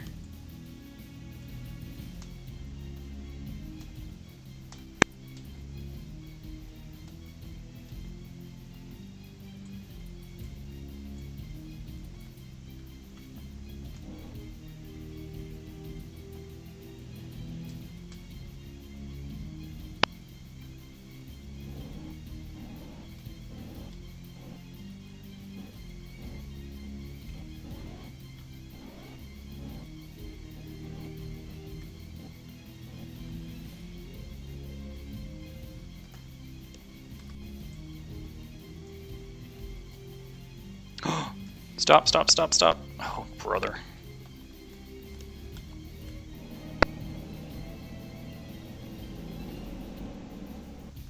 Are you kidding me?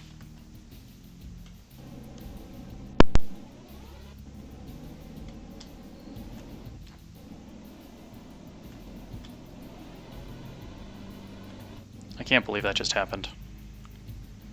Alright, space station is spinning. Let's put your solar panels away.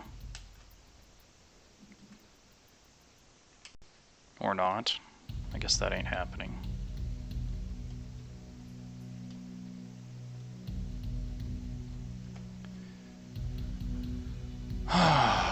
We were lined up so perfectly.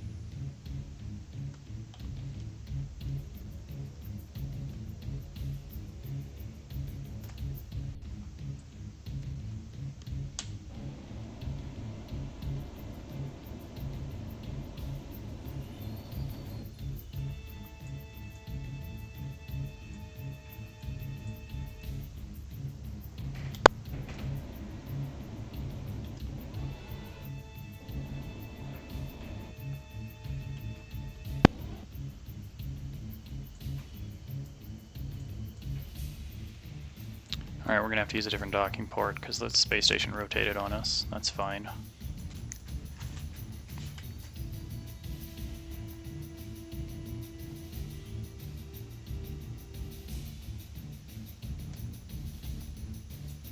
Can you believe that?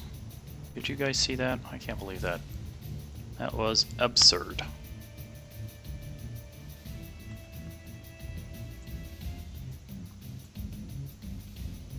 Utterly and completely.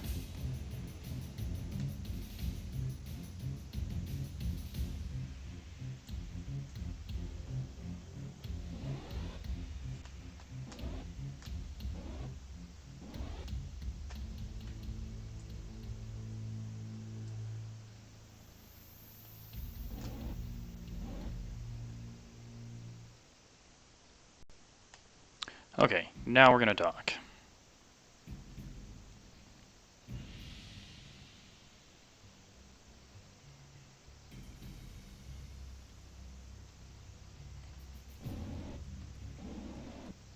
Let's slow down our rates.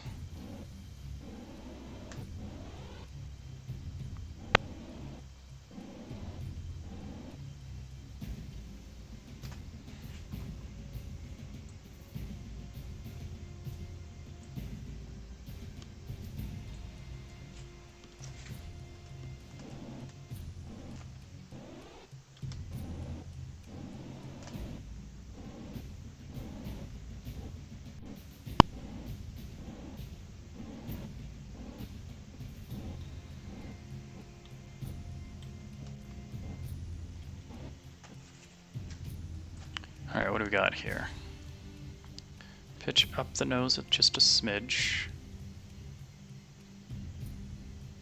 We are going to want to translate slightly up, so we'll keep that inertial indicator going up. We do need some more left.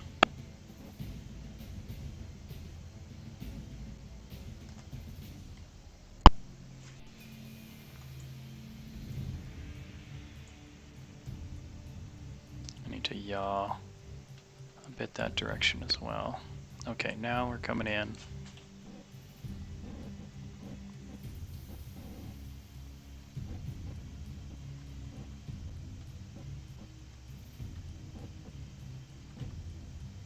Bam. Just like that. That's how it should have gone the first time. A little bit ridiculous that it did not. But here we are.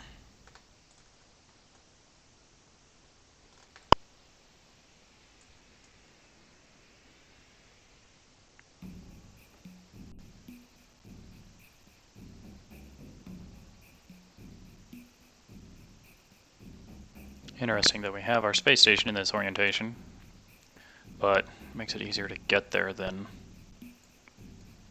others. I guess once we remove some of these spacecraft and send them on their way, we can adjust the space station accordingly. Yeah, running on fumes, y'all.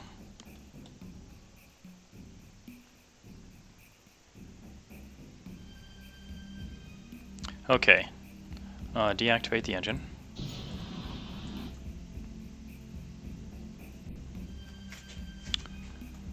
And yeah, how are we doing on monoprop? We're out on there. Our reserve tanks have some. Let's go ahead and fill up the command module.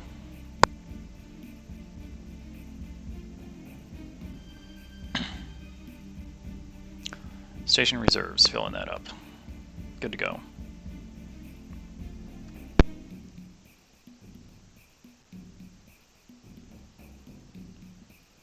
Looking good. Looking good.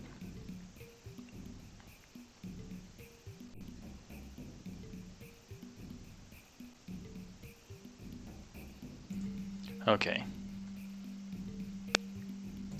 These guys, I could probably use a little bit more.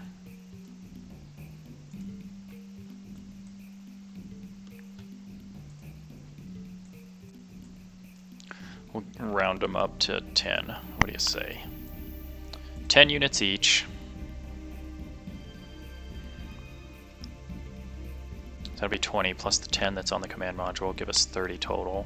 We don't need to fully carry a complete complement of monopropellant.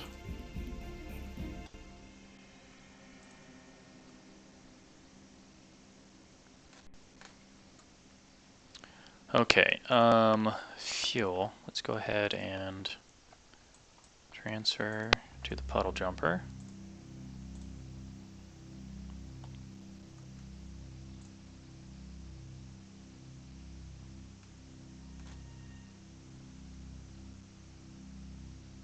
Do not crack it on me. This thing is so long and spindly.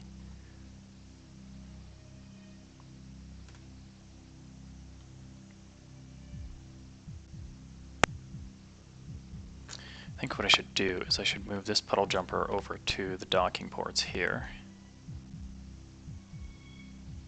and then move this vehicle to the other docking port there. So then it'll be, at least it'll be stable on that axis, and it'll move some of the mass more into one generalized area.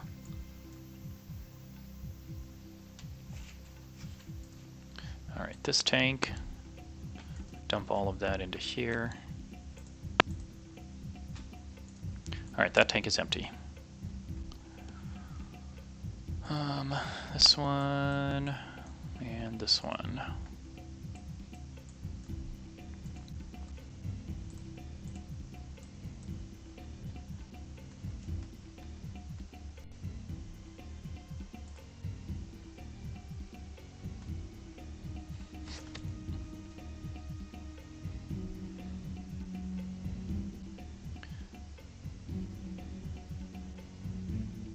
So what do you guys think so far? We're doing alright, yeah?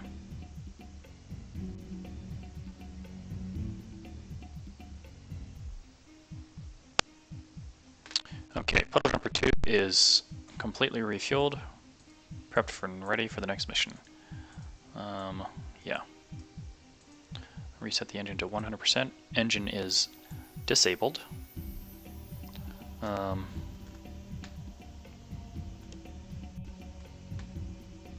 Let's go ahead and move this Puddle Jumper now. Do we have a pilot on board?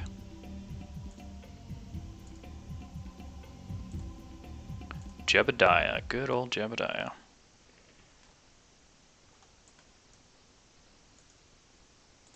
Undock.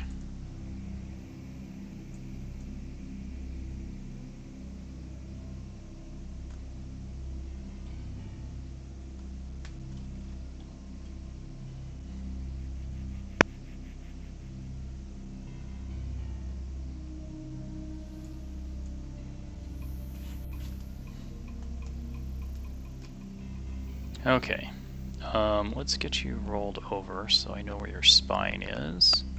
There we go. Pitch down. Also, I'm going to have you push back.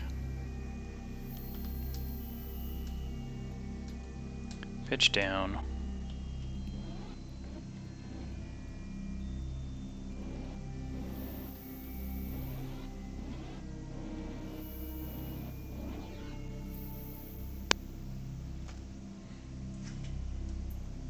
Alright, your docking port will be here.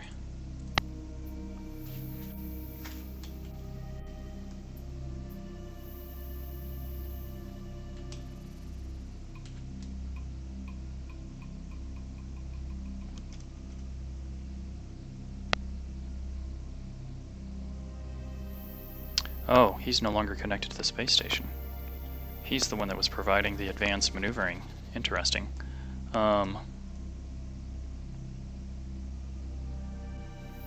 Yeah, because he has all of the Minmus experience. That's right.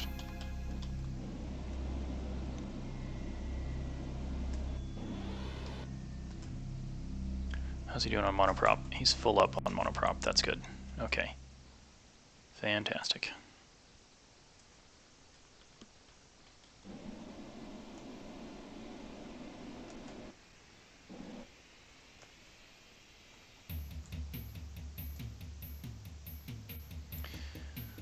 Alright, we're going to pitch down just a little bit.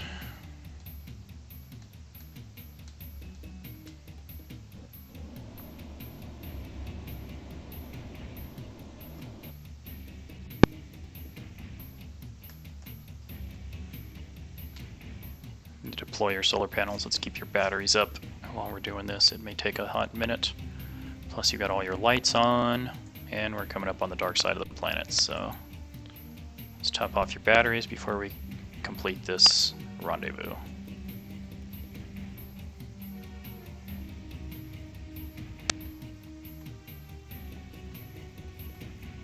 Alright, all we're doing is repositioning the Puddle Jumper 1. We're just consolidating the mass to one end of the space station to give it a little bit more stability instead of it being long and spindly. Like a dragonfly tail. Alright, we need to translate slightly to the left.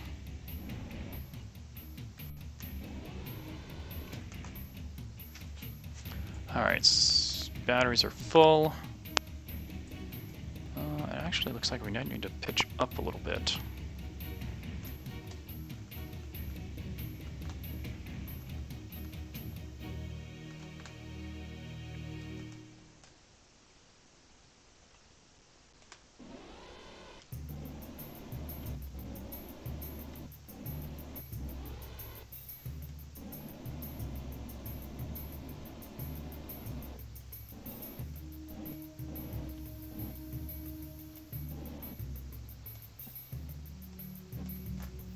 A little bit of left translation.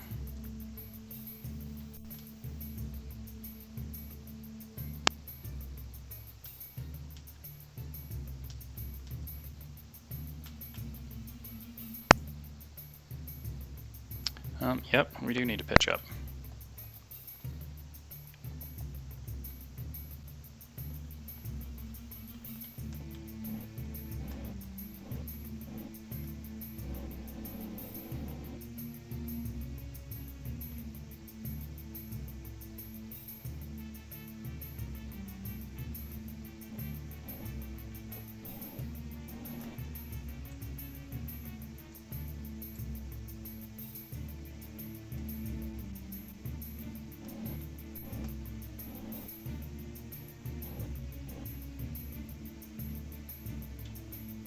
Pitch up just slightly more. And it looks like we need a yaw.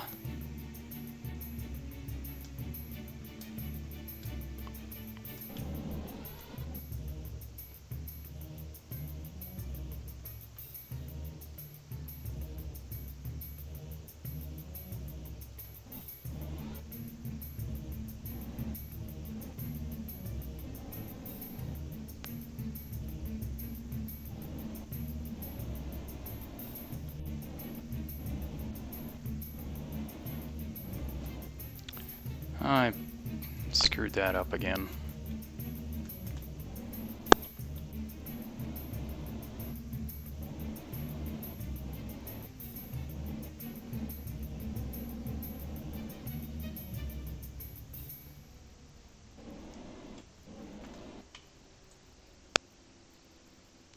I think our horizontal is fine.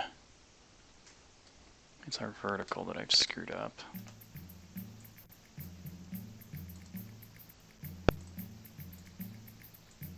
Whoa, what is that even? Oh, okay, here we go.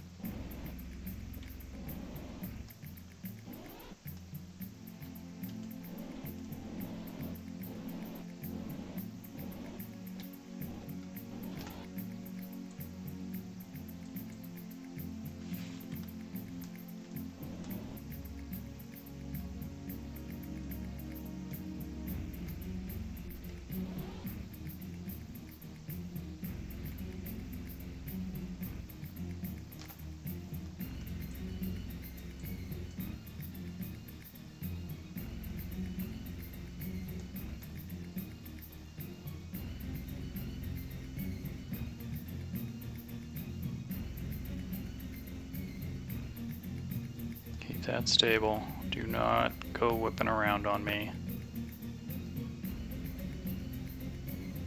There we go. Okay, good job, Jeb. Fantastic. Yeah.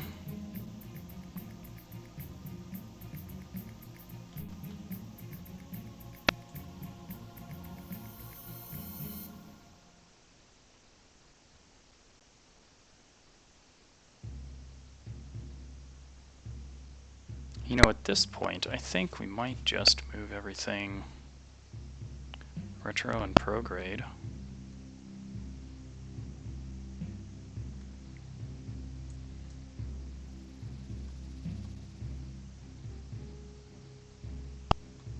Yeah, the Kraken is really whipping this around.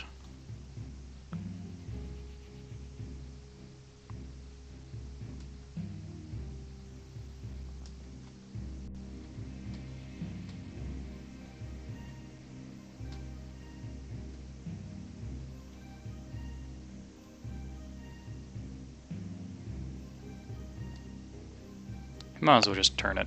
Yeah, well, that's what we're gonna do.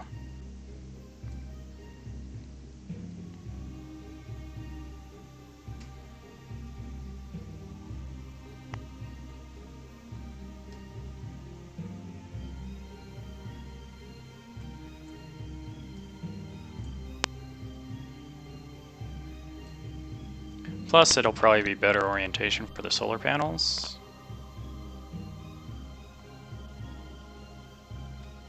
We can hope.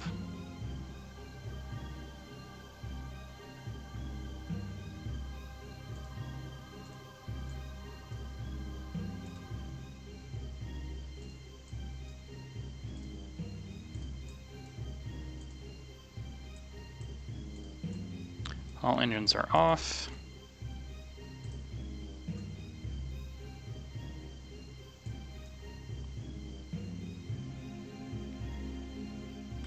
Alright, stabilization off, let's let it stabilize itself. No cracking, no whammies.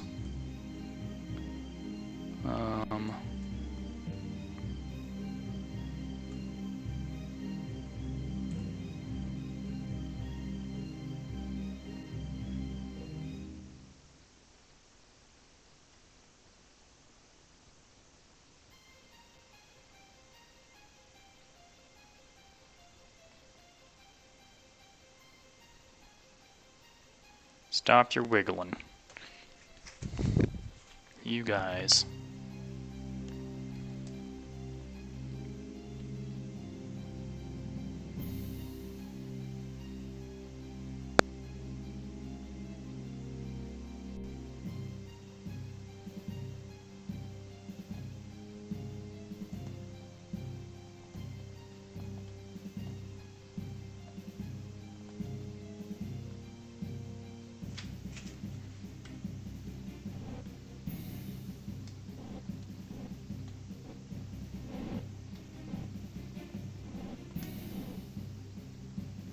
The main space station component doesn't have any RCS on it, does it? Oh boy.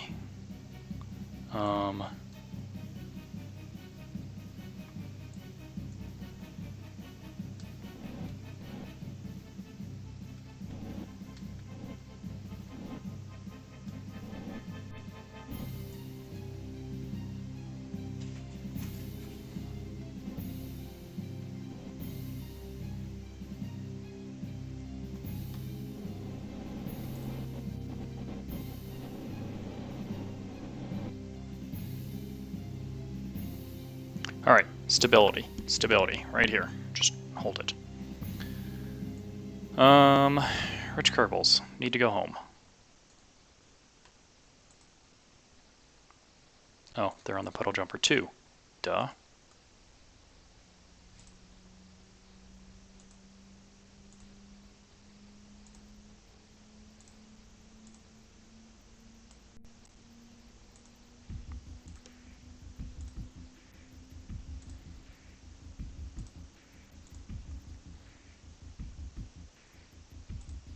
Alright, empty. Do we have a pilot? One less.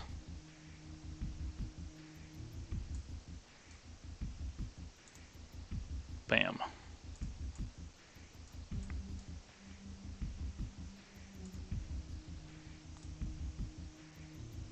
Oh, Valentina. That means we can't get the rescue. Okay, so let's put Valentina on the space station.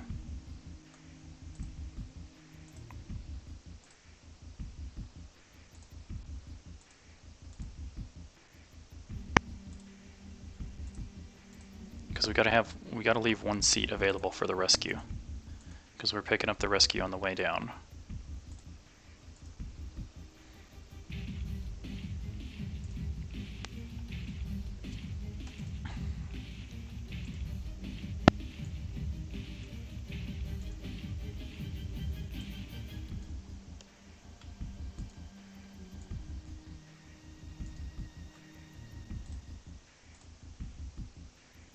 All that remaining fuel. Is there a tank for monopropellant on here? There is. It's mostly full. That's full. Here's the station reserve. Let's just go ahead and top those both up, because we'll probably use more RCS for maneuvers so we can conserve our main fuel source for the deorbit burn. Alright, so puddle jumper.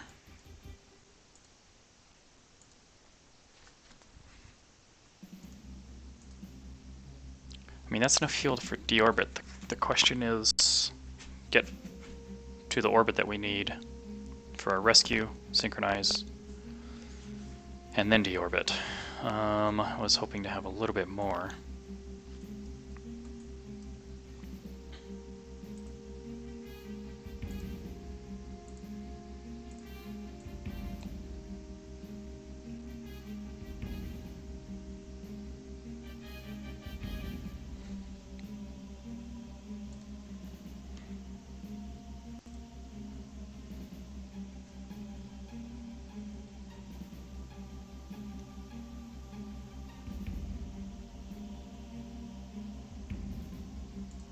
Okay, so how do I want to do this?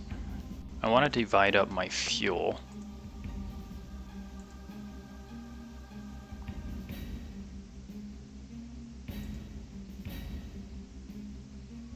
Such that I can have more fuel in here that remains in the proper ratio of liquid fuel to oxidizer. But I want it to be higher than that, but not completely full. Do we go to full 360? Because we're going to need some for maneuvering, or how do I get like 200 units in?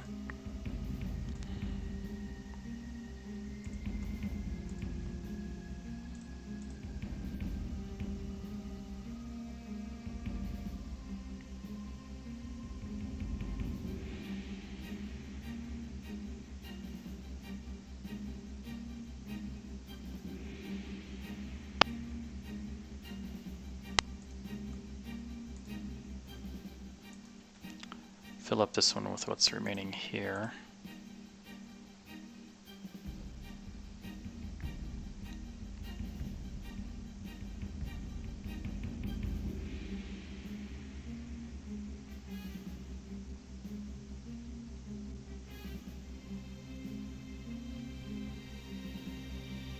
Well, that's...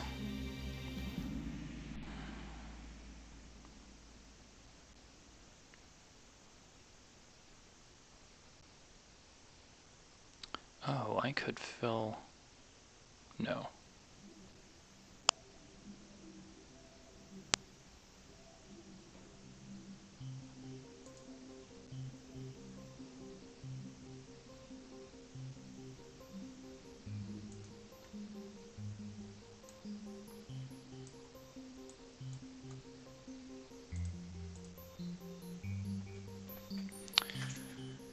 This is why I need that little tank, the 180 tank, because that would give me something to work with. I need to bring one of those up next time.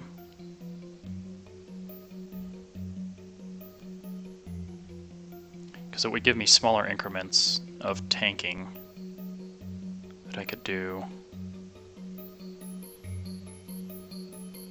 Oh, this might work. Yeah, this will give me a little over 200. 270.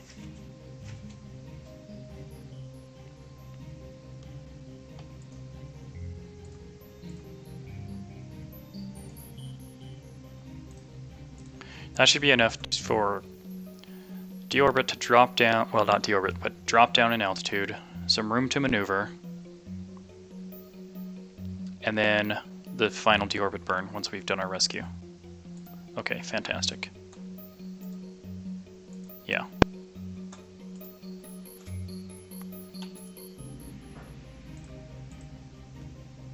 I'll transfer all of this back to the puddle jumper 1.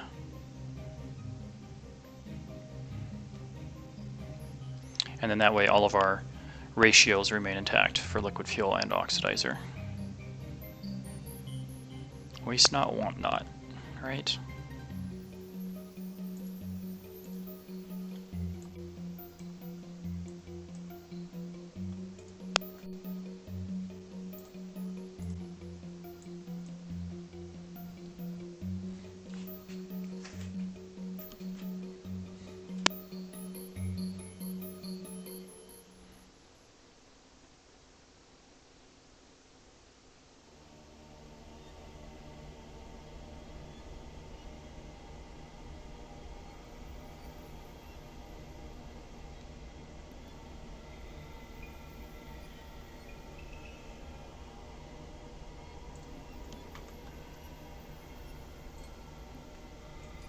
Also, did our space station rotate all the way over to the normal? No.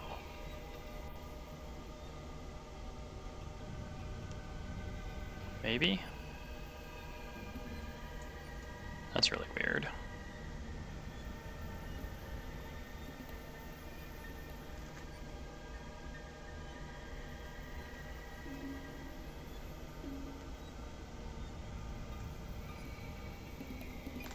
It did. It was supposed to be on the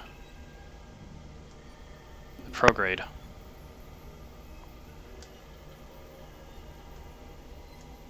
Or retrograde, whatever you want to do.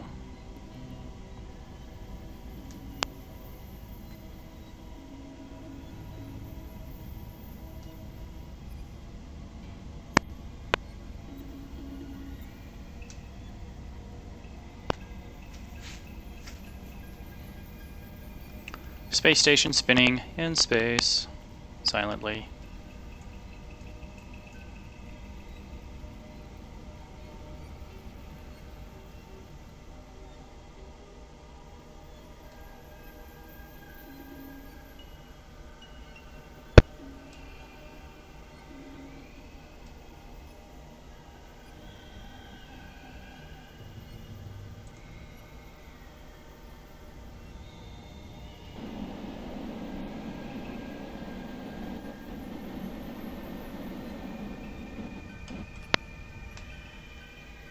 All right.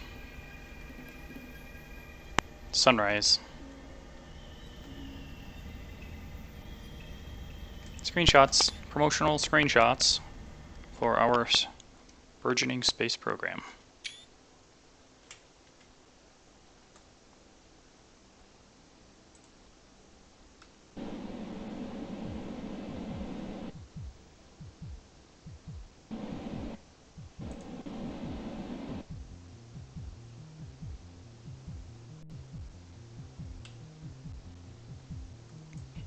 Hey, you guys. Maybe I should just detach this spacecraft now, because we got everybody on board, right? That's a full load. This should be 3. This is a pilot. We have fuel, monopropellant. Yeah. See you guys later.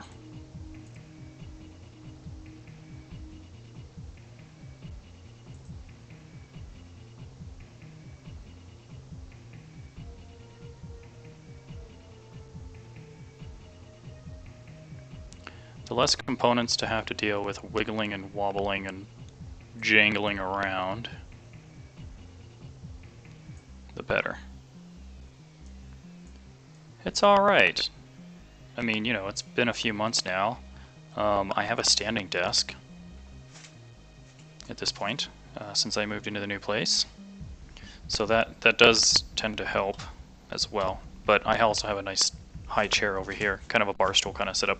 So if I do need to sit down, I can. You know, if my legs are feeling off or whatever. What do we got here? Electric charge? Let's just... No, solar panels. So we're going to need solar power. Yeah, I know, me too.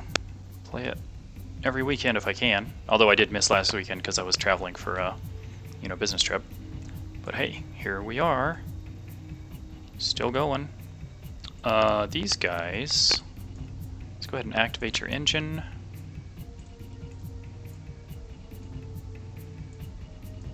So these guys are heading home, but they're also going to rescue somebody on their way back. Translate this way.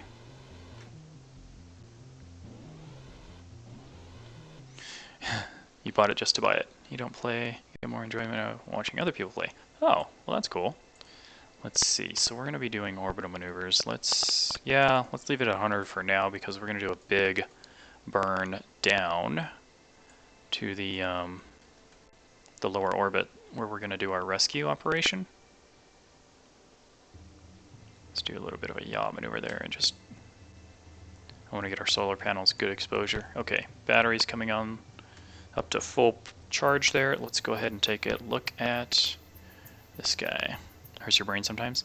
You know, there are certain things that you do where you think you know what's going on, and then you realize that you don't. Yeah? And then you're like, what? Okay, here's our little buddy. Needs rescue. We have an ascending descending node of 0.6 degrees. The transcript? Oh, the closed captions? Yeah. Okay, let's add a maneuver. It's funny because some people are like, why do you have closed captions? I'm like, well, I mean, I'm not hard of hearing, but I guess I have an audio processing issue. So it's not that I don't hear, it's that when I hear, something gets muddled on the way to my brain sometimes. Not all the time. 95% of the time, everything works. 97% of the time, everything works. But sometimes, it just doesn't get there. I was watching Kung Fu, so I've been going through the Ip Man series. I watched 1 yesterday and 2 today. So there were a couple of times where actually I turned on closed captions because I wasn't quite sure what they were saying, you know? You got your license. Your license, buddy. Tell me more. Let's see, is this... That's the ascending node, so I need to anti-normal. Burn down. Not that much. Holy smokes.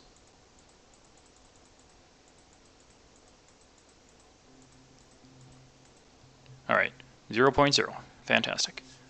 Got the hard copy of your license a few days ago. Driving license. Cool. Like, your first license, or is this a renewal? Okay, 20.8 meters per second is the delta V on that one. Let's do the time warp again and get over here so I can make you have more back pain. Oh boy. It's okay.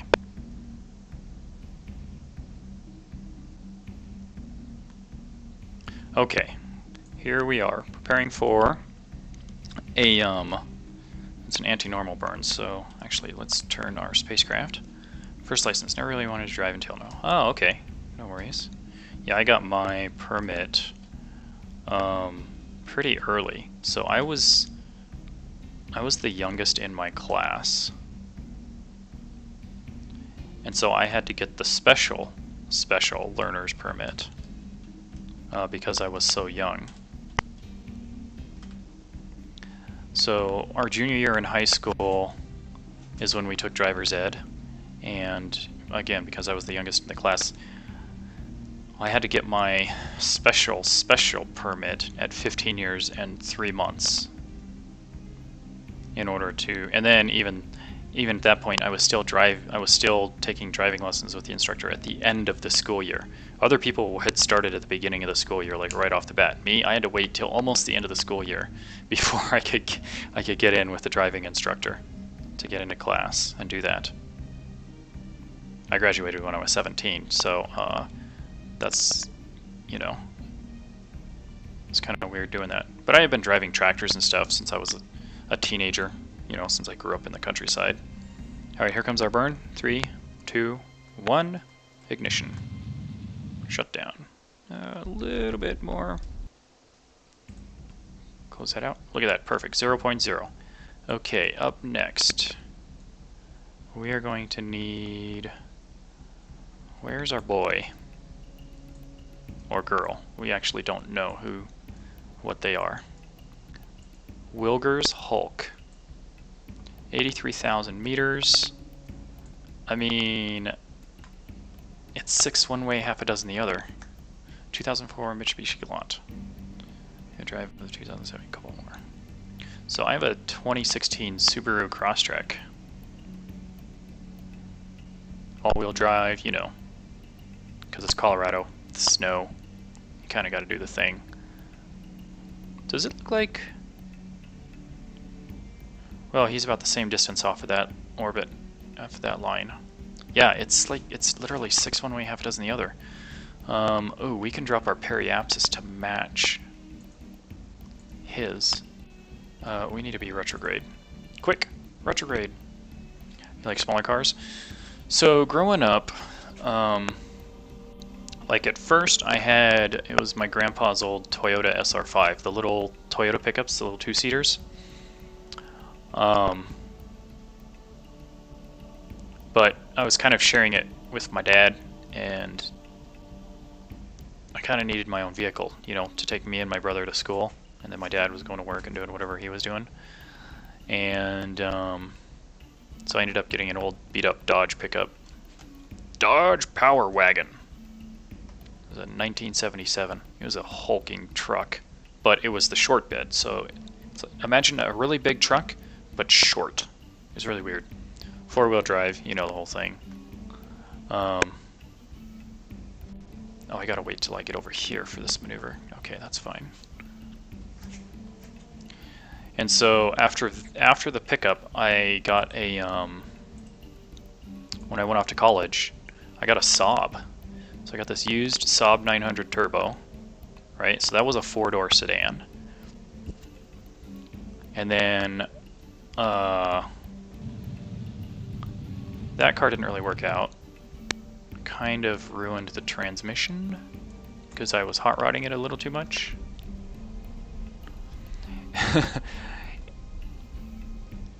Do these match yet? I'm trying to see if the periapses. One of them said 82, the other one said 84, but I don't know. Oh, I should look at mine.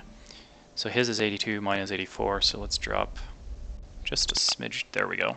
Alright, periapses, those match. Fantastic. So after that I got a two-door, a Dodge Daytona Turbo.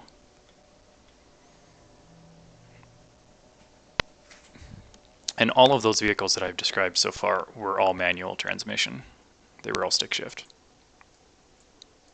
It wasn't until, let's see, so I had the Dodge Daytona right up until I went up to CSU when I was pursuing my second degree. And then I sold it that summer because I needed the money for other things, and I wasn't really driving anywhere. What did I get after the Dodge Daytona? I didn't get another car for ages. It was probably like 3 or 4 years. I think I bought, what did I'm trying to think. I can only remember the Ford Taurus. So the Taurus that my ex-girlfriend at the time had, she got a new car, so I bought her old car. And I had a Ford Taurus for a little while. That was the first automatic I think that I had. But that doesn't seem right. I feel like there was something else. Dude, I so would go for a Tesla. I don't care which one, just hook me up. I've driven the Model S, the sedan, a few years ago. And I've thought about, scheduling a test drive and trying out the X. And now that the 3 is available, I would like to try that as well. But it's just kind of timing kind of thing. As far as what's affordable, I could probably afford a Model 3, maybe. So, there's that. Also, this is 1,360 kilometers. I need to check and see. Let's do hashtag math. Math hashtag? Hashtag math. Math. It's almost doing it. It's trying really hard. Poor captions. Okay, 1,360. Time warp to here. Which Tesla do you want then? And what color? That's also important, right?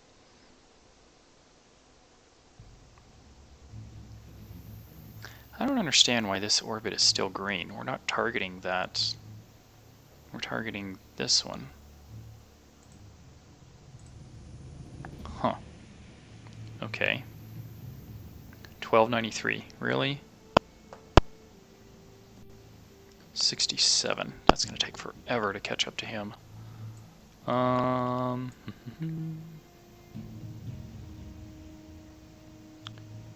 Actually, I might as well leave the apogee of this orbit up high, because he's catching us now.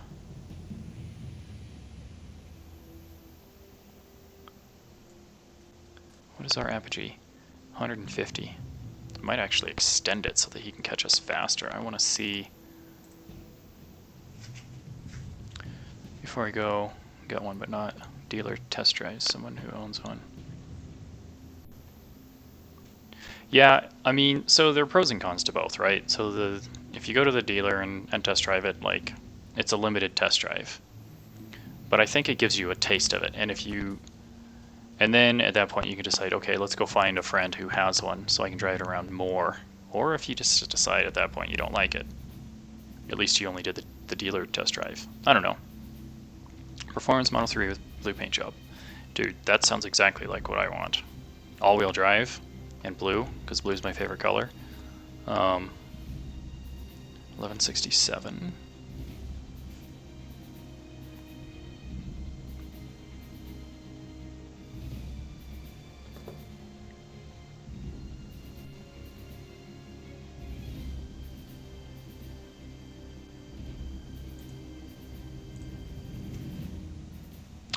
So at 150 we can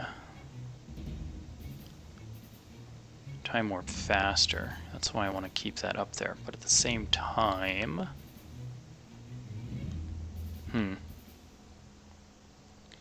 if you test drive one, you call in and you can get like a $2,000 discount. Why wouldn't you get a discount if you test drive one? Question mark.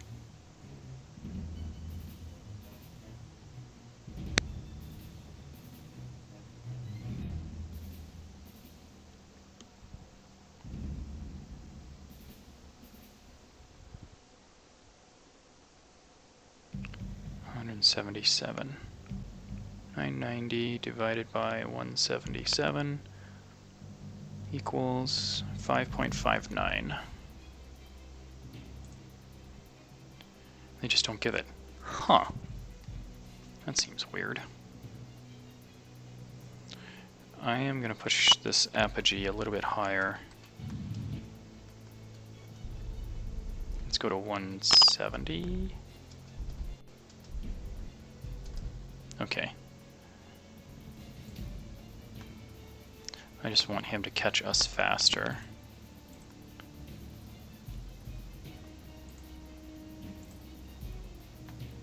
I want autopilot too. Yeah.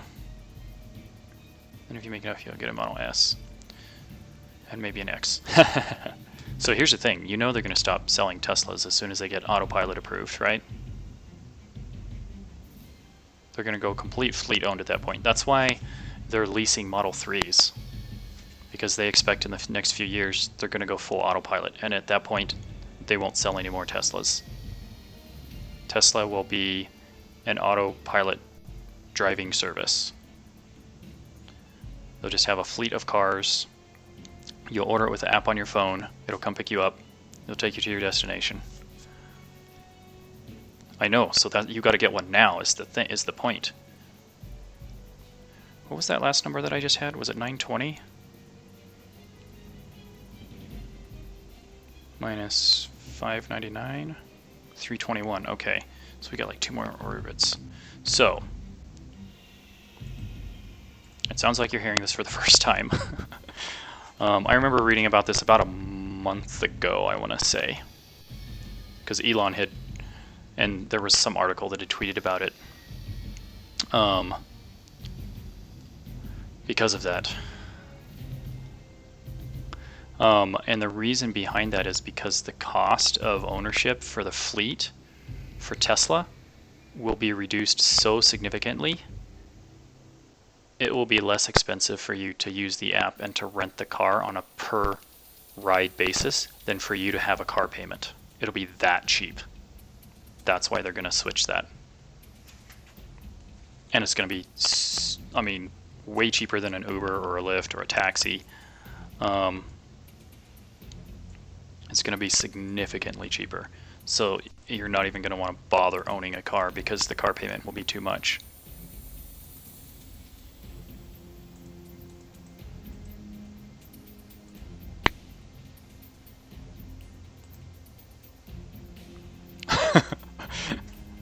Yeah, Elon Musk, Tesla, he said it directly.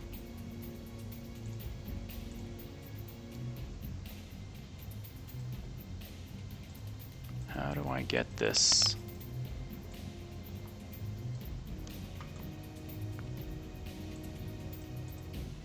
Yeah, that's not what I want. That's not what I want either. Well, heckin' A. I know, right? Yep. So, you're gonna have to get your Tesla soon. How do I get this?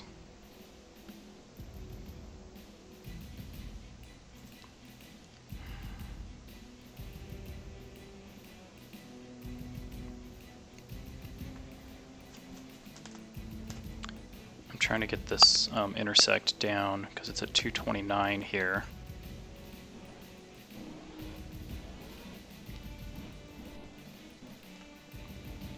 We're in prograde.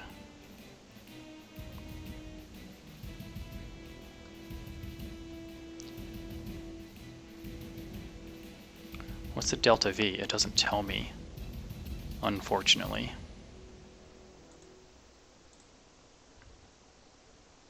I don't have enough money. Well, when are you planning on buying one? Everyone is misinformed? How so? Tell me more. What does that mean? Sorry, I need to look at the camera when I'm talking to you instead of the chat, because it's over here on this screen.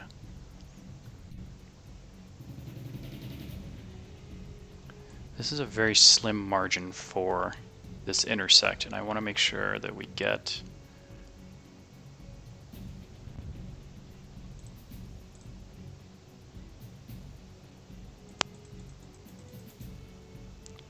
Dagnabbit, what the hecky heck?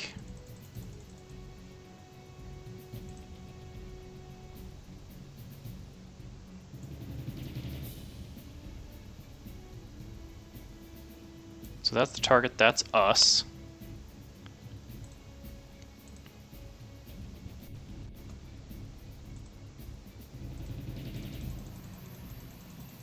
How do I get...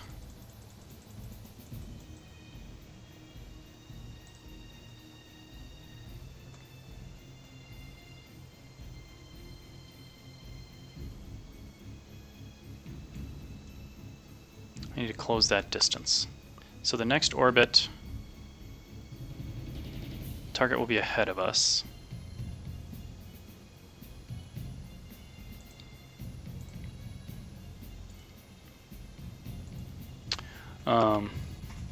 Tell me I can spend a Tesla, right? They won't lease it back to you like they let you buy at the end. Yeah, so that's the thing with the lease, is that's why they're not letting you buy it at the end of a lease. Because then they'll have it for the fleet. Exactly.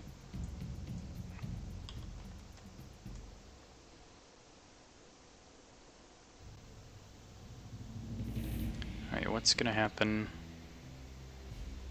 Wait, we just passed the thing. I guess I need to pass that point?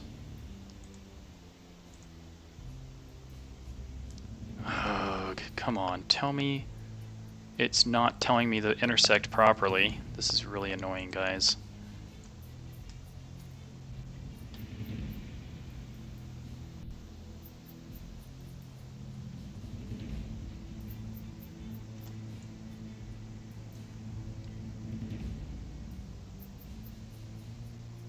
I guess I gotta wait for it to pass over.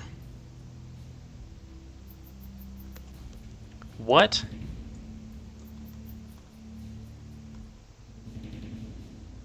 Oh, this is me. No, that's Kerbal. Wait, what?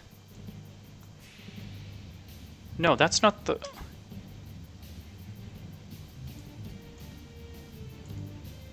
This is not the Kerbal Space Station. What the heck? This is... Rich Kerbals, for lack of a better... Okay. No wonder.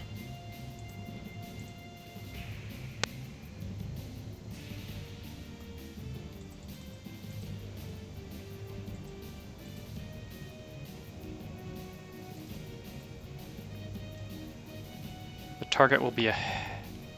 ahead of me at that point, so I need to go... No.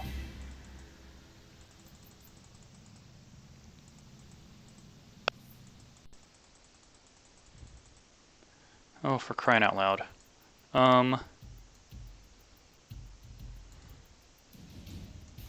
Yeah, they're going to pass ahead of me because their apogee is smaller, so I'm just going to burn retrograde.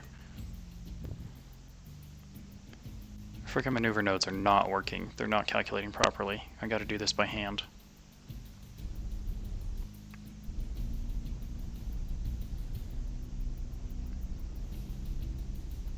What is the secondary showing me?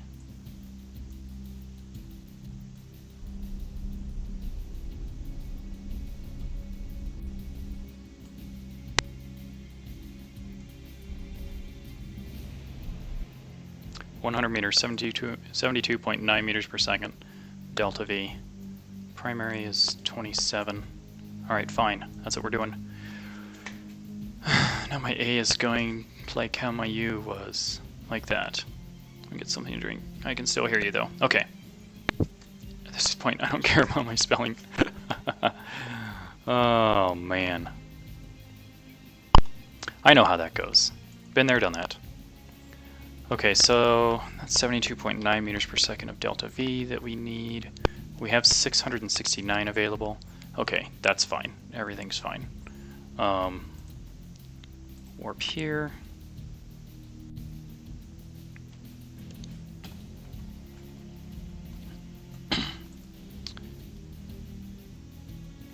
We'll put our engine at 50%. No, I can't do that yet. Alright, electric charge, diminishing, but we have our solar panels out, right?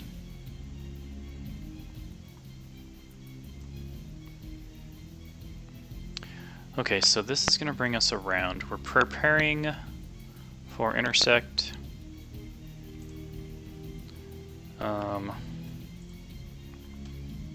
Alright, target 75.8 meters per second, delta V. Let's turn retrograde to the target. Closest approach is 130 meters in T-minus 1 minute, 40 seconds.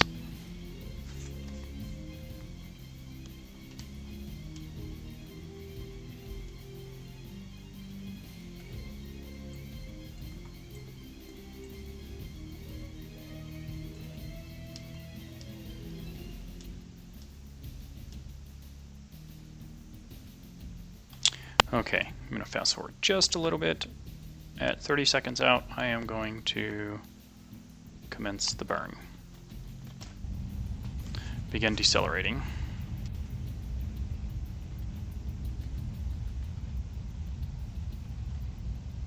Ooh. Alright, I need to turn towards the target.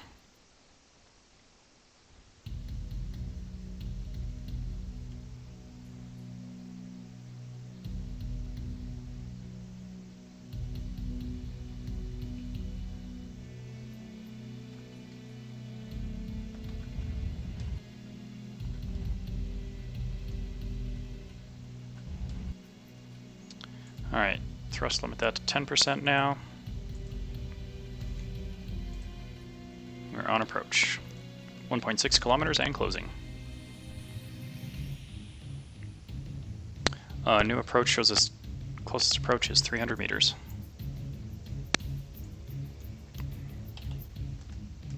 Currently at 1.5 and closing. 1.3, 1100 meters, 1000 meters and closing.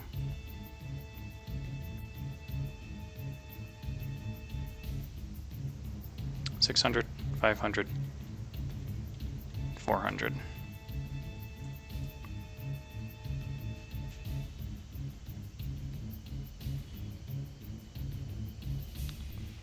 "40 seconds to closest approach." SpaceX launch? Yeah, the MO-17 is coming up next. They did a static fire today, about 3 hours ago. You know, make sure the engines work. All the fuel lines are good.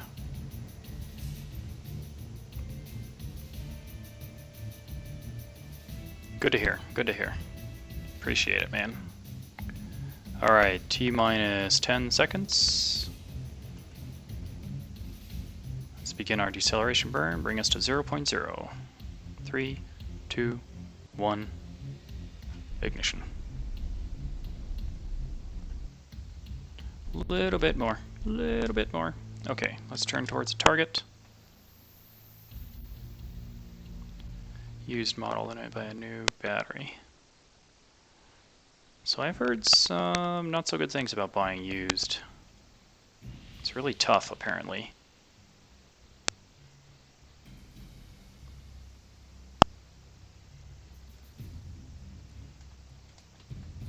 Like, for whatever reason, they've made it more difficult than buying a new one. There's a whole YouTube series I watched on it a couple weeks ago.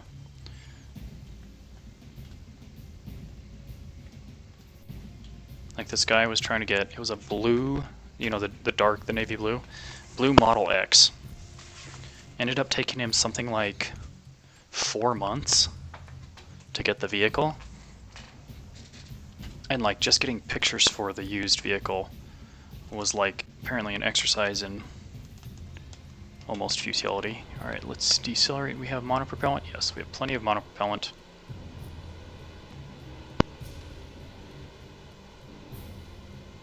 .130 meters in closing. But on the other side of that,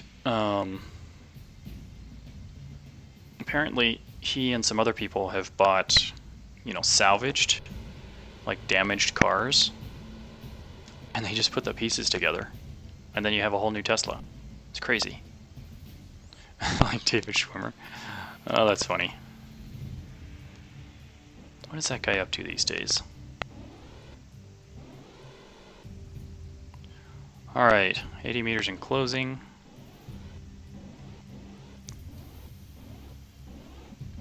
Alright, we're going to slow to 0.5 meter per second. Let's take a look. Ah, it's one of these pods. There's Wilger. I don't even know how to pronounce the name. There's a window down there and a window over there. That's about it. Alright.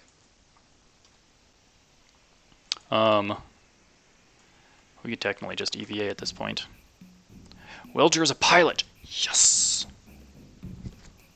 Rich rebuilds? I don't know if it's rich rebuilds or not, but... Okay, lights. Let's go Iron Man.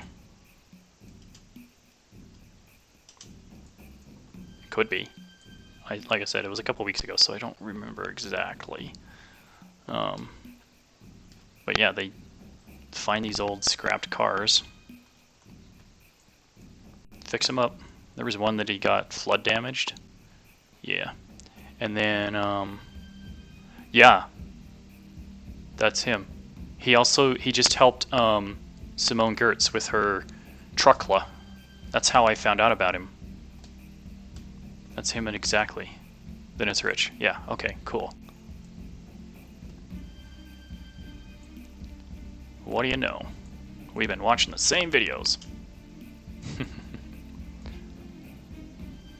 But yeah, he came on as a like the advisor and also the guy. Like, he did a lot of work on Simone's Truckla when she converted her Model 3 to the pickup, and that's also why she went with the brand new one, because getting the used one was going to be so much more difficult that for her to just order a new Model 3 and then cut that off and turn it into the truck. It was going to save them months of time, apparently, like literally months and months of time.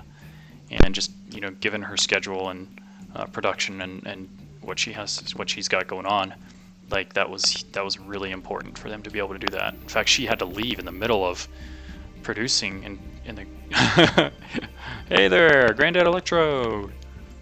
He was orange. No, it's purple. How you doing? Welcome. Good to see you, buddy. Oh, hey, that's probably a good idea, Nightbot. Shall we save? Yes, quick save. Okay, we've got our rescue, another pilot. The one Tesla will make. Yeah, that'll be interesting to see. I mean, the Semi already looks pretty neat, but the actual Tesla truck, we still don't know what that's going to look like, right? So, okay, so we can, how do I turn off the targeting? Disable the target, unset the target.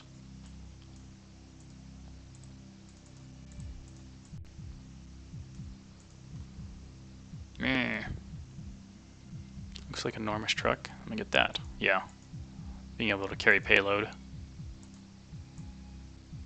Okay, I don't know what to do about that. I can't seem to, just wanted to have a front trunk. It probably will. I mean, all the Teslas seem to have it. Alright, we're going to shoot for a splashdown. Where is KSC? Desert Airfield. Island Airfield. Oh, it's all the way on the other side. Okay, hold on. Let's take an orbit and figure out where we're going to be for this deorbit maneuver. Because I want to be able to see the Kerbal Space Center and come in for a splashdown. That'll just make things easier, you know? Less risk bringing home all of our rich Kerbals. They have to survive in order to write us a fat check. We want their money. Might have to take one more orbit just because. Don't want it to look like the semi. Okay. That's understandable.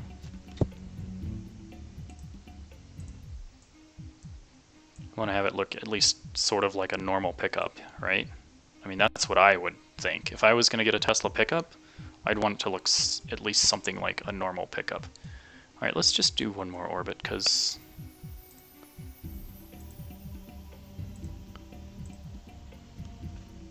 playing Ark. Ooh.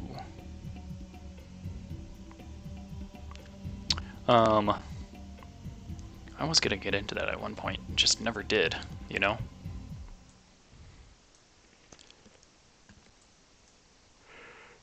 Here's to look steam pink. Eh? What does that mean? Question mark.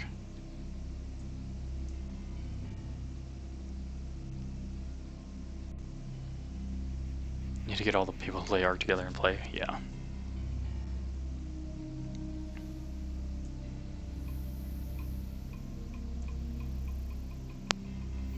Okay, now at least we can kind of see. There's KSC. If we do deorbit burn here,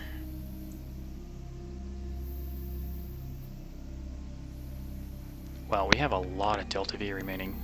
Who knew?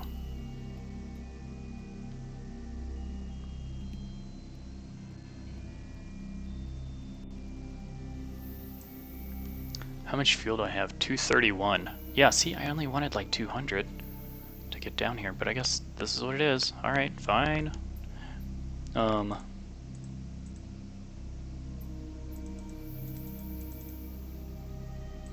We are going to burn up all of our fuel to deorbit and return home. And I want to make sure that we have a good trajectory to get as close to the KSC as possible.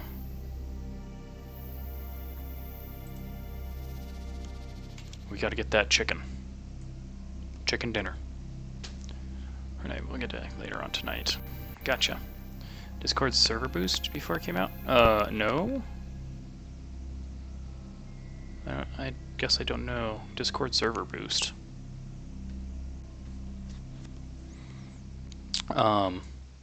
Yeah, I was watching Headshot Chick. You know, you guys were doing duos tonight, earlier. I was eating dinner, so I didn't play. And then I hopped on here. So, yeah. But I was in watching. Looked like it was kind of fun.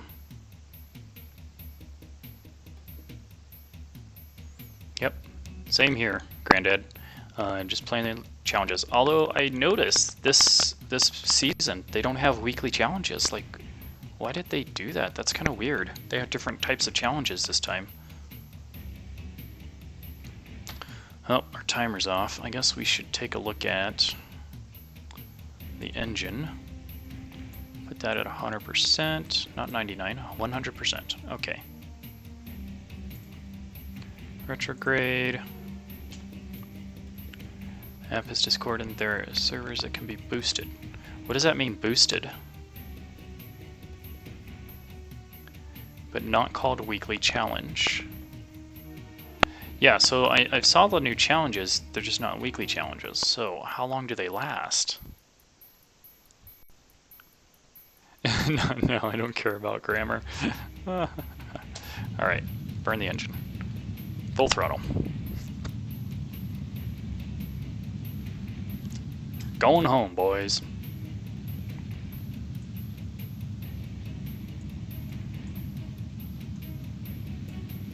This really looks funny.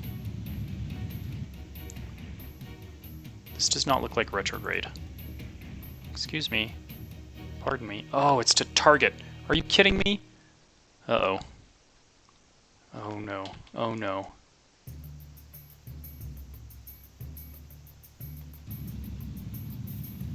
Oh no. Where is that putting me? Oh, brother. Well, we're still gonna splash down. It's just gonna be way over here. I can't believe that. That didn't get changed off of target. See, that's why I wanted to... Alright, we'll see ya. Thanks for lurking. That's why I was trying to get off of this as the target. Oh, there's gotta be an easier way to do that. Dang it. Alright. Well... we get extra stuff like emotes and higher voice quality and more upload and more. Huh. I didn't realize there was higher voice quality. I mean, it seems pretty good as is to me. Alright, so I guess we're bouncing up here and then we're gonna descend, so I'm just gonna do the time warp. Unset target. Space station is still green for some reason. Hopefully our aerodynamic drag... Oh, I need to separate. Stage separation. Where are we at here? So first of all, let's eject it that direction so it doesn't run into us, or we don't run into it on the way down.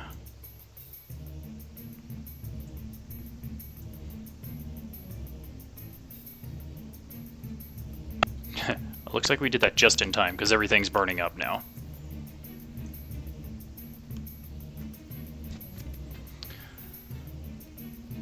Looks like it's coming out. Okay, tell me. Let's hear it. What do you got? Oh, what does this trajectory look like on re-entry?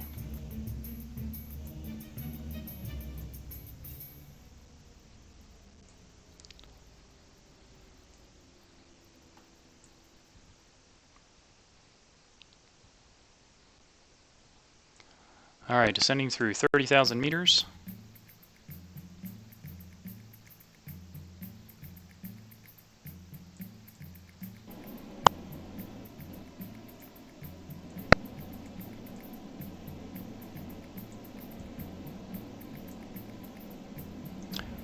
We might be landing on land, folks.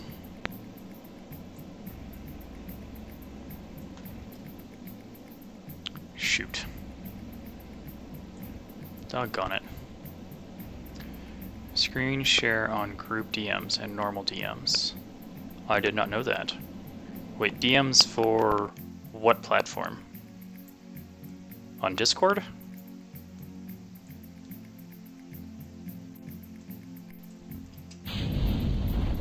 Alright, drogue chutes deployed. On Discord, okay. I really don't use DMs that much. And there's cameras too. Oh, so you can do like voice, like FaceTime, right? And then I would imagine like screen share, so if you want to show somebody what's on your desktop and if you're working on a project together, right?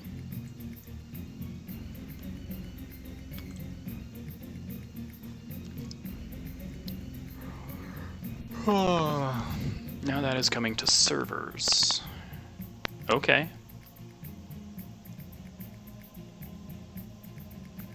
Hang on, I'm just looking at numbers here. 2,700, 2,600. Alright, full deployment on the drogue chutes. 1,700. Let's deploy primary chutes. Looks like very soon. Okay, cool. That's the engine and the fuel tank. Looks like there's still some parts though. Full deployment. Okay, now there are no more parts. There must have been a bounce. Looks like it's in beta, like how the camera and stuff was in DMs. Gotcha.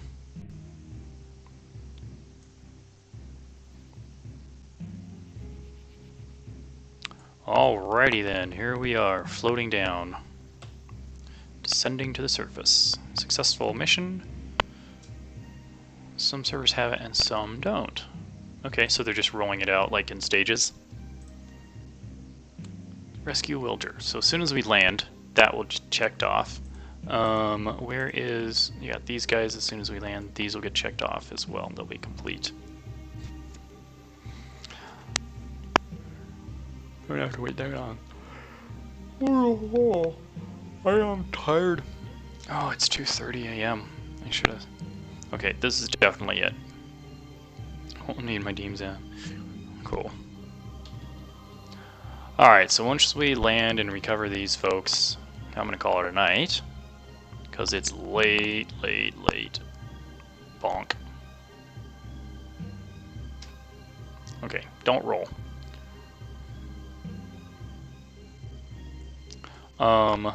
Actually, let's roll just a little bit. No, other way.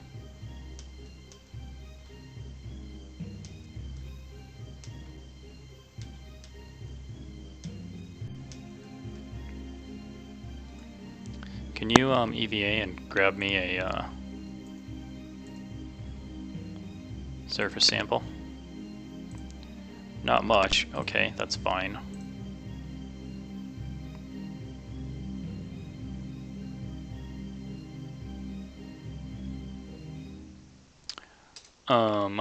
Yeah. Plant flag, buddy. Because we recovered our first group of rich Kerbals.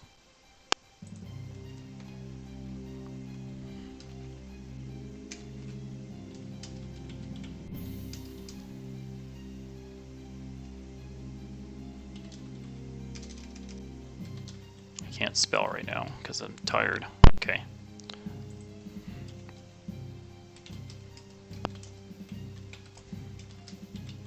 Landed with rich Kerbals. Hooray!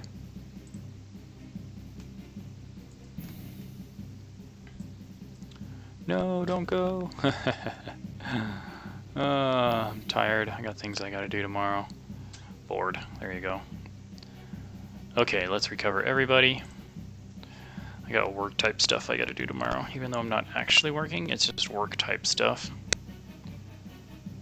First group of rich girls. That's funny. Kerbals. Rich Kerbals. He got it that time. 0.6 science earned. Ha ha. Funds recovered from parts. Reputation. You now know what reputation is, yes? There's the rescue, check marks. All good. 4 tourists safely to their destination. And then 3 tourists. So they're all good. Tourists. Man, I really have to enunciate, apparently, for this thing to understand me. Am I that bad at speaking English?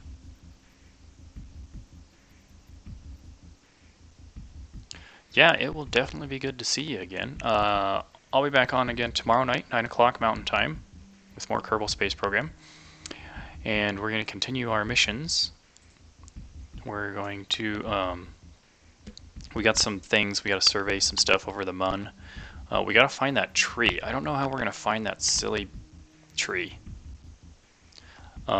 We got the rover ready. It's prepped and it works. We need to send some more fuel to the Mun. And we have a whole nother round of rich Kerbals to send up into space. Some of them need to go to Minmus, actually. So that'll be fun. All right, 9 o'clock Mountain Time, if you can make it.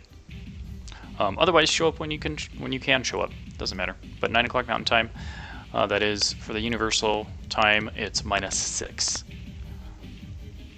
So all of your international folks that are watching. All right. Well, thanks again. Have a good night. It's good to see you.